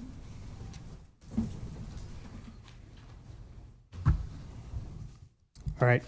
My name's Isaac Robinson. I live at 767 Princeton Road. I've sent numerous emails about setbacks. Today I'd like to talk about the maintenance of the county roads, the decommissioning process, and the lack of any required surety payment. Firstly, the roads have been brushed over. It's kind of we'll figure it out after it goes through. But according to their submitted decommissioning statement, there are 24 million pounds of support assemblies to be removed and recycled. That equals 500 semi-loads. According to the solar recycling company out of California, 300 to 500 panels fit in a container. So 700,000 plus panels equals 1,400 to 2,300 semi-loads. Inverters are 78 loads. The BESS systems are 57 loads. And I don't even know how many loads it'll take to make 36.5 miles of chain link fence, game fencing, and the supporting poles. I'm guessing 100. That's a grand total of 3,035 semi-trucks driving down Highway 77, Hallam Road, and all their surrounding gravel roads. These semis will be pulling out onto a 70-mile-an-hour highway across 4 lanes of traffic at all times of day. Why has there been no road study to see what this could do? While we were going through the initial planning commission, there was a landscaping facility on North Highway 77. There was a road study done to see what deliveries would be at that facility. Why not this one? And as stated in their decommissioning, the inverters have a 10-year lifespan, and according to the decommissioning, to receive the most salvage value, they need to be changed out halfway through their lifespan, every 5 years. That's 468 more trucks through 30 years. Also, these have a 25 to 30 year lifespan. With a 30-year lease, you have to assume that these panels will be changed out to keep the optimal efficiency. That's another 1,400 to 2,300 semi-loads. And then there's the final decommissioning of 3,035 semi-truck loads for a grand total of an estimating 8,834 semi-loads driving across our gravel roads and everything else. That's taken into no account the workers, the heavy equipment, concrete trucks, and rubberneckers that will be driving around our area for the next 3+ years. How can the county minimize the exposure to accidents? How can the county guarantee the maintenance of these gravel roads? And then how can the county guarantee the safety of the school bus routes and student drivers that use these roads to get to school?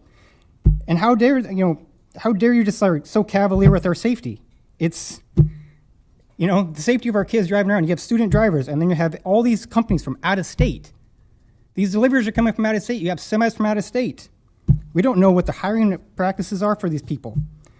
And then next, the decommissioning and lack of any surety payment. How can Panama Energy Center set such a high value on these panels 30+ years in the future? They say they don't need a surety because the salvage value is so high. Why are we taking for the word about it? According to the Solar Recycling Company and Solar Cycle, which Matt Jones has referenced multiple times, it costs anywhere from $10 to $40 per panel to dispose of these. Solar Cycle specifically is $18 for now. The decommissioning associates a $6 charge, which is in accordance with the cost of a landfill charge, according to the Solar Recycling Company. Panama Energy, if they have a company that can guarantee in 30 years that they will charge $6 to dispose of these panels, I would like them to submit that for public record so everyone can see where these are going. I'd also ask that if they have a company that will pay $107 per panel, because that's what they have in their decommissioning, in 30 years, I would like to see that as well. Also, there's Survi Sharma, the CEO and co-founder of Solar Cycle, estimates that there will be 1 billion solar panels installed in the U.S. by 2030. How are we supposed to figure out the price we're getting on these panels when there will be a flood on the market?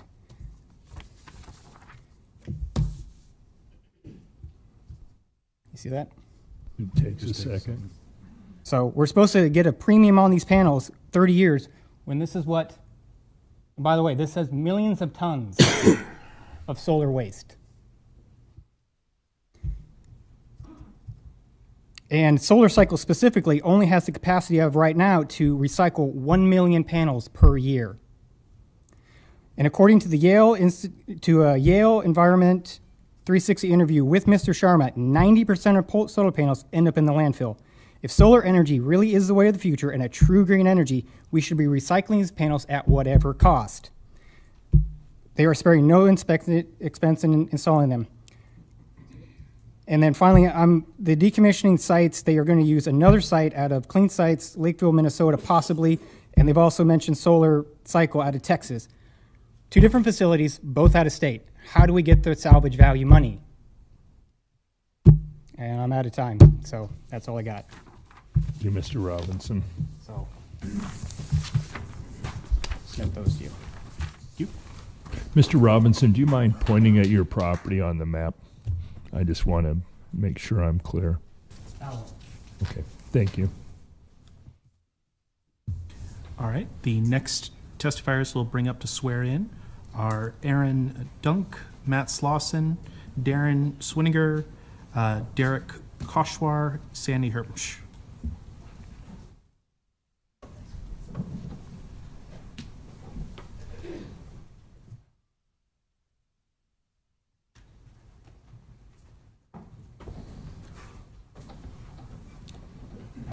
Please raise your right hands. Do you solemnly swear or affirm that the testimony you're about to give is the truth and nothing but the truth? I do. Thank you. And we'll start with Aaron Dunk.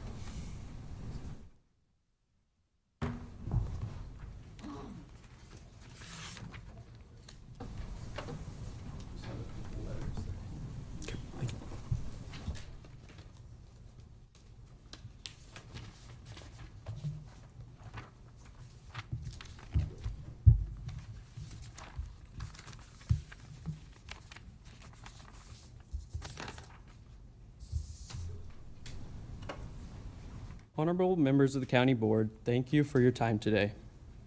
My name is Aaron Dink, and I'm a fourth-generation farmer from Cortland, Nebraska.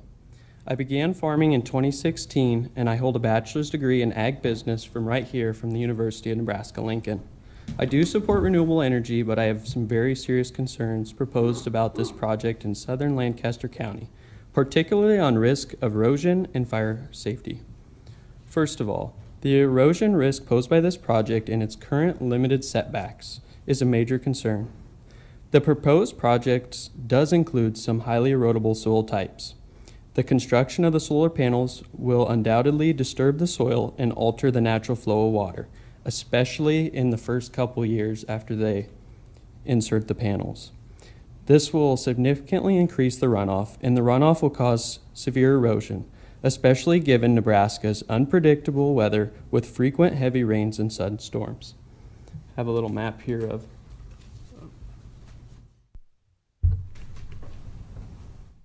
it goes up if you can see it. The blue is the proposed solar project. The red is currently ground that my family and I either farm or we do farm it, whether we own it or rent it. The arrows show the angle of the water on the simple fact that the water runs downhill. They failed to mention, NextEra did in their brief, where all the red is where we're across the county line. That is the lower big blue NRD, and there was no report from them. The water from that will run directly under the road through culverts, and it will negatively impact my family. The cost of conservation efforts to mitigate this erosion will place additional financial burden on local farmers who will be forced to repair damage that could have been prevented. This project will remove thousands of acres from farmable production. The average farm size in Nebraska is approximately 850 acres. This would be 3 times of that. Once the land is permanently altered by construction, it will be unsuitable for ag use. This loss of productive farmland is devastating to local farmers, particularly the future generations. What they also missed to announce in their brief that they shared was about the tax incentives. But we can't forget what's lost. Farmers pay taxes. We pay taxes. We produce corn. We pay taxes to the state and federally on that. The co-op people, there's people there that will lose their jobs. This will put farmers out of the job. And not to mention the county, you will lose taxable income on equipment that will need to be sold. Farmers will either have to downsize, or in this instance, if they sell out, they won't be paying you personal property tax on their combines, their tractors, their pivots. Some of this land was irrigated farmland, which you're getting taxed at a double rate of dry land. That's not irrigated anymore. You're losing that tax income. Second, the risk of fire proposed from the solar panels is a grave concern.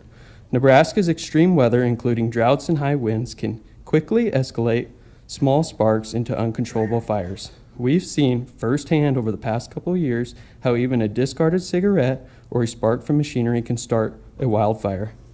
The installation of these panels near farms does create a serious fire hazard. Volunteer fire departments need farmers' help to fight the fires. We do.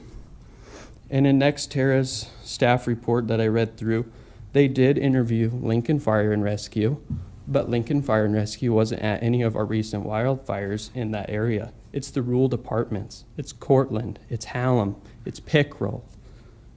They are not educated, and they don't have the capacity to take it. That's why they need the farmers' help. And with these placements of the panels, they said 8 feet, surrounded by chain link fences, we can't assist in firefighting efforts with our large machinery, our discs. We can't. That will allow the fire to spread much more at a rapid pace. And I personally was involved in firefighting, disking on several of the fires over the past couple of years. We had 17 tractors and discs in one small field. One small field. That was the only way we got that fire stopped. It's not going to be able to with the current setbacks, the fences, and yes, if they put trees, but that's another obstacle to help control the fires. I know there needs to be a larger buffer between the panel and the roads. It's not just the homes, it's the roads. It's me farming across the road that if my combine starts on fire, they're going to probably sue me. My insurance only covers approximately $2 million, and this is a $600 million project. So I urge you to consider in this to either remove the project or nonetheless expand the setbacks like other counties have. I just implore you to consider at what expense. Thank you. Thank you, sir. Any questions?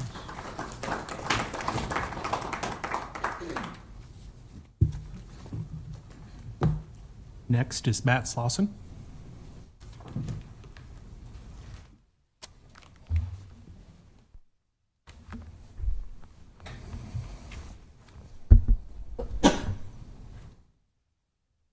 Thank you.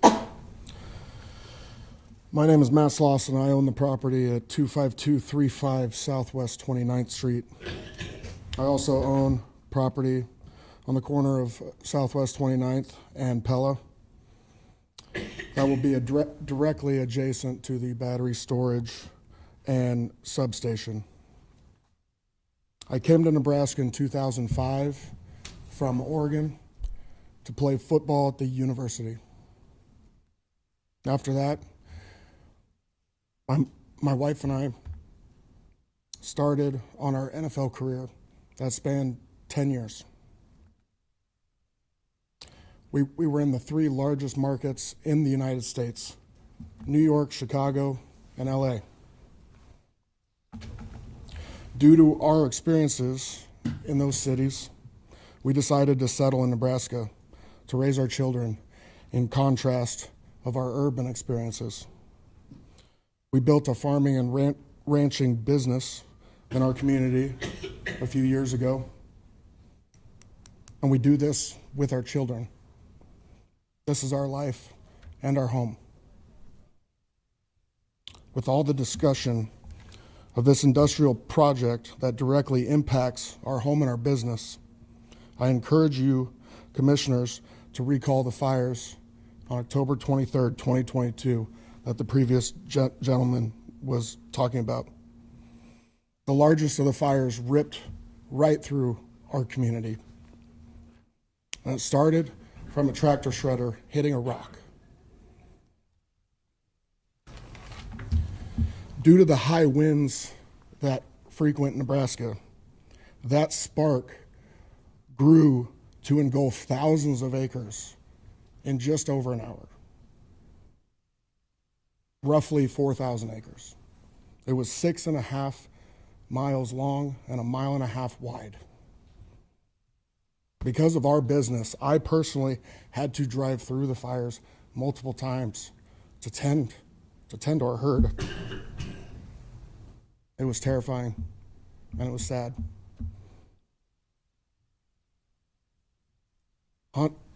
Roughly 100 farmers joined the fight of the fire departments to fight this. And if not for that fire hitting the Olive Creek recreation area, it would not have been stopped. It gave farmers and fire departments time to get north of it and till up the ground. That was the only thing that stopped it. And I believe, due to the winds through that day and that night, that fire would have traveled here to Lincoln. In that fire, equipment burned, buildings burned, and people got hurt. A Crete firefighter was hospitalized with severe burns.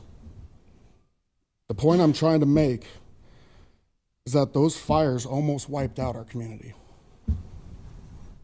And those were extinguishable fires that were fought in extremely difficult conditions. What you commissioners are voting on could put us in a situation of an unextinguishable fire, and under the same conditions could be impossible. We know that our area will see high winds in the future, multiple times a year in fact. We know that equipment fails regardless of what NextEra can promise. Equipment always fails. We also know that there's no significant wind breaks between this solar project and our community. There is no significant wind breaks between this solar project and Lincoln. And there's no significant wind breaks between this project and all the surrounding communities. Finally, over the last week, we have seen, in regards to the LA fires, we have seen what can happen with poor planning, poor policy, and lack of regard for safety. We've seen what it can do to people's lives and to their homes. Please vote to protect our community and to protect your community. Please vote against this. Any questions for Mr. Slauson? Thank you, sir. Appreciate you being here. Next is Darren Schwiniger.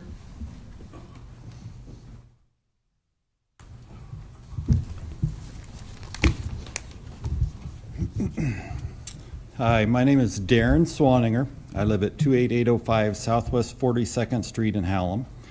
I'm a farmer, and my great-grandfather homesteaded on land that I still farm to this day. I also own a rental property at 28805 Southwest 29th Street, also near Hallam. I live 1 mile from the proposed solar complex, and my rental is across the street from the solar complex. The Lancaster County Assessor has my rental property valued at $405,000, and if the solar complex is installed, I stand to lose over $120,000 of value at a 30% decrease. I'm also concerned that I won't be able to find someone willing to rent the property if my current tenant should move out. I'd like to talk a little about carbon sequestration. I gave him a couple of articles by Kurt Thielen, who is a professor at Michigan State, and I'd like to read a few sentences from his articles. He says, however, what really sets agriculture apart is its potential to remove carbon dioxide from the atmosphere and sequester it in the soil. Science is now demonstrating that agriculture can be a primary solution to the problem of greenhouse gas emissions and climate change. Later, he says, using the above ballpark figures and assuming a typical mid-Michigan corn yield of 180 bushels per acre, we can calculate the amount of atmospheric carbon dioxide corn will potentially assimilate during the growing season to be a whopping 34,679 pounds per acre. In part 2 of the article, he says, this article will discuss how a farmer can latch onto some of the carbon flowing through the plant-soil continuum and hopefully retain a fraction of it in the soil. By implementing carbon-smart best management practices such as no-till and cover crops, most estimates for long-term stable annual carbon dioxide retention hover in the 300 to 1,000 pounds per acre per year range.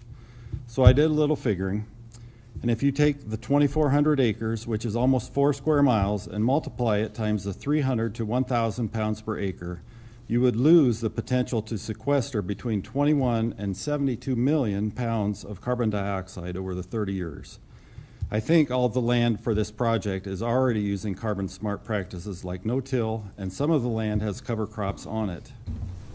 Later in the article, he mentions that there are emerging markets that are willing to pay farmers from $10 to $15 per acre for implementing carbon smart practices. He also states, perhaps more important to the farmer and society are the well-documented agronomic and environmental advantages of increasing soil carbon, such as decreasing soil erosion, increasing water permeability, improving soil structure, etc. The last 2 pages of the handout I got from an ADM representative last summer that lists the details of their carbon market program called Regenerations. There's a lot of financial incentive for farmers to use farming practices that sequester carbon in the soil. In conclusion, if this solar complex is built, all of that potential is gone. I urge the board to reject this solar complex. Thank you. Any questions for Mr. Swanig? Thank you, sir. Next up is Derek Kochswar.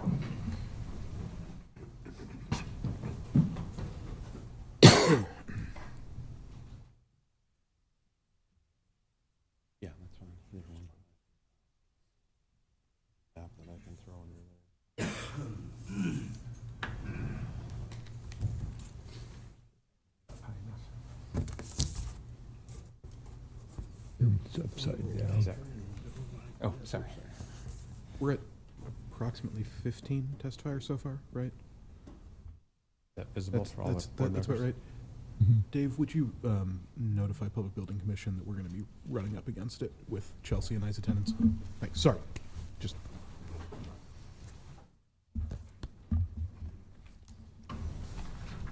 My name's Derek Kochwar.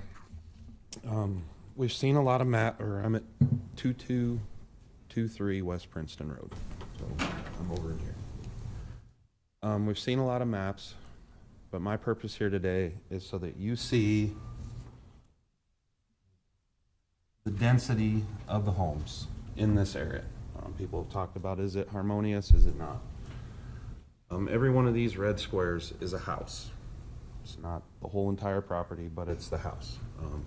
There's going to be 87 red squares on this map. Okay? Those are all within a mile or, unfortunately, inside the solar fields. We have a total of 130 homes within a mile if you include north of Apple Road, which is the north side of Cortland. And I can do this on this map here as well. That would be north of Cortland, on the north side of Cortland and Princeton. We've got another 17 there at Princeton. So, I mean, I know one of the gentlemen earlier on said that we're just don't want it in our backyard. I guess I kind of take offense to this. To me, this is not harmonious. This is not compatible with the area. This is a lot of people here. There's 17 houses that they're just faced right with that, right along the line there. Okay? We obviously have talked about 4 people that are right in the middle of it. Okay? I mean, this isn't, to him, this is 1 through 86 for numbers. To me, this one right here, this is Kim and Isaac Robinson. Okay? We haven't even talked about Bonnie Brandt here, that's covered on all 4 sides. Okay? This is Odin Husenfeld right here. And this is Craig and Amanda Shaw right here. Okay? These spots right here. Okay? I mean, those are names, not numbers to me. So I don't know how you would vote, but what if this spot right here, instead of Craig, what if it was Chelsea Johnson? What if this spot was Sean Flowerday? Or Rick Vest? Or Krista Yoakum? You know? This is our livelihood out here. I just wanted you to get a visual of the number of people that are actually affected out here. And that's, I guess, what I wanted you to have. I have extra maps if you need to see any. That'd be great.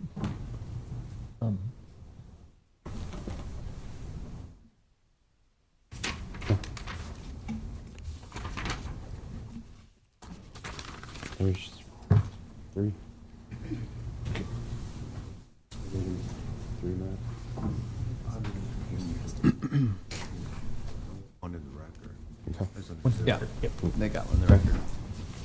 Here is, those are 11. There's an extra. These have by 11 if they're easier for you. Okay. Any questions for me? Thank you, man. Yeah, I'm sorry, Derek, I didn't catch your last name, but any question? Kochwar. What? Kochwar. KOPSCHWAR.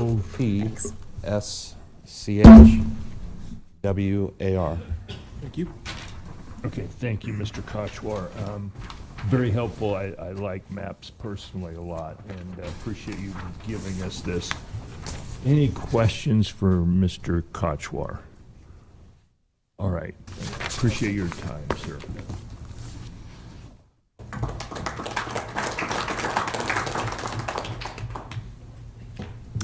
Next, we have Sandy Hermish.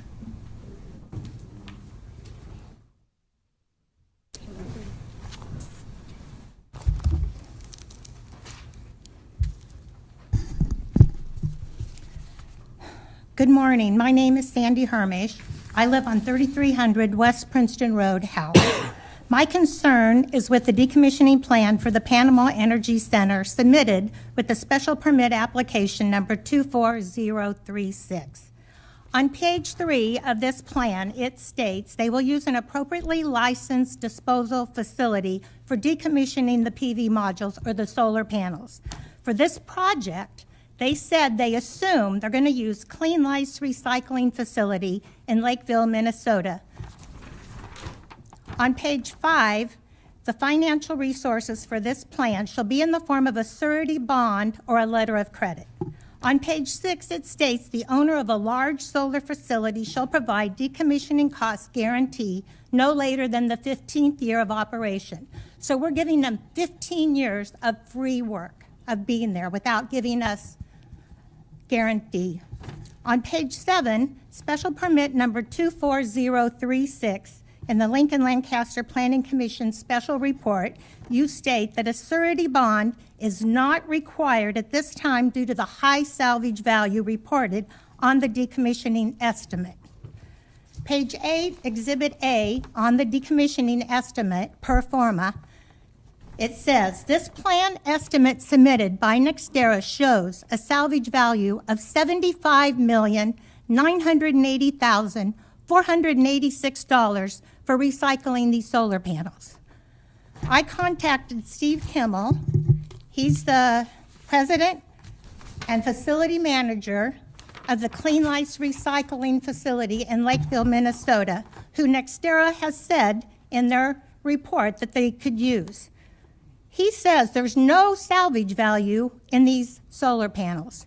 In fact, he estimates that the 704,700 solar panels would cost us, the county, $35 million to recycle at today's cost.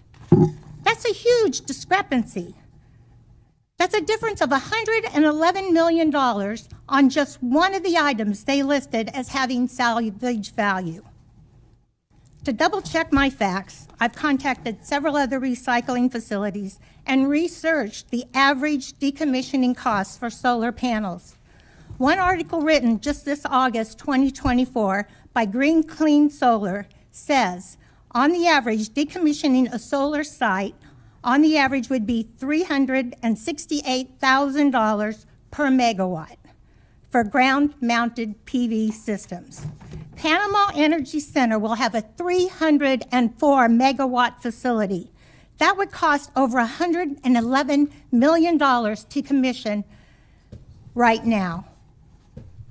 I've contacted several other solar recycling facilities. One is We Recycle out of Phoenix, Arizona. They do business with NextEra, but would not answer one question. They said their job would be in jeopardy if he gave me facts that weren't correlated with them. I contacted Intero. I contacted Solar Cycle, which Scottsbluff used. None of these places, Go Green Solar, none of them give you a value for these solar panels. Everyone has a different idea on what they're going to cost. I feel the board needs to address these discrepancies in the decommissioning estimates. At the very least, you need to make sure that the Lancaster residents are protected, and we have a cost guarantee in place of day one. Just on another note, I just want to make it a little personal. Krista, I noticed you have 10 grandchildren. I'm sure they're a big part of your life. I also have 10 grandkids. Every summer, we have 18 acres right next to this solar farm. Every summer, I have 10 of my grandkids come for weeks at a time, and we have cousin camp. We're outside, we're playing games, we're doing all kinds of things in the trees. Do you want me to have my cousin camp across from 100 huge lithium batteries? I'm going to be 100 feet away from them. And there's going to be 704,000 solar panels across from my property. That is not what I want for my children and my grandchildren. I really think you guys need to do due diligence and find out, if you do approve this, that they have, in fact, a sworn statement on where these panels are going to go and what they're going to get for them. In 15 years, if we don't have a guarantee, if this goes out of business, we could be looking at a solar site that's non-existent. It's just all these crap. Thank you, Any ma'am. questions? Um, I'm a little upset. You handled it Sorry. well. You handled it very well, let me just say. I do appreciate you're shining a light on this, and, you know, they will be back, and we'll follow up with that, so. Well, the decommissioning cost is huge. That's what they're using to get away with waiting 15 years. They're saying they're having this huge net profit in it, but it's not. Over 40,000. I mean, you guys need to do your due diligence, because these solar panels, and that's just touching the solar panels. You look into the BES equipment, those cost about $3.78 a pound to recycle. So we haven't even touched on the other stuff there. Thank you, Sandy.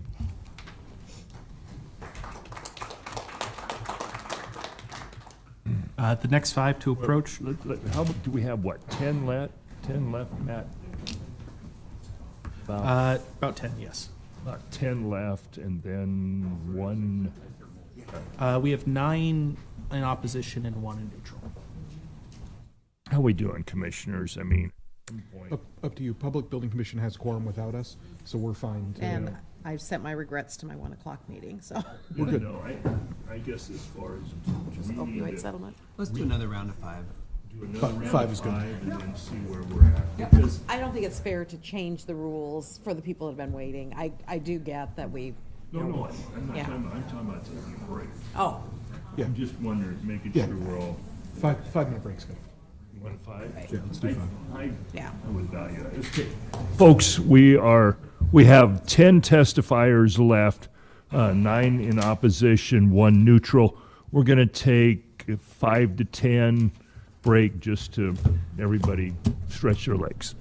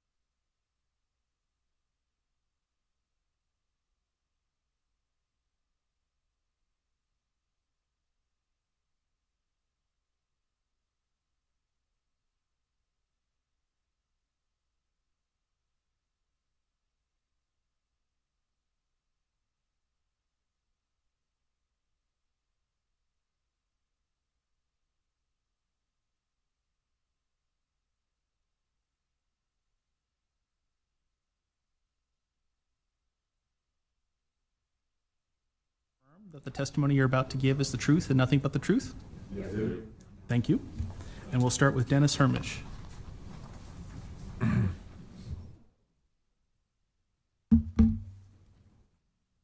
Hope you guys enjoyed my wife's testimony. You upset her and get her in that mood and then send her back to me. Thank you. Yep. Just kidding. My name is Dennis Hermish. I live at 3300 West Princeton Road, Hallam. No matter which side of the fence you're on, I think we can all agree that if and when the solar complex becomes discontinued or abandoned, we want NextEra to be held responsible for deconstructing or decommissioning. The question is, how soon could this happen? Let's look at some possibilities. NextEra claims the solar panels have a 30-year lifespan. Solar panels are only about 20% efficient at converting sun energy into electricity. There's a lot of room for improvement. NextEra Energy fact sheet states, in some instances, we can replace aging solar panels with newer, more efficient technologies. What if these panels are so inefficient in 10 or 15 years that they're no longer profitable? What if a hailstorm wipes out the farm in 12 years and the insurance is inadequate? Sandy just showed us there is no longer a salvage value for these 704,700 solar panels, and the local landfills won't take them. The question becomes, will NextEra still be economically sound and willing to cover the costs? Since late October 2024, when election outlook began to change, through January 13th, when I printed this market data from MarketWatch, NextEra stock has plummeted 22.8%.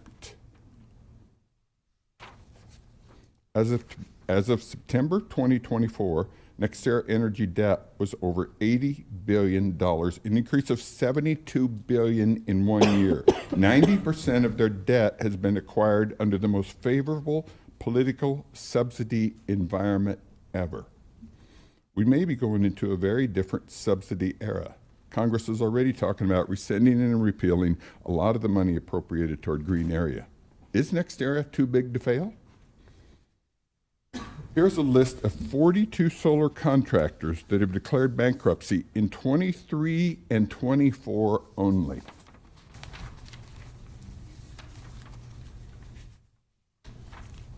All over the United States.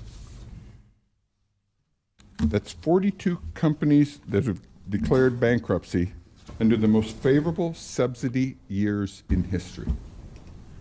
Let's make sure this out-of-state company is held responsible for cleanup and disposal. The permit application states the owner of the large solar facility shall provide decommissioning cost guarantee no later than the 15th year of operation. Why not now? Are you sure this is the best interest of the county? What would be the disadvantages of not rushing into this? Is the fear of losing the tax revenue the main driver, or is it your personal ideology? If you were to delay this vote for 6 months, maybe you could make a more informed decision and investigate this company more. Are they telling you just what you want to hear to obtain the revenue for building this project? NextEra does not have a good reputation.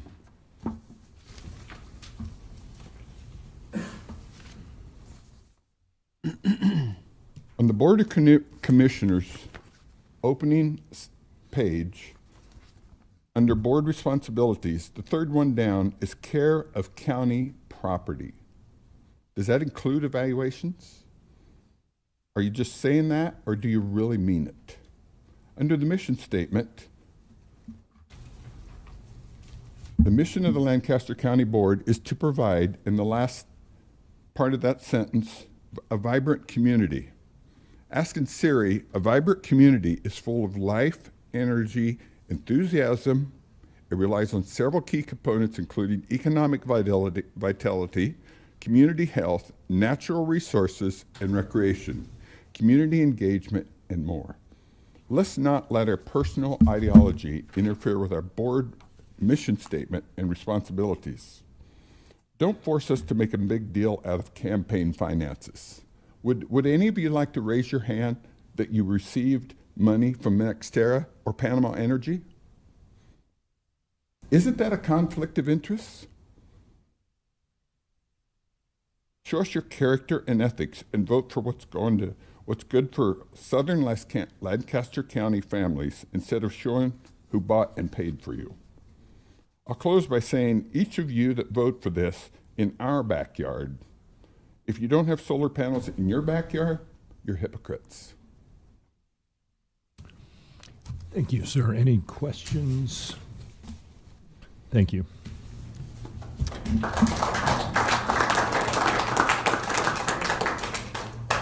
Next is Ben Pomschel.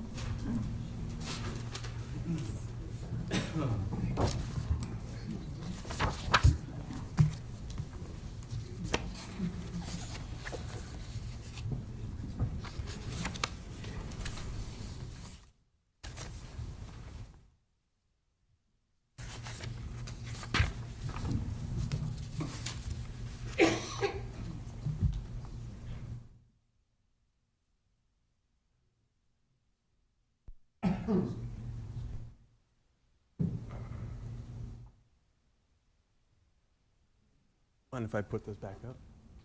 Absolutely.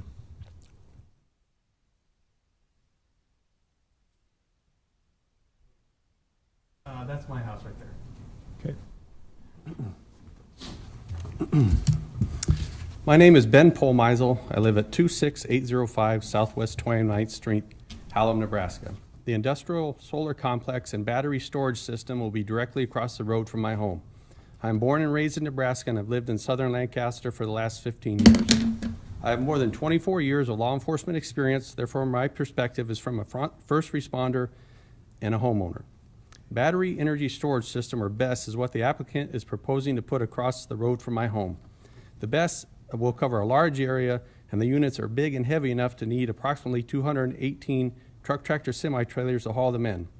The BESS contains lithium-ion batteries to store energy produced by the solar panels.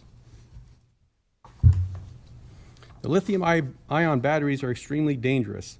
The United States Department of Transportation states lithium batteries are regulated as a hazardous material because they pose an unreasonable risk to health, safety, and property. The risks are chemical and electrical. They can overheat, ignite, fires can be difficult to extinguish, leading to a violent release of energy and flammable gas, resulting in large-scale thermal events with severe consequences.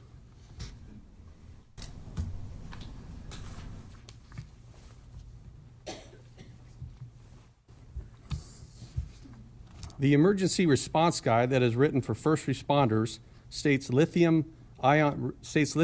batteries may burn rapidly, may ignite other batteries in proximity, will produce corrosive and toxic gases, evacuate for 1/2 mile. Fire may reignite at any point up to weeks later. Recommends allowing large fires to burn itself out.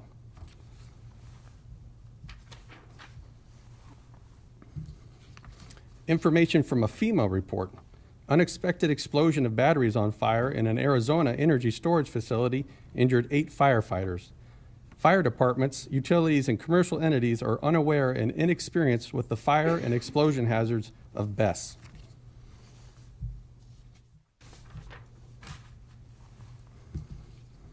May 2024, a fire at a California lithium-ion battery storage facility has burned for 5 days, prompting evacuation orders.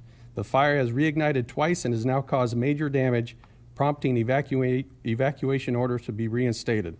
The fire department said that harmful gases were making access an issue for firefighters.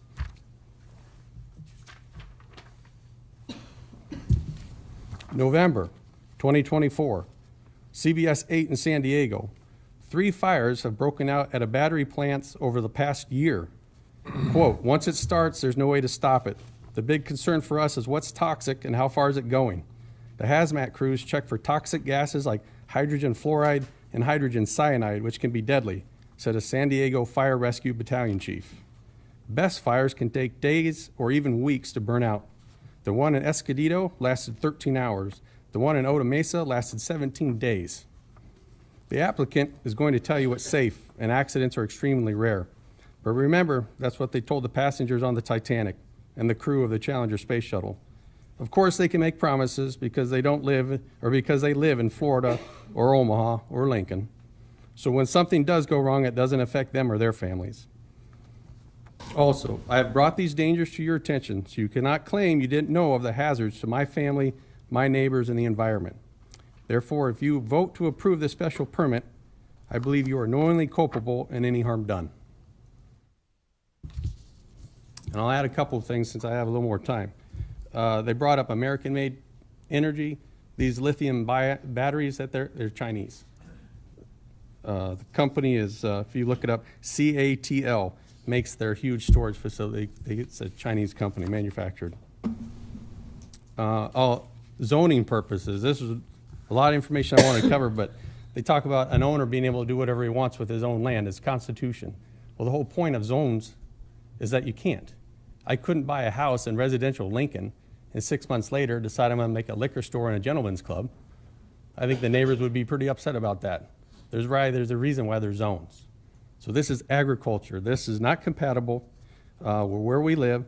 My property value, if these huge, when you look at that thing, if these huge batteries and power lines and solar panels are built across the road from me, not only is my family in danger, I don't care what study you can show, you can't tell me that someone's going to want to move into my house.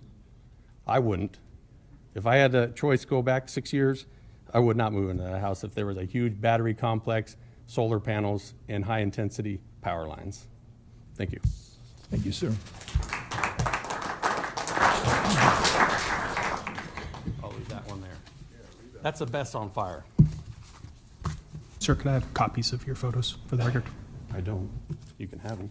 Okay, thank you. They can make photocopies and return them to you if you need be. Okay. You don't want the one at my house, do you? Yeah, please. Thank you. Next up is Kurt Oates. My name is Kurt Otis. I live at 21300 Southwest 128th Street. I'm retired after 40 years employment in the electric utility industry, most of it in power generation. According to the applicant, this project would generate clean, reliable electricity. The flaw I focus on is solar energy's unreliability. Electricity is generated, transmitted, and utilized by the customer in the same split second. This means that every time you turn a light switch on or off, an electric generator somewhere on the grid increases or decreases its output to match customer requirements. This is called reliable generation and is supplied by power plants that can store energy in the form of coal, oil, natural gas, uranium, or water. It is that ability to store energy that makes these plants reliable and available to respond immediately to changes in customer demand.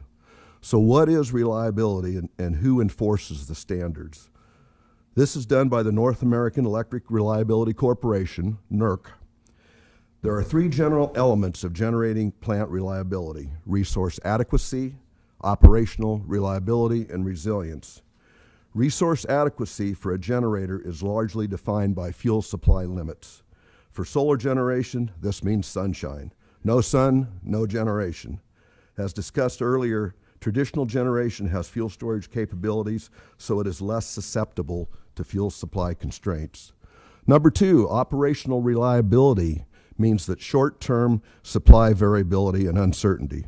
For solar generation, cloudy days equals less generation. As above, due to a dependable fuel supply, fossil generation is much less susceptible to variability issues. The third element is resilience, which is not really that well defined by NERC, but this relates to storms and other extreme weather or human-caused attacks, which all generation facilities are susceptible. We'll call this one a tie. So overall, solar facilities are far less reliable by definition, and so are instead considered a variable and intermittent resource that is not dispatchable to meet the needs for load changes. In the next decade, utilities across the U.S. are planning to build large amounts of generation to support load growth largely related to data centers, which can support artificial intelligence. If you look at the websites for NPPD and OPPD, you will see the generation they are planning to add soon. The point here is that all these additions are fossil generation necessary to meet the continuous load requirements of these 24/7 data centers. Solar energy, even with a 4-hour battery backup, is not capable of supporting these load requirements. So, in closing, I'd just like to say, if you determine to place a social cost on fossil energy, I would suggest that there's also a social value to reliability. Electric service, reliable electric service in this day and age is nearly as important as the air we breathe. Thank you. I'd entertain any questions. No. Very, very clear. Thank you, sir. Thank you.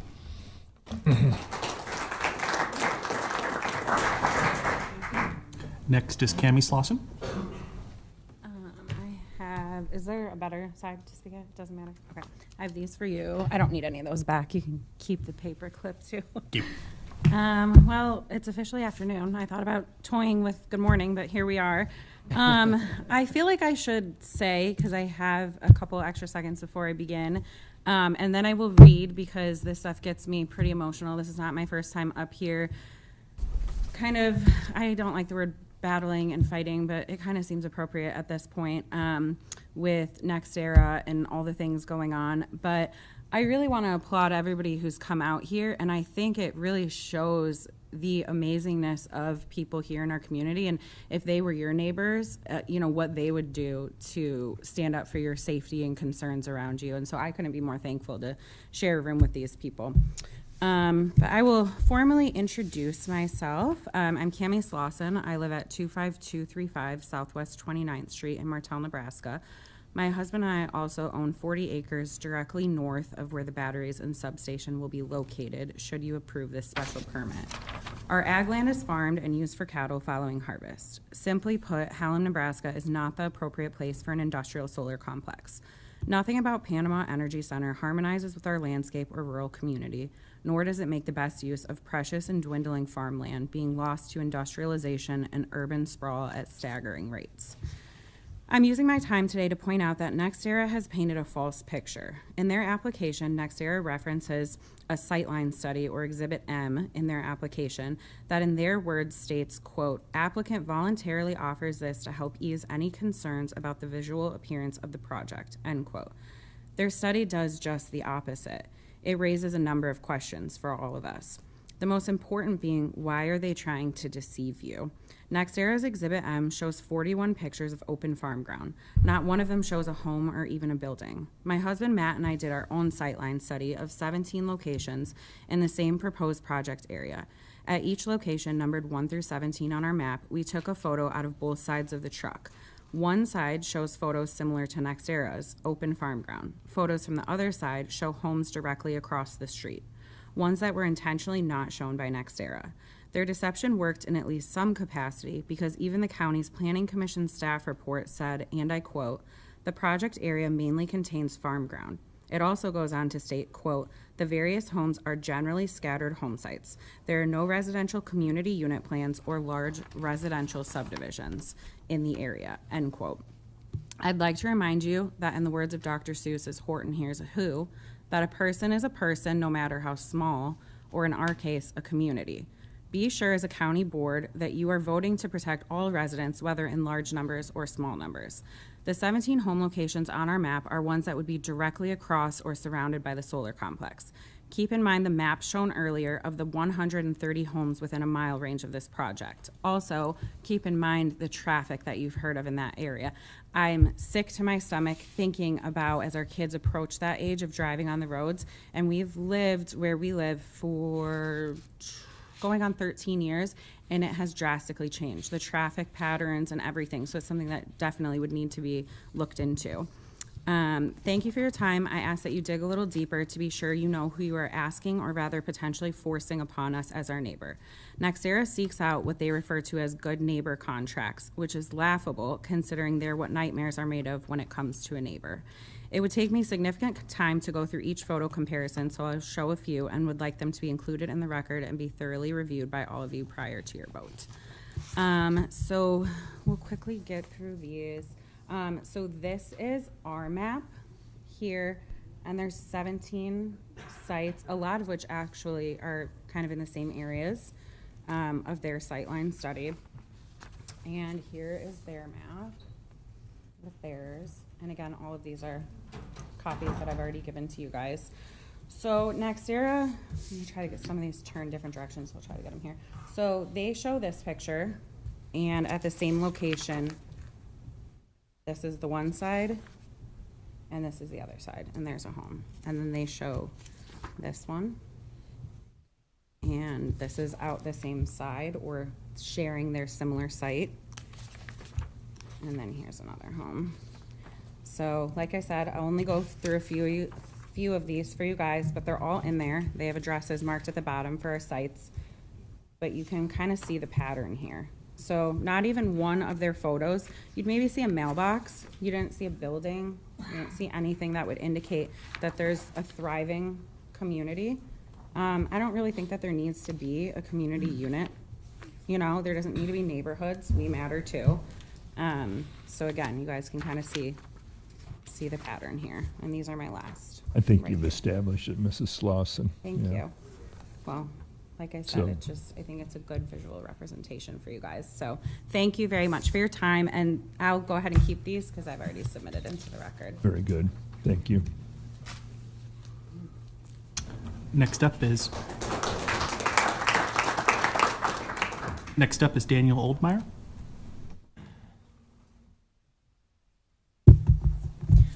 Well, good afternoon. Like you said, my name is Daniel Oldemeyer. Like some of the other farmers here in the crowd, I'm a young member of a fifth-generation family farm.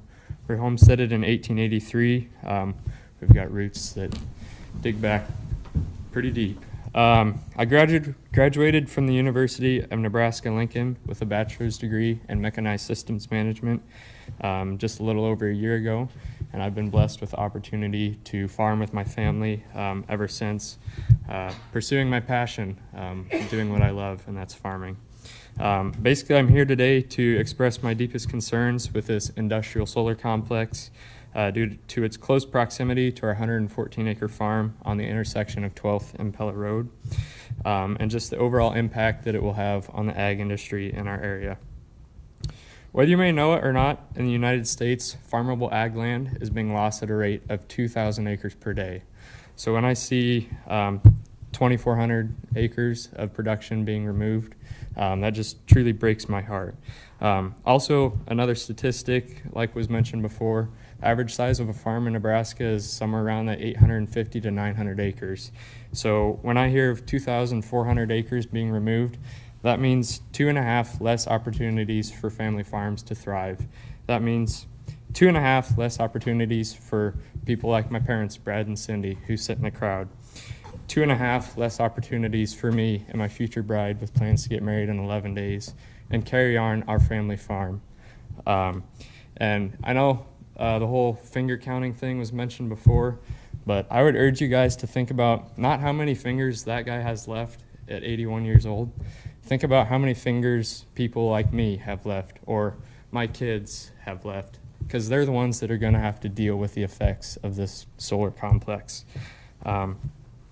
In addition to the lost farmland, a large majority of the land being used consists of highly productive soils such as Wymore silt clay loam, Nottoway silt loam, many others like that. In my time at UNL, I've learned of the truly high productive capacities that these lands have due to their well-drained nature, their high ability to move nutrients in the roots of plants to produce basically food for a growing nation. And when you couple that with pivot irrigation, like a lot of this land is, we have the ability to produce a lot of food on not a lot of area. And so just the implementation of these solar panels are just going to remove that from basically our hands.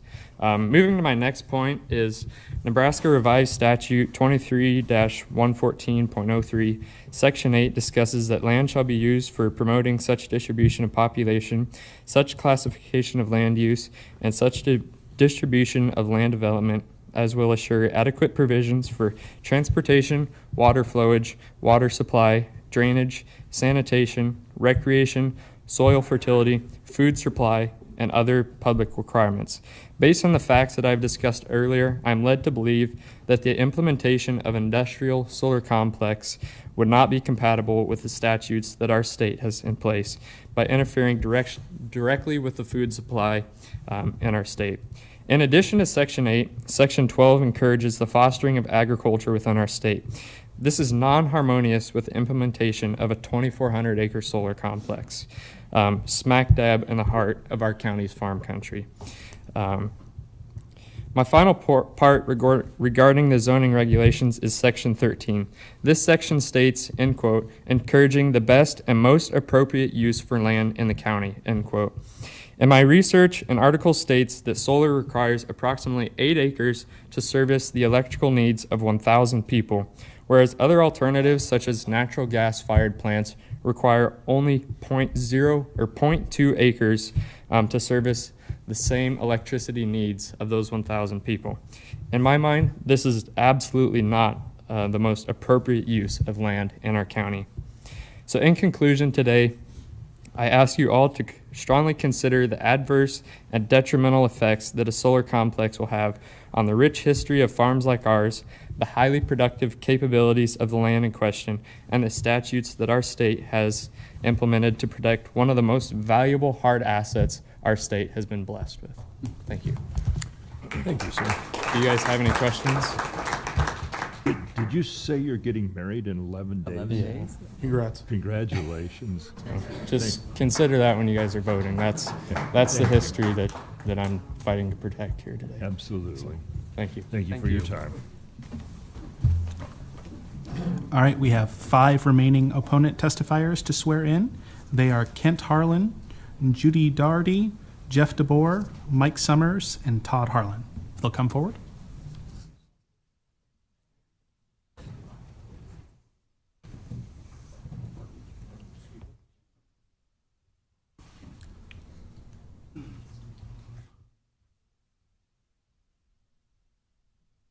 We're missing one. Is there anybody else planning to testify in opposition?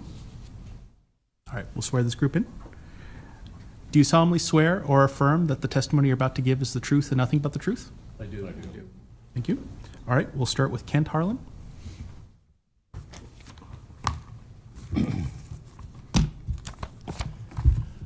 Greetings.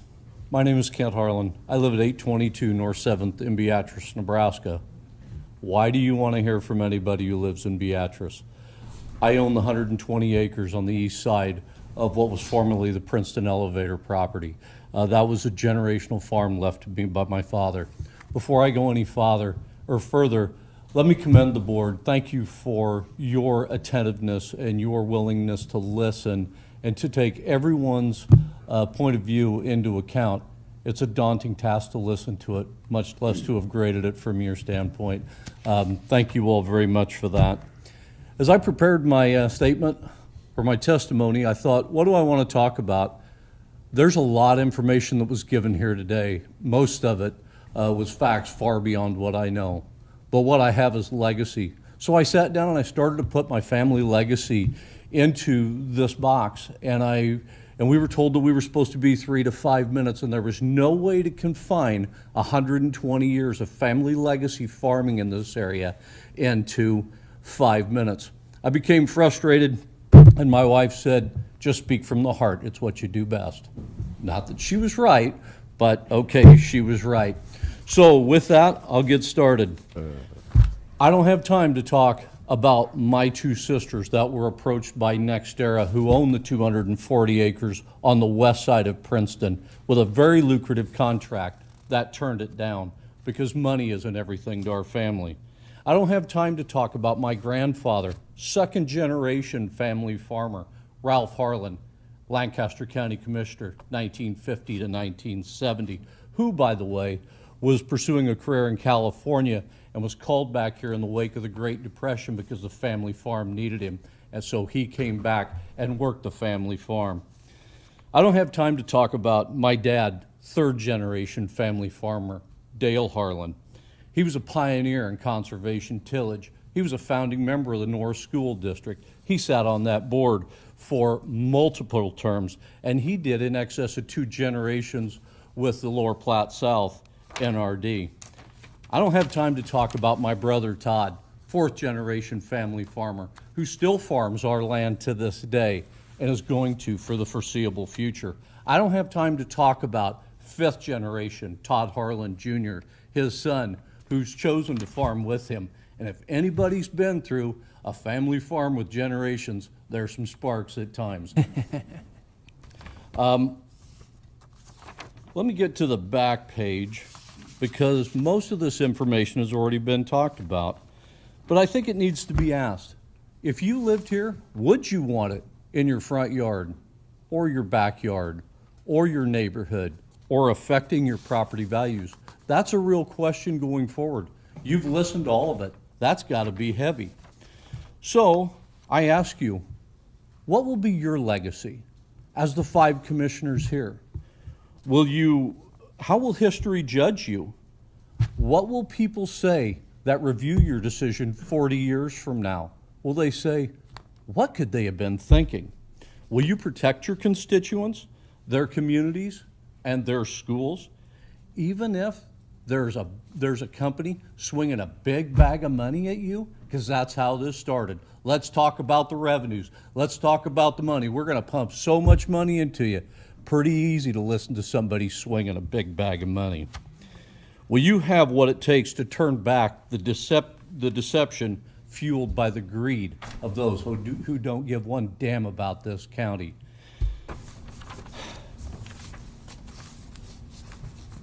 One more story to tell. If you look at history, there was a time when somebody swung what they thought was a big bag of money, and it impacted the entire world. It contained 30 pieces of silver. Thank you for your time. Thank you, sir.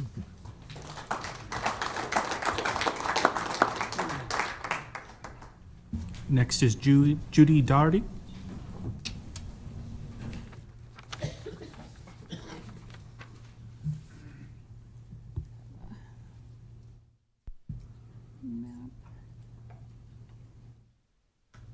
Okay. All right, my name is Judy Doherty, and I live at 1333 West Gage Road in Howell, Nebraska. So this is the project map. This is my house. I am on the very south end of the whole project. So my view from my house looking north will be of complete solar panels. I have an article here by J.S. Held done in 2022. They do research on large-scale solar farms and their construction defects. There is a map in this article showing the frequency risk of severe hail that happened between 2002 and 2023.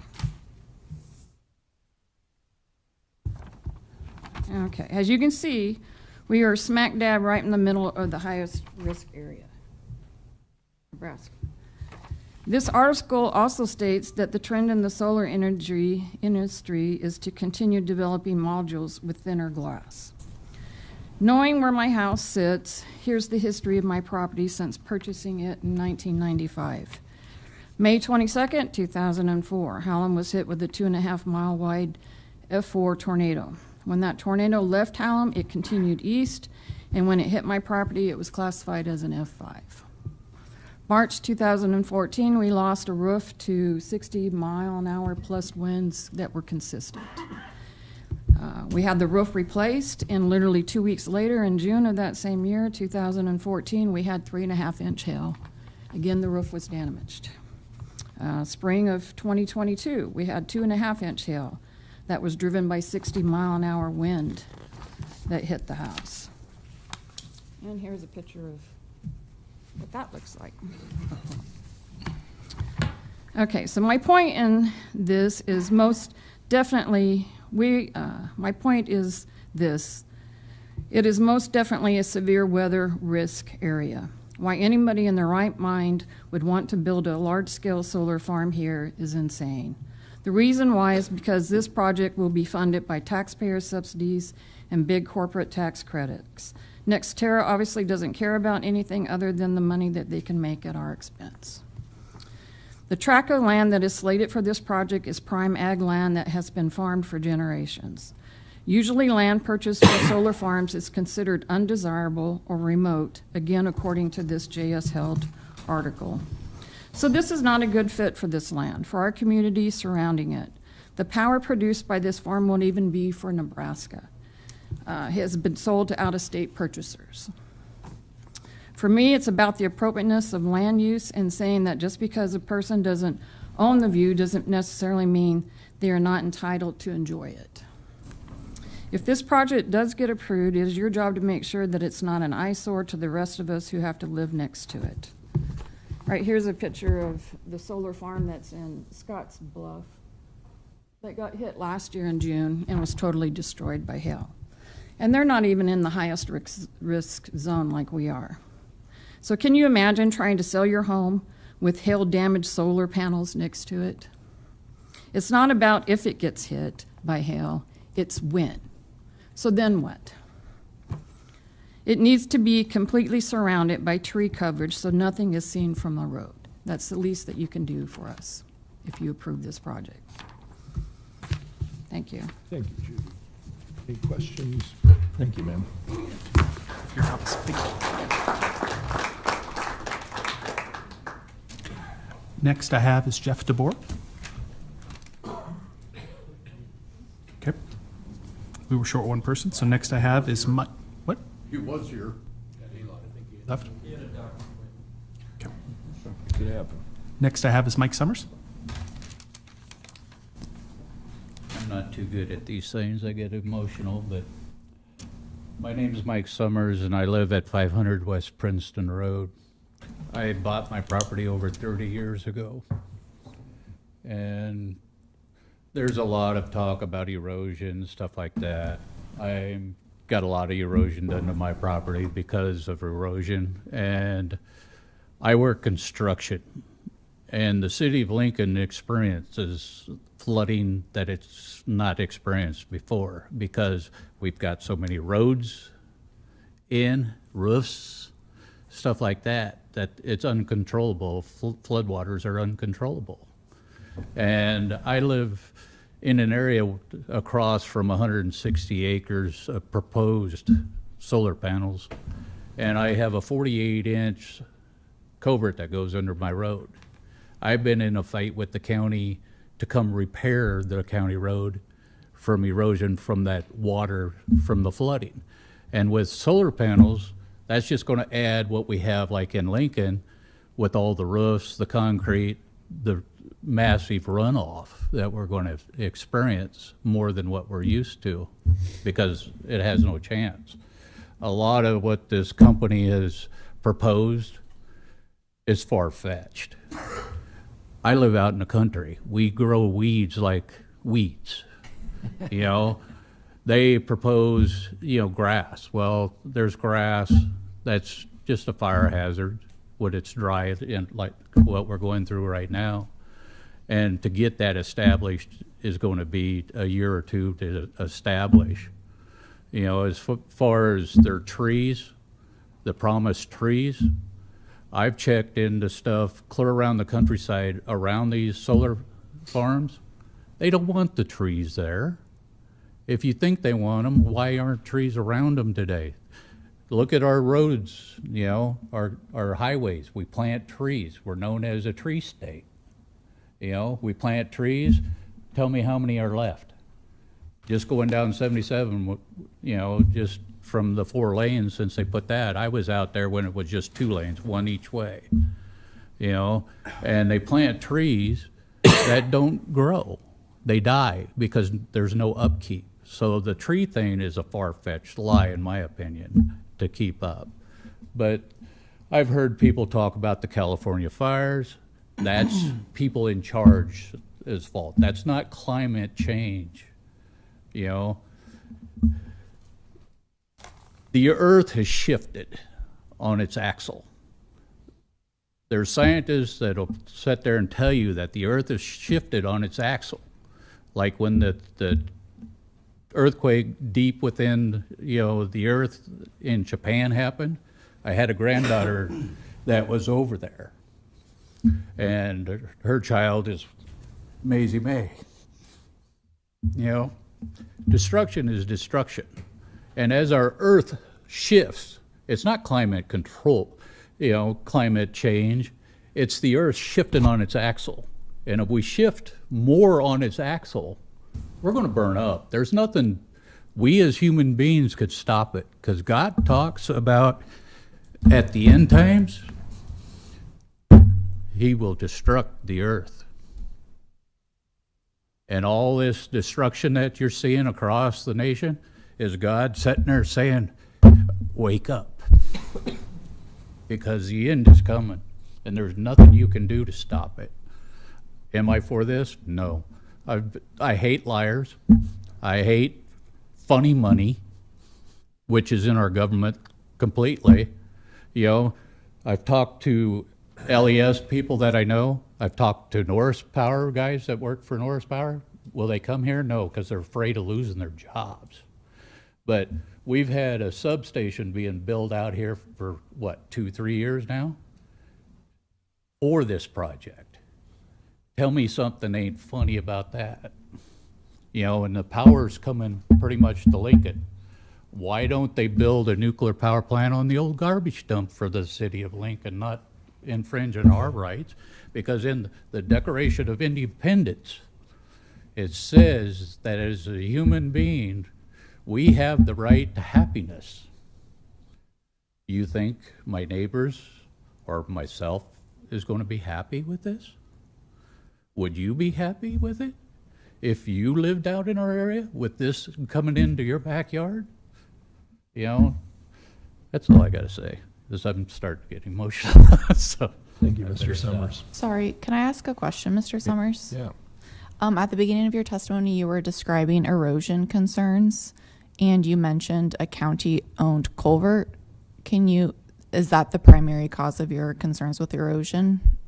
well, when we get downpours, like when the tornado hit in '04, we had 8 to 9 inches of rain within a couple hours. Mm-hmm. Yeah. And it eroded 2 of my dams out that I've never fixed because I can't afford it. Mm-hmm. And this one is on a ravine that goes behind my Morton building, and as the water shoots out that pipe and goes over the road actually that's coming off of this field, it's been 2 foot deep across the road, you know, but it's eroded the whole ravine, everything. Okay, thank you. I just wanted to make sure I understood those concerns, and thank you for your testimony. All right, thank you. Sure. Next to have Todd Harlan. Good afternoon. I wasn't planning on speaking, so I'm not going to come here any prepared. I'm not highly educated. I'm just graduate high school, went to the field, I've been working on the farm in the field since then.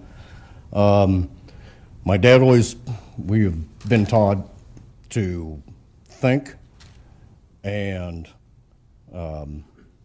that's going to be your biggest contributor to success is just think. We were taught if it looked like a duck, squawked like a duck, swam like a duck, it might be a duck. And that will come in here in a second. Here several years ago, it was just touched on that there was a tornado that came through there. It took Hallam down to the streets. There was only like 1 or 2 structures left in that town. It took part of Princeton out. The deal of it is the path of that tornado would have taken every single solar panel off that plane. That tornado was over a half-mile wide at the base, and it would have taken them. It took most of Princeton elevator out, and then it traveled across. It took north out, and the violence of that tornado was so severe that the standing walls in that school had divots. It looked like somebody was hitting them with softballs, and that's how much force there was coming out of that. Not only that, but the torrential rain that was on there, people have been talking about the erosion, but the sheer size of just that storm, it would have scattered that solar field all over the countryside. Who's going to be cleaning that up. They say they've made provisions for it, say they put that up, they get a storm next year or a few months down the road. Well, there isn't enough money built up to provisions for that. So if these people walk away from that, who's going to be the cleanup on it? And the reason why I'm kind of bringing that up from what I said first, my dad in his later years got involved with a company out of Colorado, a mineral rights company. Going to be a great deal, going to share the profit and all that. Well, why is a company for mineral rights calling a farm boy in Nebraska? Well, after my dad passed away, we found out why. Because he passed all the mineral rights down to us. 2 to 3 times a year, I get a letter from this mineral rights company. They've sent me a certified letter for between $9.25 and $10 for a certified letter that has a check in it anywhere from 6 cents to $1.25. My highest one's been $1.50 when they've done stuff like that. There's got to be some problems somewhere that we're not seeing, addressing. I don't particularly think you should take out some of the best farmland in Lancaster County for putting something like this. Why this company can't go find unusable ground and do it that way? Why does it have to be in that location? Money talks. I think it's wrong. I think it's completely wrong for where it's at. Solar power, wind power, you know, there's a good idea there. I seen a deal here about 2 weeks ago. This is just hearsay, but I seen it on the news where I think it was either in Iowa or someplace they had some wind turbines go down over a storm. The company said they were going to clean up the mess. They came in, they picked up the generators, they picked up the tubes, they left everything else. They said the destruction from the blades, that's all carbon fiber or not carbon fiber, fiberglass, wood, and other composites are strung all over their fields, and this company's not going to pick it up. Is it going to be the same way if they have a tornado down there, scatter solar panels around? Well, it's across the property over here. We're not going to go touch it. You know, where are we at on this? So that's where I'm at. Thank you for your time. Thank you.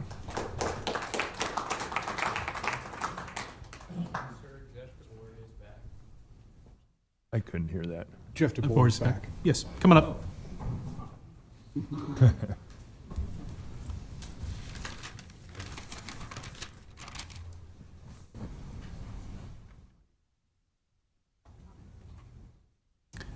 Do you solemnly swear or affirm that the testimony you're about to give is the truth and nothing but the truth? I do. Go ahead. Wow. I didn't think I'd make it back from my doctor's appointment in time.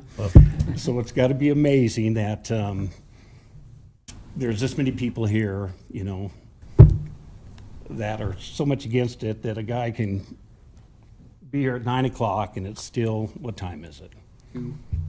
2 o'clock. 2, right at you know, 2. Go to a doctor's appointment, still make it back, still get up here and talk and that stuff. But, yep. I don't know. It's just, there's a lot going on. You guys have heard everything, you know, a lot of empathy towards you. I tell you what, if you want to have weight loss, this is the way to do it, because everybody's missed dinner now. You know what? Daggone. Tough thing to do. But, yeah, I was approached about putting some ground in there and that stuff, and I thought, yeah, boy, big money in that stuff, but you got to look at your neighbor. And that's probably one of the reasons why I turned it down, because this is what happens. The guy that puts his ground in there, yeah, he's, you know, gung-ho about it and that stuff, but then you turn around, if you're not getting on your ground, then everybody's, you know, against you. And that's what's happening here. It never fails. It's always that way. Who's ever getting it on the ground, they're happy. And if it's not, you've got to look at it, you know, right across the road or how far away it is. So that's probably one of the things there that's happening here. And then Like I said, everybody brought up the fire stuff. The farm right next to the ground there, so my combine starts on the fire, and I think I asked you at Hallam there about that insurance thing. You know, whose insurance gonna cover it? I've got insurance, but I'll guarantee you, it's not gonna cover, you know, goes 100 feet into the field, can't get stopped. You know, they come back on me, well, my insurance runs out, then what happens? They didn't have an answer for me there either, you know, so that's a concern there, you know. And then we got it where, you know, Lancaster County, they're talking about their taxes, you know, what tax incentives they're getting there. Well, what about Gage County? It's right on the Gage County line. So the people, I got a landlord that lives right across from where this is gonna happen. They're in Gage County. They're not gonna receive this money, but they gotta turn around and they gotta look at these solar panels, you know? I'm not saying, you know, maybe they don't look that bad, but if you probably sit there for 30 years and that stuff, maybe, you know. But so kind of another concern there too. But yeah, I guess probably that's just about it then. Good enough. Thank you, sir. I'm glad you made it back.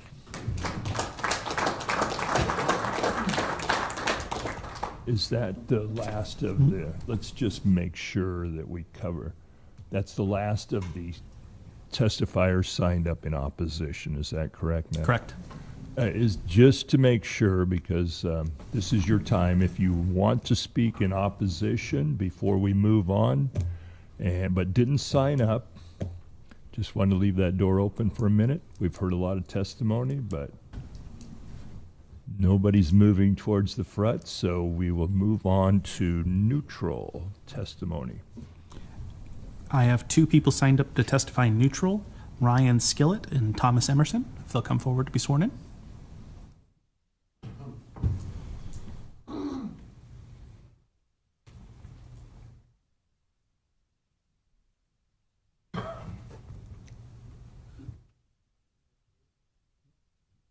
Do you solemnly swear or affirm the testimony you're about to give is the truth and nothing but the truth? Thank you. Ryan, we'll have you go first. Yay. I don't get to be the last guy.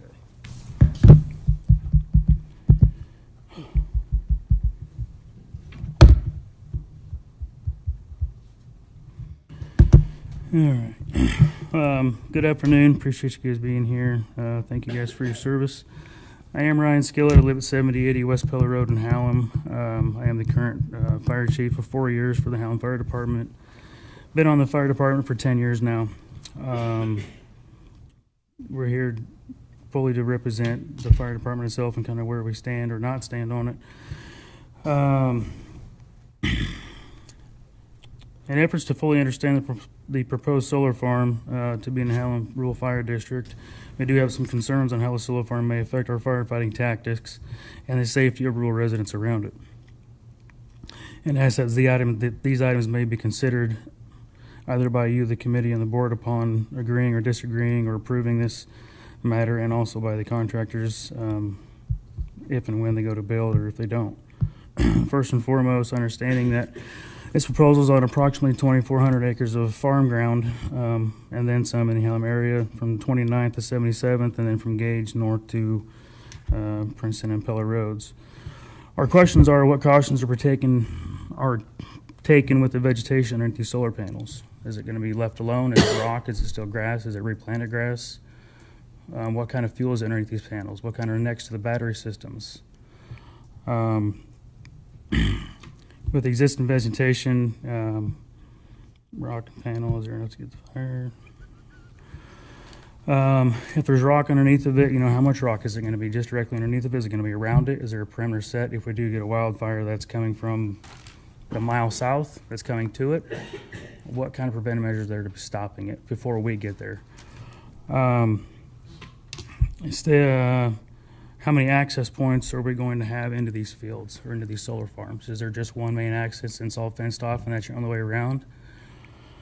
It's been stated today at some opponents that says that a pickup truck will fit. That's great if a truck fits. I know you've heard this before, but a fire truck will not fit. Hands down. If we take a pump in, if you got a solar farm that's in the middle of say it's an 80-acre plot, our hoses will not reach from one access. We can't reach off a master stream off of a pumper to do that. So, if something were to start in the middle of it, how do we attain that fire? To keep it from going from the middle to the outer edge, and then so on and so forth. Now, it's a problem as the fire department that we have a question on, is like, how do we solidify that? Is it in the designing stages? Is it in the mapping stage? Is it, something that they can do preventative wise?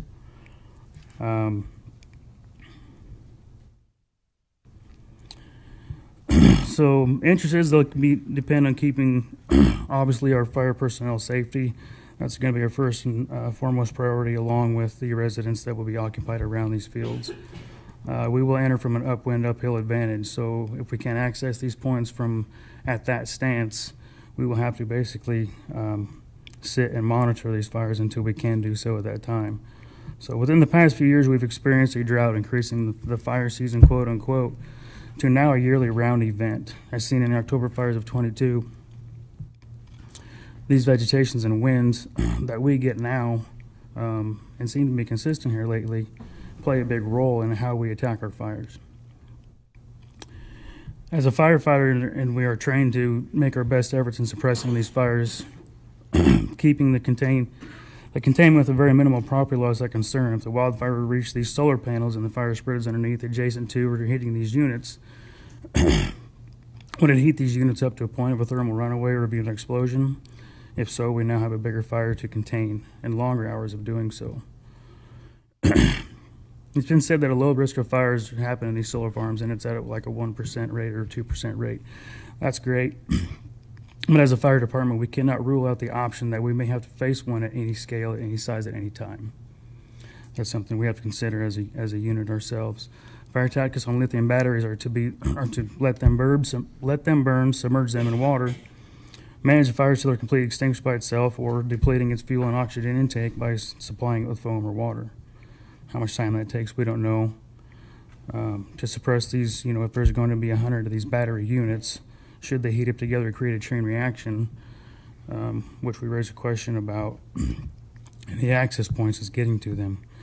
In regards of these units do catching fire, and the possibility of releasing toxins, in the event that these fires are off-gassing in lithium batteries, include carbon dioxide, carbon monoxide, hydrogen, volatile organic compounds.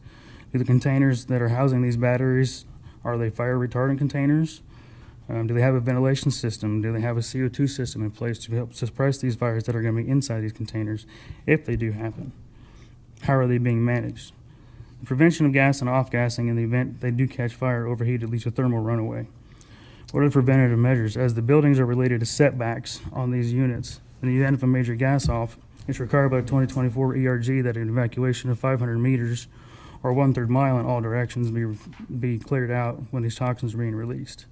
Chief. Citizens have brought it to our concern. Chief. Yeah, who? Yeah, it's me. You.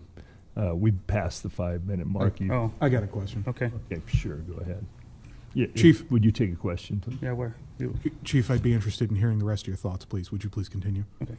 Thank you. I gotta find them now. Sorry. So citizens have brought to our concerns to the fire department and that their safety and how we plan to respond at such a matter. Some of the solar systems are being built within 200 to 300 feet of their properties, some less. Do these setbacks and regulations help aid the fire service in ordering an evacuation if needed, giving the time for these residents to safely evacuate? If we have to respond to a fire, which we are a volunteer fire department, which will take us a few minutes to get to the station if we are not already staffed, and then respond to that call. Evacuating persons out of that house, whether injured or not, is going to take some time. One of our concerns there. So, if you're releasing these toxins, as a firefighter, we're supposed to be on SCBA units, and we will be. People, general public, will not be. Raises a concern for us for EMS-wise. If we've got all of our fire and EMS service on the fire call itself, we now have to leave our EMS service, or obviously we will have mutual aiding departments. Hoping we don't ever have to come to this. As technology progresses in today's world, and we are the primary responding fire department for this proposed solar panel, we ask no matter the outcome of these hearings that Howland Volunteer Fire be included in the decisions and solutions to these concerns. As we dedicate our service For life safety and property, will continue to serve our company and acquire the necessary trainings for emergency to the IDLH immediate danger to life and health. That's all I got. I'm sorry, I got a couple questions for you. absolutely. Obviously, Hallam is, right there and is one of the closest. Are there any other, is this entirely within your response area, or are there any other? It's going to be mutual aid. I mean, if we get, depending where it starts, because our borderline and fire districts jump, right? Yeah. They're all over the place. So we would have Cortland, and if we get something like this, and depending on the scale, I'm going to call everybody that touches my boundaries Sure. to try to contain it, just like we did back in 22. Makes total sense. Off the top of your head, who would be the first? The first is probably going to be Cortland. They're going to be closer. Cortland, Hallam. It'll be Cortland, Firth? Hallam, Hickman, Hickman. and then probably Firth and Claytonia. And depending on how far west we go with EMS, Crete might even be involved. Sure. As far as ladder trucks and things like that, if we need to reach certain distances. So. Okay, just give that to me one more time. It'd be Hallam, Cortland, Firth, Hickman, Claytonia would be Crete, kind of first probably. line. And Crete. Okay. Great. Thank you. Yep. Thank you for your service too, Chief. Very valuable.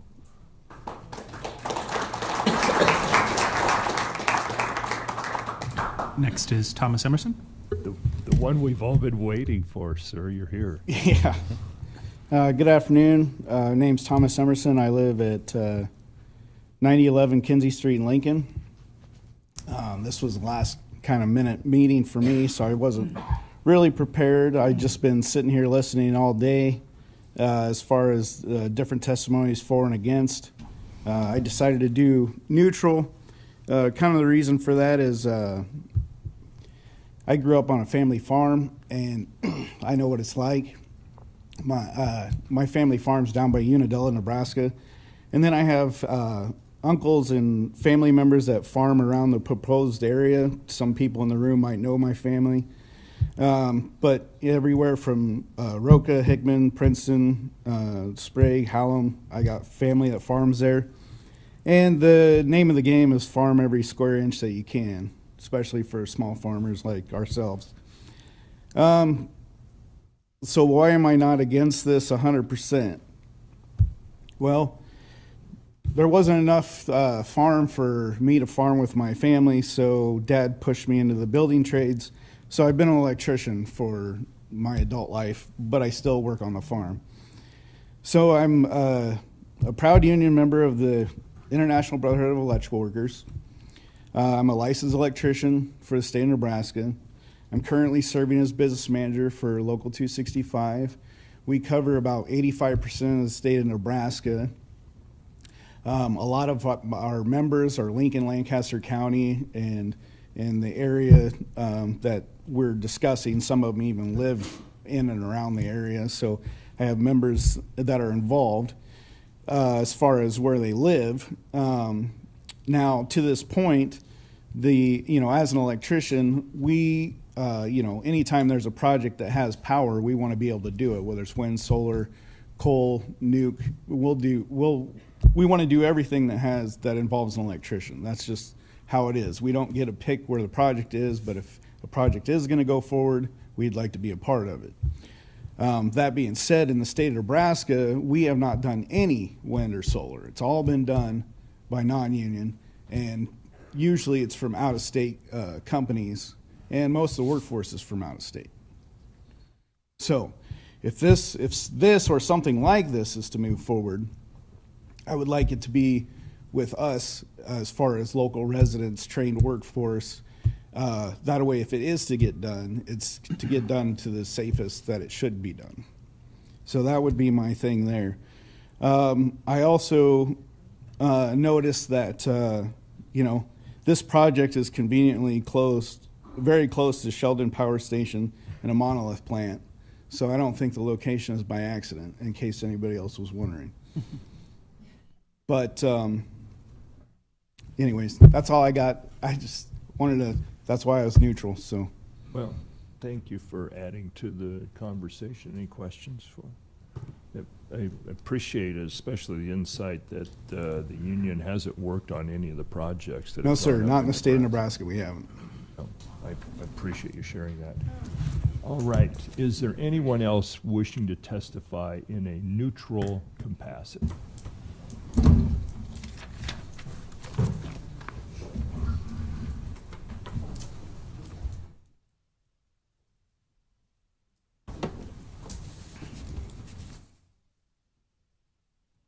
Good afternoon. Sworn in, sir. Do you solemnly swear or affirm the testimony you're about to give is the truth and nothing but the truth? I do. If you'll sign it up there as well.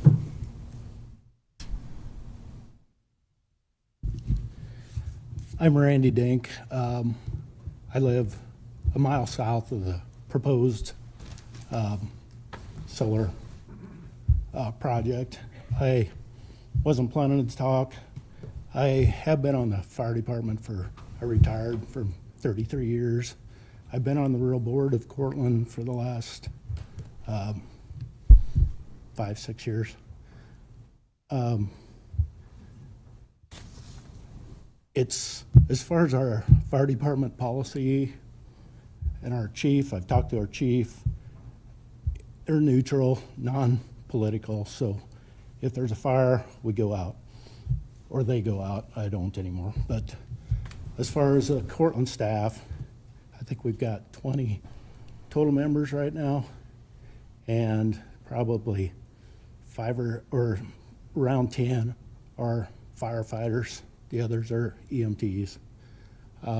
The amount of equipment we have, so our department is all volunteer, just like Hallam, so we have nobody at the actual firehouse, but we do have the fire chief is the town guy from Cortland, so he would be within a couple minutes for response. We've got a couple others that would be in town most of the time, but the rest of the time it's volunteer, so you don't know exactly, could be 5.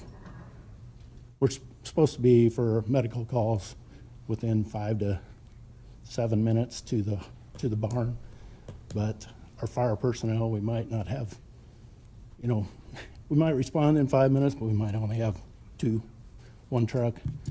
Our trucks we have 1 water tanker, we have a couple medical trucks, we have 2 grass rigs, and so in talking to the chief, he says, yeah, we'll go, but we really don't know.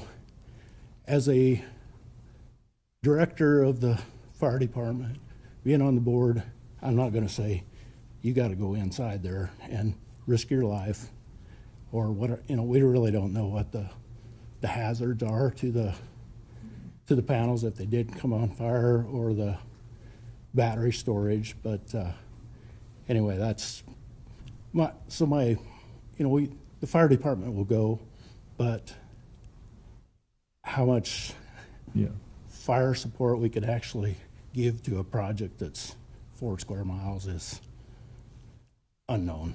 Okay. So. Very good. Any questions for Mr. Day? Thank you for coming forward, Randy. Thanks.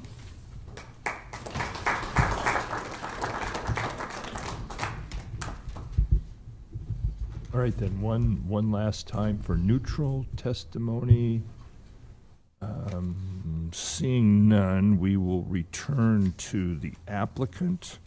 And I guess just point of clarification, because I have some questions that came up during testimony, but am I correct that they now have the remainder of their 30 minutes to offer rebuttal, or how? County attorney. Because they used about 17 minutes, as I recall, or we just bring them up and ask questions. But I thought They get a rebuttal and then we can ask questions usually. Okay, so I think I have one question for planning staff and then a couple questions for the applicant. Do we want to do planning? We'll do first? staff members after the applicant. According to this, staff is staff is next. Yeah, it's usually applicant rebuttal is the very, very last part. Okay, so and then we ask questions. Let's bring the staff up. But to answer your question, the resolution doesn't actually give a time frame. So if you want to go with says at the discretion of the chair. All right. I would interpret that. So Well, let's give them some time, and then there's going to be some questions too. So In particular, planning or? Yes, planning is who my question is for. Okay. Well, if they would come forward, you're still sworn in. Yeah, I'm sure you can handle it. So several people testified saying that this is converting ag land into industrial. Is kind of the terminology they used to convert it to an industrial park. Just help me understand, like, first of all, is a solar farm an agricultural use? It's a use allowed by special permit along with various other uses that are not necessarily growing crops per se, but that are allowed either conditionally or permitted or by special permit. This isn't the only use that's allowed by special permit in ag zoning. So you're saying, so it's not innately allowed, that's why they're required to apply for a special permit. Is that? Correct. So generally speaking, in the regulations, a use falls under one of three categories. It's either permitted by right, it's permitted with conditions. If they meet certain conditions, they can get a building permit, or it's permitted through a special permit like this one. So the perspective that this is converting ag land into industrial use might be supported by that, by saying, hey, this doesn't fall into traditional agricultural use, so that's why it needs a special permit. And it's not an industrial use, it's its own use type. Okay. Solar facility is its own use type that is allowed through a special permit in agriculture zoning. It's obviously not growing of crops that are Right. living crops, true. Okay, perfect. That just clears that up for me, because I was just thinking about that, trying to understand the terminology, so I appreciate it. Sure. All right. Any other questions for staff? And we still do have the health department here if that's involved. All right. Thank you, George. Thank you. And now. Appreciate the staff's time today. Oh, yeah, absolutely. So now my understanding, the way I'm reading the practice, is that I believe the applicant can now come forward. They have 13 minutes of their own time to present whatever they'd like to present on, and then the commissioners can ask questions. So, and I know I have a number. So, Mr. Levy, and if you all would like to step forward, if there's anything you want to add at this point in time, we would hear you first. And Matt, let's start the clock, and we'll cut it off at 13 minutes. All right, commissioners, before they start, I do have a list of people who submitted documentation. Okay. Can I read that into the record now? That'd be fine. Okay. We did have 26 people submit documentation in support. Those were Todd Paddock, Roger West, David Corbin, Christine Carey, Ginny Mass, Patty Jones, John Hanson, Nebraska Farmers Union, Don Schneier, Paul Korsland, the Lincoln chapter of the Citizens Climate Lobby, David Schoonmaker, Gregory Schwaniger, Brian Hermsed, Julie Deagle, Cindy Schwaniger, Marlon McNabb, Doug and Barb Hellerich, Gene Hanlon, Lucas Sabalka, Kathy Shetter, Lauren Benson, Laurel Van Ham, Martha Hove, Mark Braham with the Washuga Audubon Society, Josh Moning, New Power, Nebraska, and Bethany Brunsman. And we had 21 people submit documentation in opposition. They were Bruce Top, Kim Top, Donna Rechka, Mitchell Estrada, Bob Bettenhausen, Isaac Robinson, Kent Thompson, Sheila Taylor, Myron Husenvelt, Darren Swaniger, Joetta Swaniger, Kimberly Robinson, Drew Top, Brandy Payne, Jeanette Payne, Donna Robinson, Michael Block, Deb Harlan Waymare, Pamela Wilson, David Bagley, attorney, and Claudia and Roger Severin. Thank you. All right. Thank you. We'll go ahead and start now. If you have any comments, Mr. Levy, or... Sure, Mr. Chairman, Commissioners, good afternoon. Thank you for your time and attention to this as well. We do appreciate it, and thank you to all the people who testified today. I've got a list of things that I wrote down during the testimony that I can go through that may take longer than 13 minutes. I don't know. I think a lot of those will come up maybe in your questions, or we'll find out by your questions what you're most interested about. So I'll defer my list, but I do want to hit on one thing that I think is important to respond to, and then I'm going to ask Matt to talk about the comments about fires. and to address that. And then we'll stop after that and go with your questions and see where we go, if that's okay. That's fine. One thing too before we get started, there was a question just about contact information for me personally. So I wanted to make it clear I've not changed my email address or phone number in 4 years at NextEra. So I've got a card up here. I welcome anybody that wants to come take a picture of it and get phone numbers. Either phone number works. One of them goes to my desk. The other one goes to my cell phone. You can leave messages at both. So I just wanted to flag that before we got started. I thought that was an important piece of it. So great. And I can confirm that Matt's contact information hasn't changed in that time as well. All right. So I wanted to address decommissioning. I know that's a big concern, and there are a lot of questions raised about that, and frankly, with these projects, it's always a big concern, and it makes sense that it would be. So the estimates in the decommissioning plan are as of the date of that plan. The Lancaster County zoning Folks, regulations. done so well. Okay. Lancaster County zoning regulations require that estimate be updated periodically. I believe it's every 5 years throughout the life of the project. So those estimates will be updated every 5 years if the cost of labor goes up, if the value of the solar panels to be reused or recycled goes up or down. All of those things will come into that estimate when it's updated every 5 years. When at year 15, as the regulations require, the decommissioning security, a bond, a letter of credit, something like that has to be posted.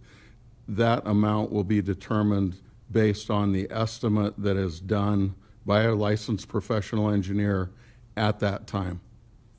After that, that estimate will be updated every 5 years going forward. And so if in year 20, let's say in year 15, the estimate says we need $20 million of decommissioning security, that licensed professional engineer does the same exercise in year 20, and they determine based on whatever that you need $30 million in decommissioning security. The company would be required then to increase the decommissioning security to match the decommissioning estimate prepared at that time. So it is sort of a living, ongoing process. What we typically do, I don't believe it was in the application, we have the decommissioning plan in the application, but as we also work with the county attorney's office and ultimately the county board to enter into a decommissioning agreement. That decommissioning agreement is a legal contract, an enforceable legal contract between the county and the owner of the facility that sets out that process and requires them to engage in that process that I just described. So in addition, we talked much earlier today about the county's inherent enforcement ability with the special permit.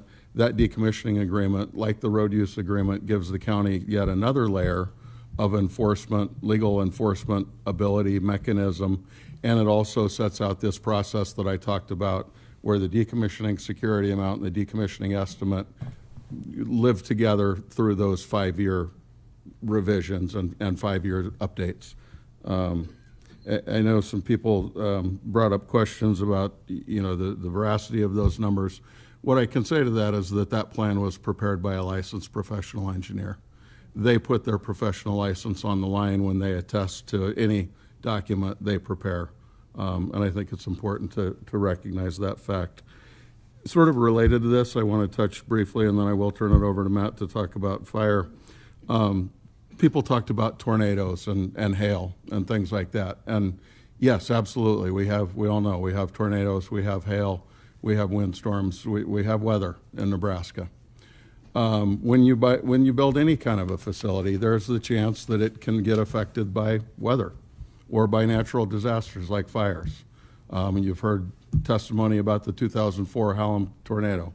You've heard testimony about the big fire that occurred, I believe, in 2022. Unfortunately, these things do happen. These facilities are like any facility that somebody invests hundreds of millions of dollars in. And by the way, you make that investment not so you have a solar farm sitting out there, but so you generate electricity that you can sell. So every minute that facility is not generating at full capacity, they're losing money on their investment. And so let's use a hailstorm as the example. If there's a hailstorm, You saw the picture of the facility in Scottsbluff, and I'll use that as my example. A couple of points on that. That facility, the minute that hailstorm was over, that facility was producing electricity. Not as well as it did before the hailstorm, but the solar farm actually worked and produced electricity after the storm. The glass in a solar panel is like, it's safety glass. It's like in your windshield. It doesn't shatter. It spider webs. It stays there in the frame. Those cells are still contained in there. That Scottsbluff facility continued to produce electricity. The other thing that happened, and it's exactly what would happen here, is they, just like with your roof, they would immediately make an insurance claim, right? These facilities are heavily insured through very large insurance companies because you're talking about a very large facility, a very large insurance policy, and they would immediately go to work repairing the solar facility and get that repaired and generating at full capacity as absolutely quickly as they can, because if they're not, then they're not realizing their investment that they've made to the best of their ability. So it's not that there's going to be a hailstorm and this thing goes away. The other third-party mechanism that sort of enforces that is they won't build this facility without an offtake agreement. That offtaker, and they're also going to have lenders and investors and other people who are heavily financially interested in the project. If NextEra says, that's too much work after the hailstorm, we're not doing that, somebody who's got a 9-figure loan or a 9-figure equity investment in this project is going to step in and make those repairs, make that insurance claim, and rehabilitate this facility and get it operating as quickly as possible, because it's exactly that same value of being able to sell that electricity under that offtake contract that secures that lender's loan, that equity investor's investment. So not only do you have NextEra who's going to do that absolutely as quickly as possible, but you have these lenders and investors who would step in and do it if they don't. So I just want to try and fill in some context there because I think it's important. Nothing's perfect, but as with any large investment like this, there are a lot of safeguards in place. Matt, you want to talk about fire? Thanks, David. I know everyone's a little worn out at this point, but thank you for the opportunity to be up here again. I wanted to pick up just on the natural disaster piece. I had the opportunity to sit in on the NPPD presentation in October at the Wind and Solar Conference on the Scottsbluff Community Solar Project, and came away with, I thought, some really valuable information just on hail and how it impacts projects. But the biggest thing that I learned is after the hail hit in June of 2023, they were actually back up and running the project fully at 100% capacity by December of 2023. So like David said, they filed an insurance claim, were able to repair the facility, replace the panels, and Solar Cycle was the primary one responsible for repurposing and recycling, those solar panels, which I thought was interesting. Matt, was that a 6-month time frame? 6 months. Okay. Yep. I think you said 2 different years, which made it Sorry, sound like 18 months. June 2023 to December 2023. Thank you. But related to that, we operate more than 11,000 megawatts of solar across the country, and almost 4,000 megawatts of that is in Florida. I think we all know how violent some of the storms can be in Florida. And we also operate roughly 3,500 megawatts of storage across the country. So storms and experience is something that we have a lot of experience operating around. We built our first solar project in 2011 and our first storage project in 2013. So just wanted to flag that for context, that it's something that we, again, have experience operating in a lot of different conditions and have experienced a lot of, difficult storms and have been able to make engineering solutions that can, help with some of those impacts. But the next thing I really wanted to talk about was fire. We understand that fire is a way of life in the Midwest. I, in a former life, did some work for the U.S. Forest Service as a firefighter. Feels like a long time ago now, but the biggest thing that I wanted to flag as part of this fire discussion was that, first of all, the batteries. The batteries sit on gravel that's several inches thick. They've got a fence around them, and so in the event that there's a slow-moving grass fire, it would be able to stop well before it comes up to the batteries, which are obviously in steel containers. And the next thing I wanted to mention was just the fire response. I think we all understand how important it is in a city or in the country environment to have access for first responders. So as part of the development of these projects, you build in 20-foot corridors so that fire trucks can make their way into these facilities. They, like David said, they can't drive into every solar panel grouping, but they can drive down the main corridors, the spines of these groups, and are able to apply, water as needed. The next thing I wanted to mention too is just the grass. All fires need fuel to burn. And in this case, we have selected, if you look at the vegetation management plan, vegetation that doesn't grow much more than 18 inches. And in the event that it does get taller than that, we have mowing maintenance schedules where we're going in and mowing it. So when you have a fire come into an area where the grass is, between 6 and 18 inches high, you're not getting that high intensity fire. And really with panels, there's nothing to burn. There's not any liquids. There's nothing that that can catch on fire. So that's been, again, our experience over the last roughly 15 years. And also I wanted to mention too that, we've set aside time and we'll continue to do so with the emergency responders. We've got an emergency action, excuse me, got a bug. An emergency action plan that we submitted as part of our application. So that application and that plan outlines every possible scenario of an emergency that can happen on site. And as part of that emergency action plan, we work with first responders. Not only do we make sure that they have the equipment that they need to fight a fire around our project, but also make sure that everybody understands what their responsibilities are should there be an emergency. So, in the case of a fire on these projects, we're not asking first responders to run in and put out this fire and dump a bunch of water on it. We monitor the facilities 24 hours a day from a facility in Florida. And in the event that there is something, a short or some type of heat that's starting to rise in one of our facilities, it's immediately turned off. There's sensors all over it, and we're going to know if there's an issue before the fire department will. So just wanted to flag that, emergency situations are something we take very seriously. We take our sites very seriously, and just wanted to make sure that you're aware of some of what we have in place to respond. Do you have any closing comments before we go to questions? Anything else you want to touch up on? No, questions? Because I think we'll have We're all going to have questions, so. So that's the Thank you. applicant's time. Well, thank you for, okay, so who wants to go first? I have one on Krista? fire that might make You sense will- to go All right, following. why don't so- you follow up, Krista, Okay. and then we'll go from there. Mine's also regarding that, so Okay. I'll follow you. So, fire is on all of our minds right now as we're watching Southern California. I also have a background of my husband was a Lincoln firefighter. He also was a fire chief in a couple of rural communities, did mutual aid across the sandhills where there's nothing to stop a fire and Yeah. the wind only carries it. So that's a real concern. And because there will be fencing around these, you will go, how will you make sure that local fire responders know where and how they can get in because there's going to be multiple points of entry, right? Yep.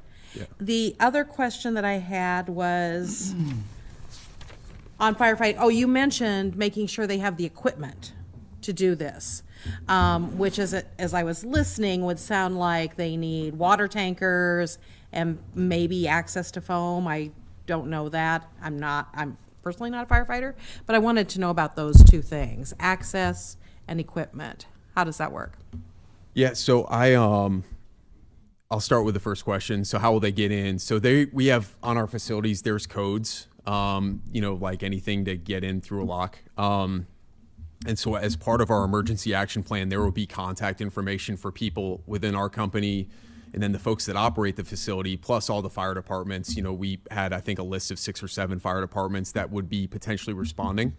And so I know, and then in the case of fire departments, in the event that they don't have the code and need to get in there to put out a grass fire, cut the lock, right? Drive over the gate. So I think that, again, we'll work with the fire departments to make sure that they have all the information that they need, and there is multiple access points around the site. So the way that these solar panels are built is they're really in pods. There's riparian areas and kind of outcroppings and drainages and different things. So the panels don't cross those. We don't do significant grading under the solar panels. There's no concrete or anything. They're just pilings that are into the ground. And really, it's in our best interest to follow the natural contours of the land and not be moving around a lot of soil. So you do have natural breaks, and so that requires us to have multiple access points for these 20-foot corridors where fire departments can get in and make sure that they can access the locations that maybe need their assistance. And then as far as water goes, I think something that I've seen in the past is we've donated. Usually there's like a wildland rig that's a pickup truck with a big container of water in the back. And that way, in the event that there is, a grass fire or something were to start on our site, they're able to go in there. And, I've, at one point done this myself, frankly, but you have packs of water that you as a human being can carry as well, and also the truck. And you're in there and you're applying some water on that grass fire before it gets out of control. And again, we have sensors, we have people monitoring employees on the site, and they are the ones that, would be facilitating that. And as far as foam goes, we have sensors and different things related to the battery. I'm not aware of. I also don't know what best practices were. I just heard it picked up. I think we would, again, work closely with the fire departments and have an open line of communication. But these, the batteries have sensors and they're able to shut down if there is some type of overheating. And, we would work together to make sure, but we're not asking firefighters to go in and apply water or foam to a battery if there is an overheating. That would make it worse. Very good. When we passed the Salt Creek Solar special permit, we included special stipulations about, I believe, providing training to the local fire departments that responded, providing access codes or copies of keys as necessary. I don't remember what all the provisions were in there. Ranger Power was the applicant then. Mr. Levy was still the representative. They were supportive of this completely. And so we included this in the special permit. I'll just say you can expect that I would try to bring that kind of amendment to require that I wouldn't vote for anything without it. That you need to be working with the local fire departments. You need to be trying to coordinate with them and provide whatever communications they deem necessary to be able to review and make the job work. And we welcome those conditions. And actually, that's the answer we anticipated. Of course. But yeah, it just and I would try to mirror something along the lines of what we did with Ranger. I honestly don't remember what the language was now. It was 3-4 years ago now. That's a great point and a great follow-up. Sorry, I had one other question. A gentleman brought up that the inverter stations, that the lithium-ion batteries are CATL. We haven't yet. I don't really expect the permitting team in Nebraska to know the purchasing of the lithium-ion batteries. Manufacturer, I get that. CATL is a company that the DoD has targeted as a problematic, as frankly a company under Chinese military influence. It's not the only one. There's a long list of them. Huawei is obviously the one that everyone talks about. DJI with drones is another one. Yeah. That's a concern to me as well. I don't know that I have anything more on that in the moment, but if you are using CATL products, stop. Yeah. Immediately. I'm glad you bring it up. I mean, when we submitted the application, there's been a lot of things that have changed, I guess, since November. But I think we will follow every, state, federal government requirement as far as procuring equipment for this project, and don't intend to have any, stipulations on that. And I should add too, I know this because I'm kind of a China hawk and I read I follow this stuff. CATL was only added to the DoD's list of concerned companies within the last week. So that is brand new. So I don't necessarily fault anyone for having done business with them, but moving forward, if that is someone that Nextera is doing business with, that's a real concern. Yeah, we'll follow every required requirement from not only the DoD, but any other, government, federal, state, local requirement. And I can say too, working in this industry, across this industry and other industries, the legislature put into place last year some disclosure requirements for projects that the Power Review Board deals with, like this, that are using components that are manufactured in countries or by companies that are on those exact lists you're speaking to. So we'll of course follow those requirements. And I can say too, this isn't just a concern, of course, of elected officials. Lots of our clients and really the industry as a whole are looking at ways to purchase these products from places other than China for a lot of reasons. One, what you're speaking of, tariffs, different things. Right. I think I can safely say that NextEra will be looking at battery suppliers from countries other than China. Yeah, Matt. I have two topics. One of the testifiers talked about proximity, and they noted that all the opposition was from people in the area, and there was no support from people in the area. So I guess my first question to you, Matt, I've never met you before today. I mean, do you live in the area of this project? No, I don't. Where is home for you? I live in Palm Beach Gardens, Florida. Okay, in the city? We live in I would say, like an urban, well, semi-urban. It's a. You're not overlooking a solar farm, I guess. What from your home is my. We do. I have two boys, 3 and 5 year olds. So every day on the way to bringing them to school, we pass solar farms. So solar farms are pretty ubiquitous across Florida, I would say. So I guess a lot of these people are sharing concerns about impact on their personal residence and their personal view. How do you understand those concerns, and how would you respond to those concerns?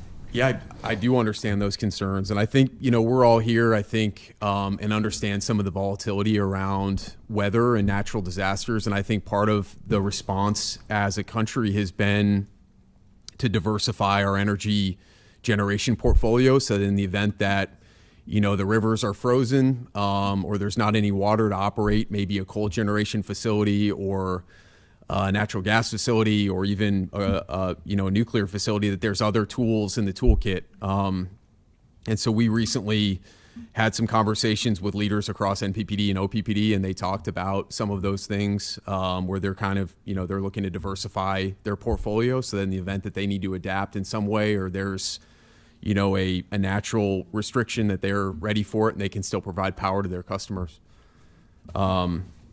But I understand, I know for me, it's something that I'm aware of and I spend a lot of time around. And I understand that in certain cases, this is a new technology to some. And so I want to do what I can to try and help people understand the nuances of it, and any concerns. And we, own and operate these facilities and want to be a good neighbor, and want the people around us to be comfortable. And so I want to do whatever I can to help facilitate that. Yeah, I mean, obviously most people's largest asset is their home, and so to experience a 33% drop as attested to today that's a major financial hit on people for sure. And Commissioner, with all respect, I would take issue with assuming that there is going to be a 33% drop in value of every house around or within this facility. So, one of the testifiers mentioned the peer-reviewed professional study that was done for the Salt Creek project, and that's in the record of this project as well. And they looked at thousands of sales across a decade around solar farms of all types across the Midwest, and did a peer-reviewed study of that, and found, as one of the opposition testifiers mentioned, that there was that their conclusion was statistically on average a 1% decline in property values. So not statistically significant. My personal house, I have an external obsolescence. I have a massive power line through power pole that's adjacent to my property, and my house sold for a lot less than 1% of my neighbors literally right next door. So 1% seems unreasonably low in my estimation. I'm a real estate agent as well, so 1% is not realistic in my mind. Second, my final kind of topic that I'd like to ask you about, campaign finance was brought up. Did you or PEC or NextEra contribute to campaigns of county commissioners? Not that I'm aware of, no. You're not aware of contributions on September 6th to two county board members from Panama East? We donate, I guess, to politically across the spectrum to candidates that support us. we do what we can to, yeah. Yeah, look, we won't guess at the answer. It sounds like you've got information there, and Yeah, so $12,500 given to total to two county commissioners who then, the day after the election, you guys applied for this permit. That's just really problematic for the public to look at that and feel like this is not buying votes. Do you see that? Can you see how that'd be problematic and potentially create a conflict of interest for county commissioners when considering this? I understand what you're saying, yes. Okay. All right. I have more Chelsea? questions related to the vegetation management plan. Just Hey, folks. Just clarifying earlier my question around planting of cover cropping because of the erosion concerns. Did I understand correctly that you will plant temporary cover cropping as you develop the project, as you break ground?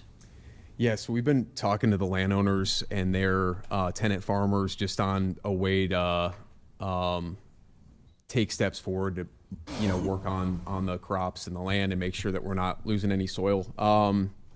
So really where that's landed is we sent out a letter to these landowners and just to let them know about our timeline for construction and some of our plans. That way that they can prepare accordingly, not buy inputs for their crops, and with the understanding that we'll start construction in July. And as part of that, we've started to work with our engineering construction team to understand and articulate to them about, the timeline and the types of cover crops that we would want to use.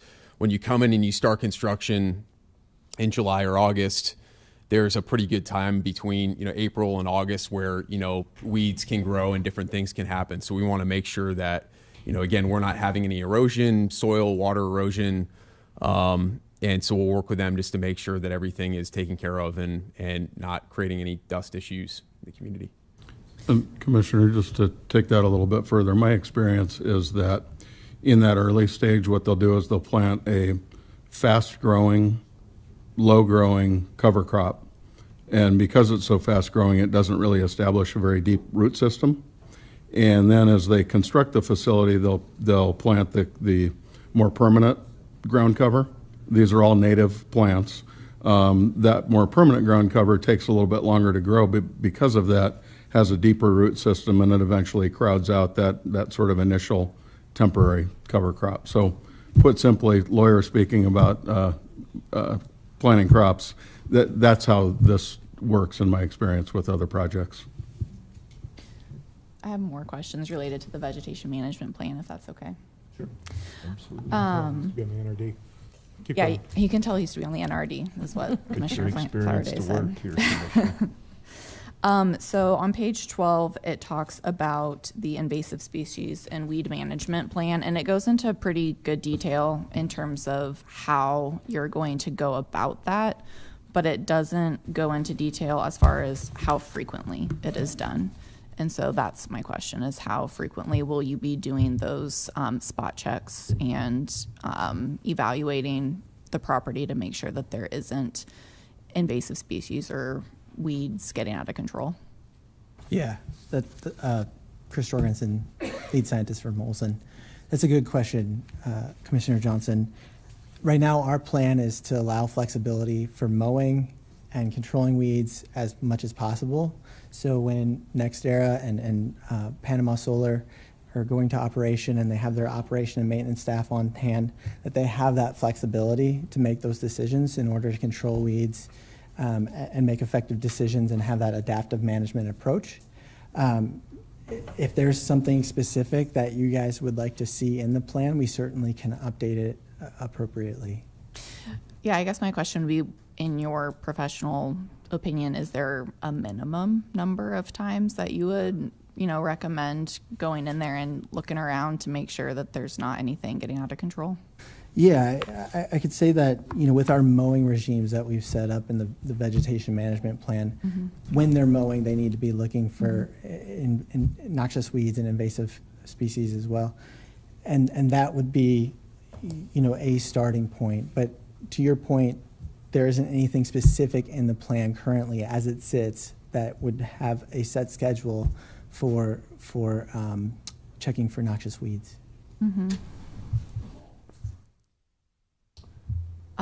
Sorry, my last question. On page 13, it talks about reseeding of poorly established areas, and that's done in that, year 1 through 3. Is that something that you decide in year 3, or is it? That would be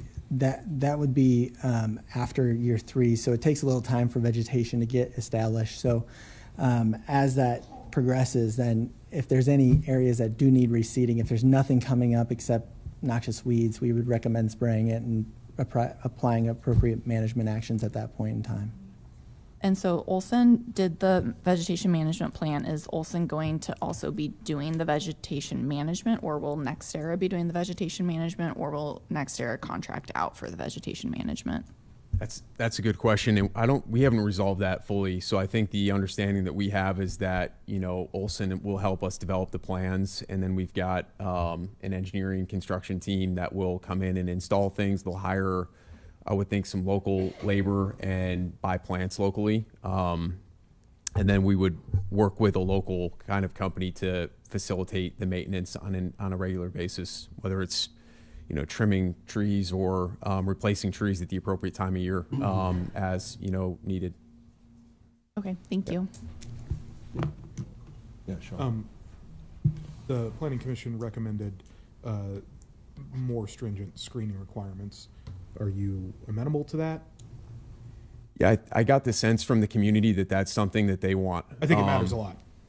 And, I've had conversations with some landowners that have adjacent views, and we've talked about ways that we can mitigate those. And, again, we want to help, putting some trees in. If that's going to make someone more comfortable across the street, then that's an easy fix for us. So we want to do that. Okay.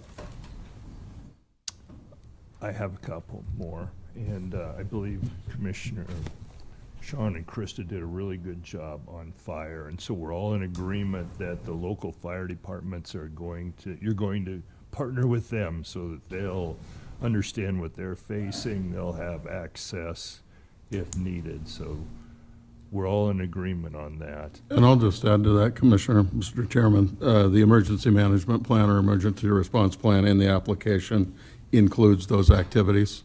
So Okay. not just us representing this to you today, but it's in the application. Good recall, Sean. Yeah. We're And pulling that back we did up. something similar to it, and I Yeah. just don't remember what the exact We'll wording is get now. that.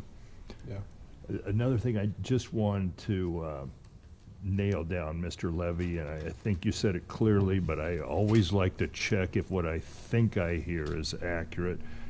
This $80 million figure for the salvage value, that's a big number, and you're saying that there is a licensed engineer who put his credibility and his licensing on the line to establish that. That's not some number that NextEra came up with. That is correct.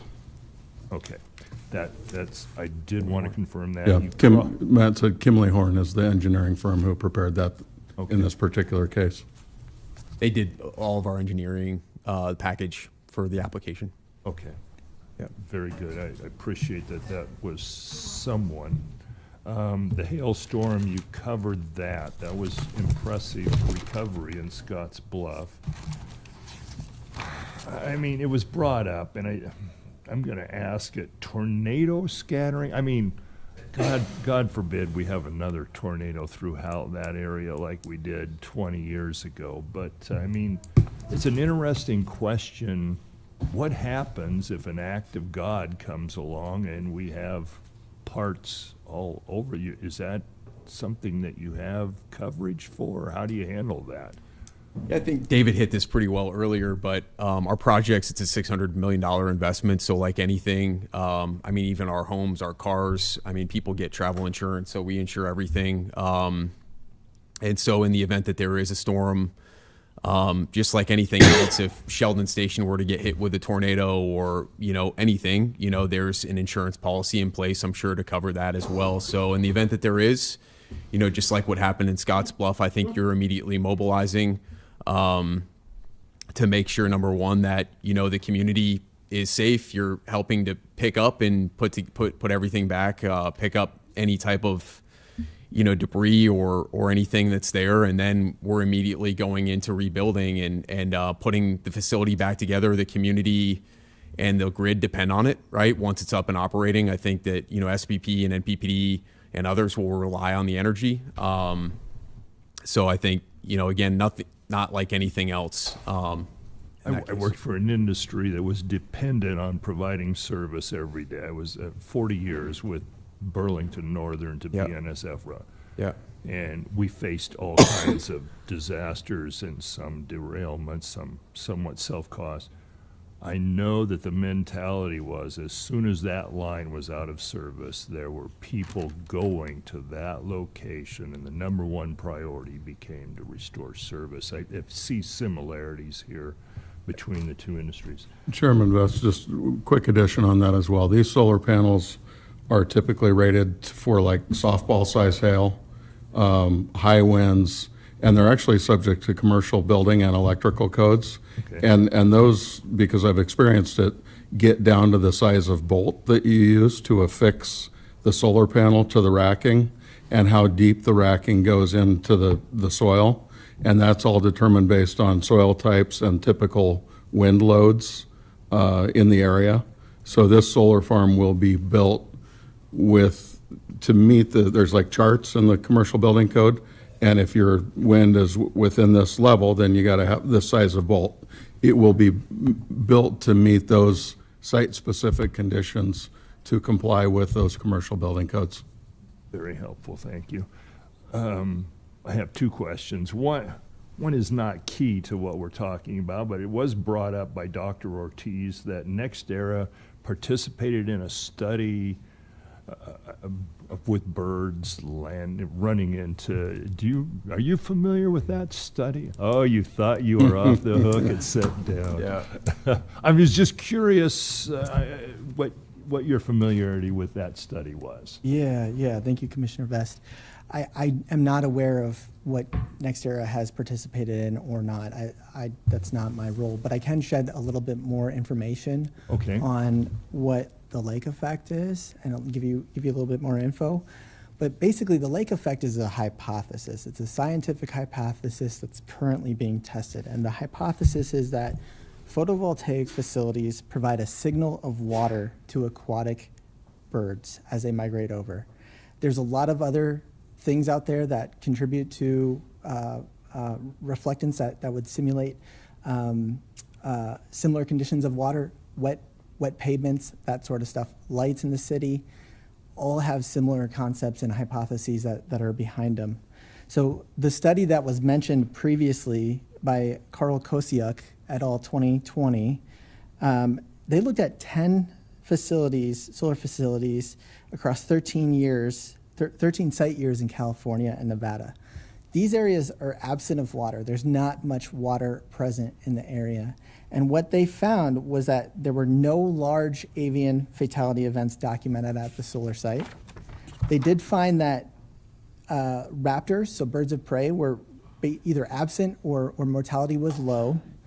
And resident songbird and dove detections were the most common, which are widely occurring in the area. So this sort of raises the question of whether it's background mortality, something that the authors bring up in their paper. Background mortality includes predation, includes disease, includes poisoning, hunting, illegal shooting, and most of these detections ended up being feather spots. So most of the detections were attributed to an unknown cause of fatality. So what that means is if we're thinking about science as a search for repeated pattern, right now we don't have that repeated pattern. There's current studies, a handful that I know about that are ongoing in the central portion of the United States, and they have not published those findings yet. But from what we do know, from even where there's limited water and limited habitat availability, that there were no wide-scale mortality events. And just to help support that claim, I do have the scientific publication there for you all to take a look at. So I'm sorry I couldn't answer your question about the California project, but a little bit more certainly info. studied the issue. Very impressive. So I have one last one, and then we may be done. Mr. Levy, you were involved with the project in Saunders County. Is Correct. that correct? Yeah. Yes. And that went in a few years ago, I believe. I believe we did the permitting in 2021. That started operation in 2022, maybe early 23. All right, and we're all under oath here, so I'm just curious, have there been any serious negative repercussions? I know landowners are still getting their compensation for it. Have any issues arisen out of that project in Saunders County that have come to your attention? The two, excuse me, the two that I know of, because we dealt with them with the county, were literally the size of the bolts and what it meant to comply with the commercial building code. And the county was unhappy with the placement of some of the junction boxes, they call them, next to the county road ditches. Those are the kind of the green boxes you see. Apparently you can only run electrical cable so far before you got to stop and join two of them together. I don't know why. But those are those green boxes that you see. And you know, in hindsight, I think everybody involved said we should have thought about that a little bit more.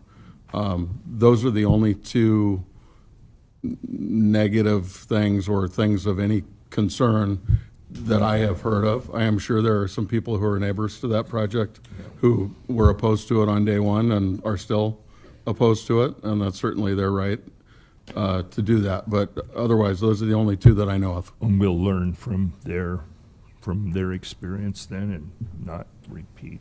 We will not put the junction boxes in the road ditch. Yes, I would say that. Lesson learned. Very good. Yeah, they're expensive to move.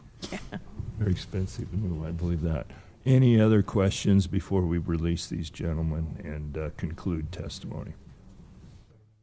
Thank you so much for being here today. We appreciate your time. And with that, thank you, Commissioners. We will conclude testimony, but we have a few housekeeping issues to deal with on our end, folks. So the first one is this comes from our attorneys, and I need to inquire, each of us needs to answer the question, have we had any ex parte communications between ourselves and any of the parties that have come before us? And I would just start that, and it says who was it with, how were the communication received, and general description. I did have several email communications with Mr. Begley clarifying some of the issues related to the hearing. My understanding is those have been forwarded to the clerk's office, so they'll all be part of the record. Other than that, and of course, all the emails that Matt read, I've attempted to read every single one of those, but other than that, I have not had any. I don't know. We should go through the board and just, Krista, if you would. I had one email that came directly to me, and I'm sorry, I don't remember who that was from. Otherwise, I had all the ones that came through Commish, through that email address. And my only response, that was a proponent, and my only response was, thank you for sharing this. I had no conversations with the applicant or anyone else since, I don't know, early October, maybe even before that. Well, it started November 6th, I believe, was when the application came up. So very good. Matt? Just the emails, and I think I got one text message on my county phone, but that's about it. Okay. Chelsea? Same as Matt. Okay. Yeah, just the emails that I think everybody has received, and then I don't think I've received any emails to just me. If I have, they're all being collected for the county clerk's office, so it'll be in the record. Very good. Next issue is, of course, just to clarify so that everybody, I'm going to pull this over. Everyone knows that we will not be voting today. We have a practice when we receive this much testimony, we take a week to let it all sink through, and we can examine it The truth is, this is the end of testimony now. When we close the public hearing, testimony ends. I know most of you are probably like me. You'll think of a lot of things you wanted to say or would like to add, but the truth is that our decision should be based on the testimony we have at this point in time. So with that, we will be voting next Tuesday during our regularly scheduled commissioners meeting. And I think that's it. So returning to the agenda, we will now close the public hearing and move on with the agenda, Mr. Clerk. I'm sorry? Will we get answers to any of our questions? Will we have anything brought back to us in writing that you've checked things out? You've got guarantees, there's money in place? Will we get any response, is what I asked. You mean if you ask us questions about testimony or? When in the testimony, I specifically said, I would like to have in writing who's taking the solar panels and a guarantee that what they're worth in 5 years. I know they can't guarantee that down the road, but I want it for 5 years. I mean, the people I all talked to said there's zero value in these. Even if he says today, they decommission. I just want it in writing where they're going, so somebody's held liable. Sandy, I mean, the agreement that we'll put together will be public and will be, wait, I don't want to get ahead of my skis here. We'll be voting whether to approve next week. I don't know what details will be in it at that time. I don't want to make any promises I can't commit. We've heard your concerns. We're going to work through them as best we can. And I think I'm going to end it there. One more thing. Well, Sandy, how can I say no to you? I mean, I'm doing this for your husband. That said they were worth zero. I'm just leaving it at that. Yep, you gave us that testimony, and we have it. All right, thank you all. Drive home safely. We appreciate your time. Next item on Mr. Clerk. Item six. Maybe we need a minute, Matt, because I think we're losing our audience. Can I thank you guys for your time? And just the attentiveness. Yeah. And you listen so well. We try. It's important that we do that. It's important. Thank you. Thanks for Take coming in all out. the information. Impressed about our county. Well, I'm glad. That is the Thank you. kindest thing. I appreciate that so much. We asked for the jobs, right? Yeah, nice. So- But y'all just listen so attentively to both sides. I feel confident that you're going to be fair about your decision. You're very kind, sir. Thank you. Young man, I hated to cut you off, but I just thought if I were, there's no The end. engineering, and they gave no backside. My brother-in-law worked for that company. The engineering firm's out of Florida. They're not out in Nebraska with the decommissioning and stuff. This is that's part-time. We need to make a motion to close the public hearing so we can have some of this. We did. We closed the public hearing. Thank you, sir. Yeah. Yeah. Okay. It's going to take just a minute.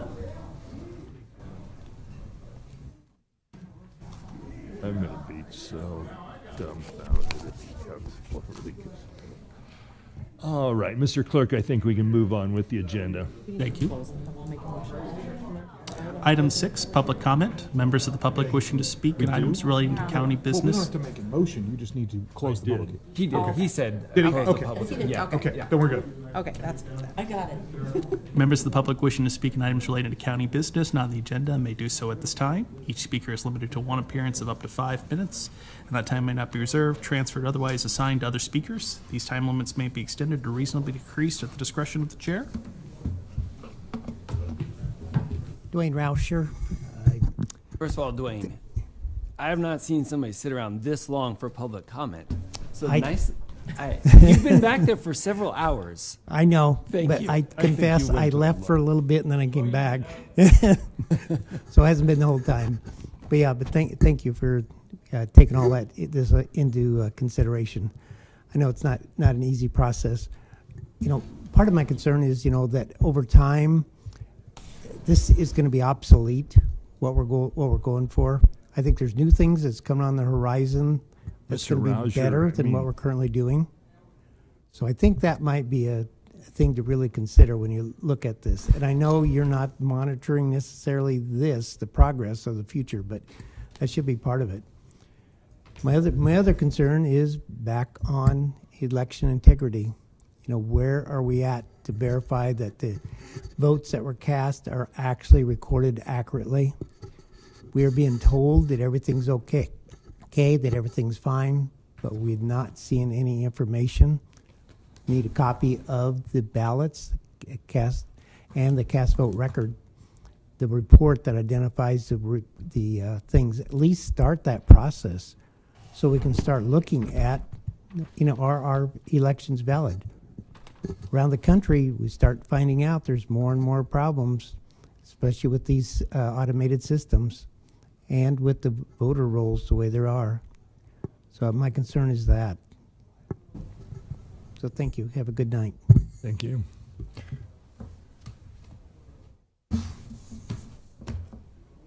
Next item. Item 7, announcements.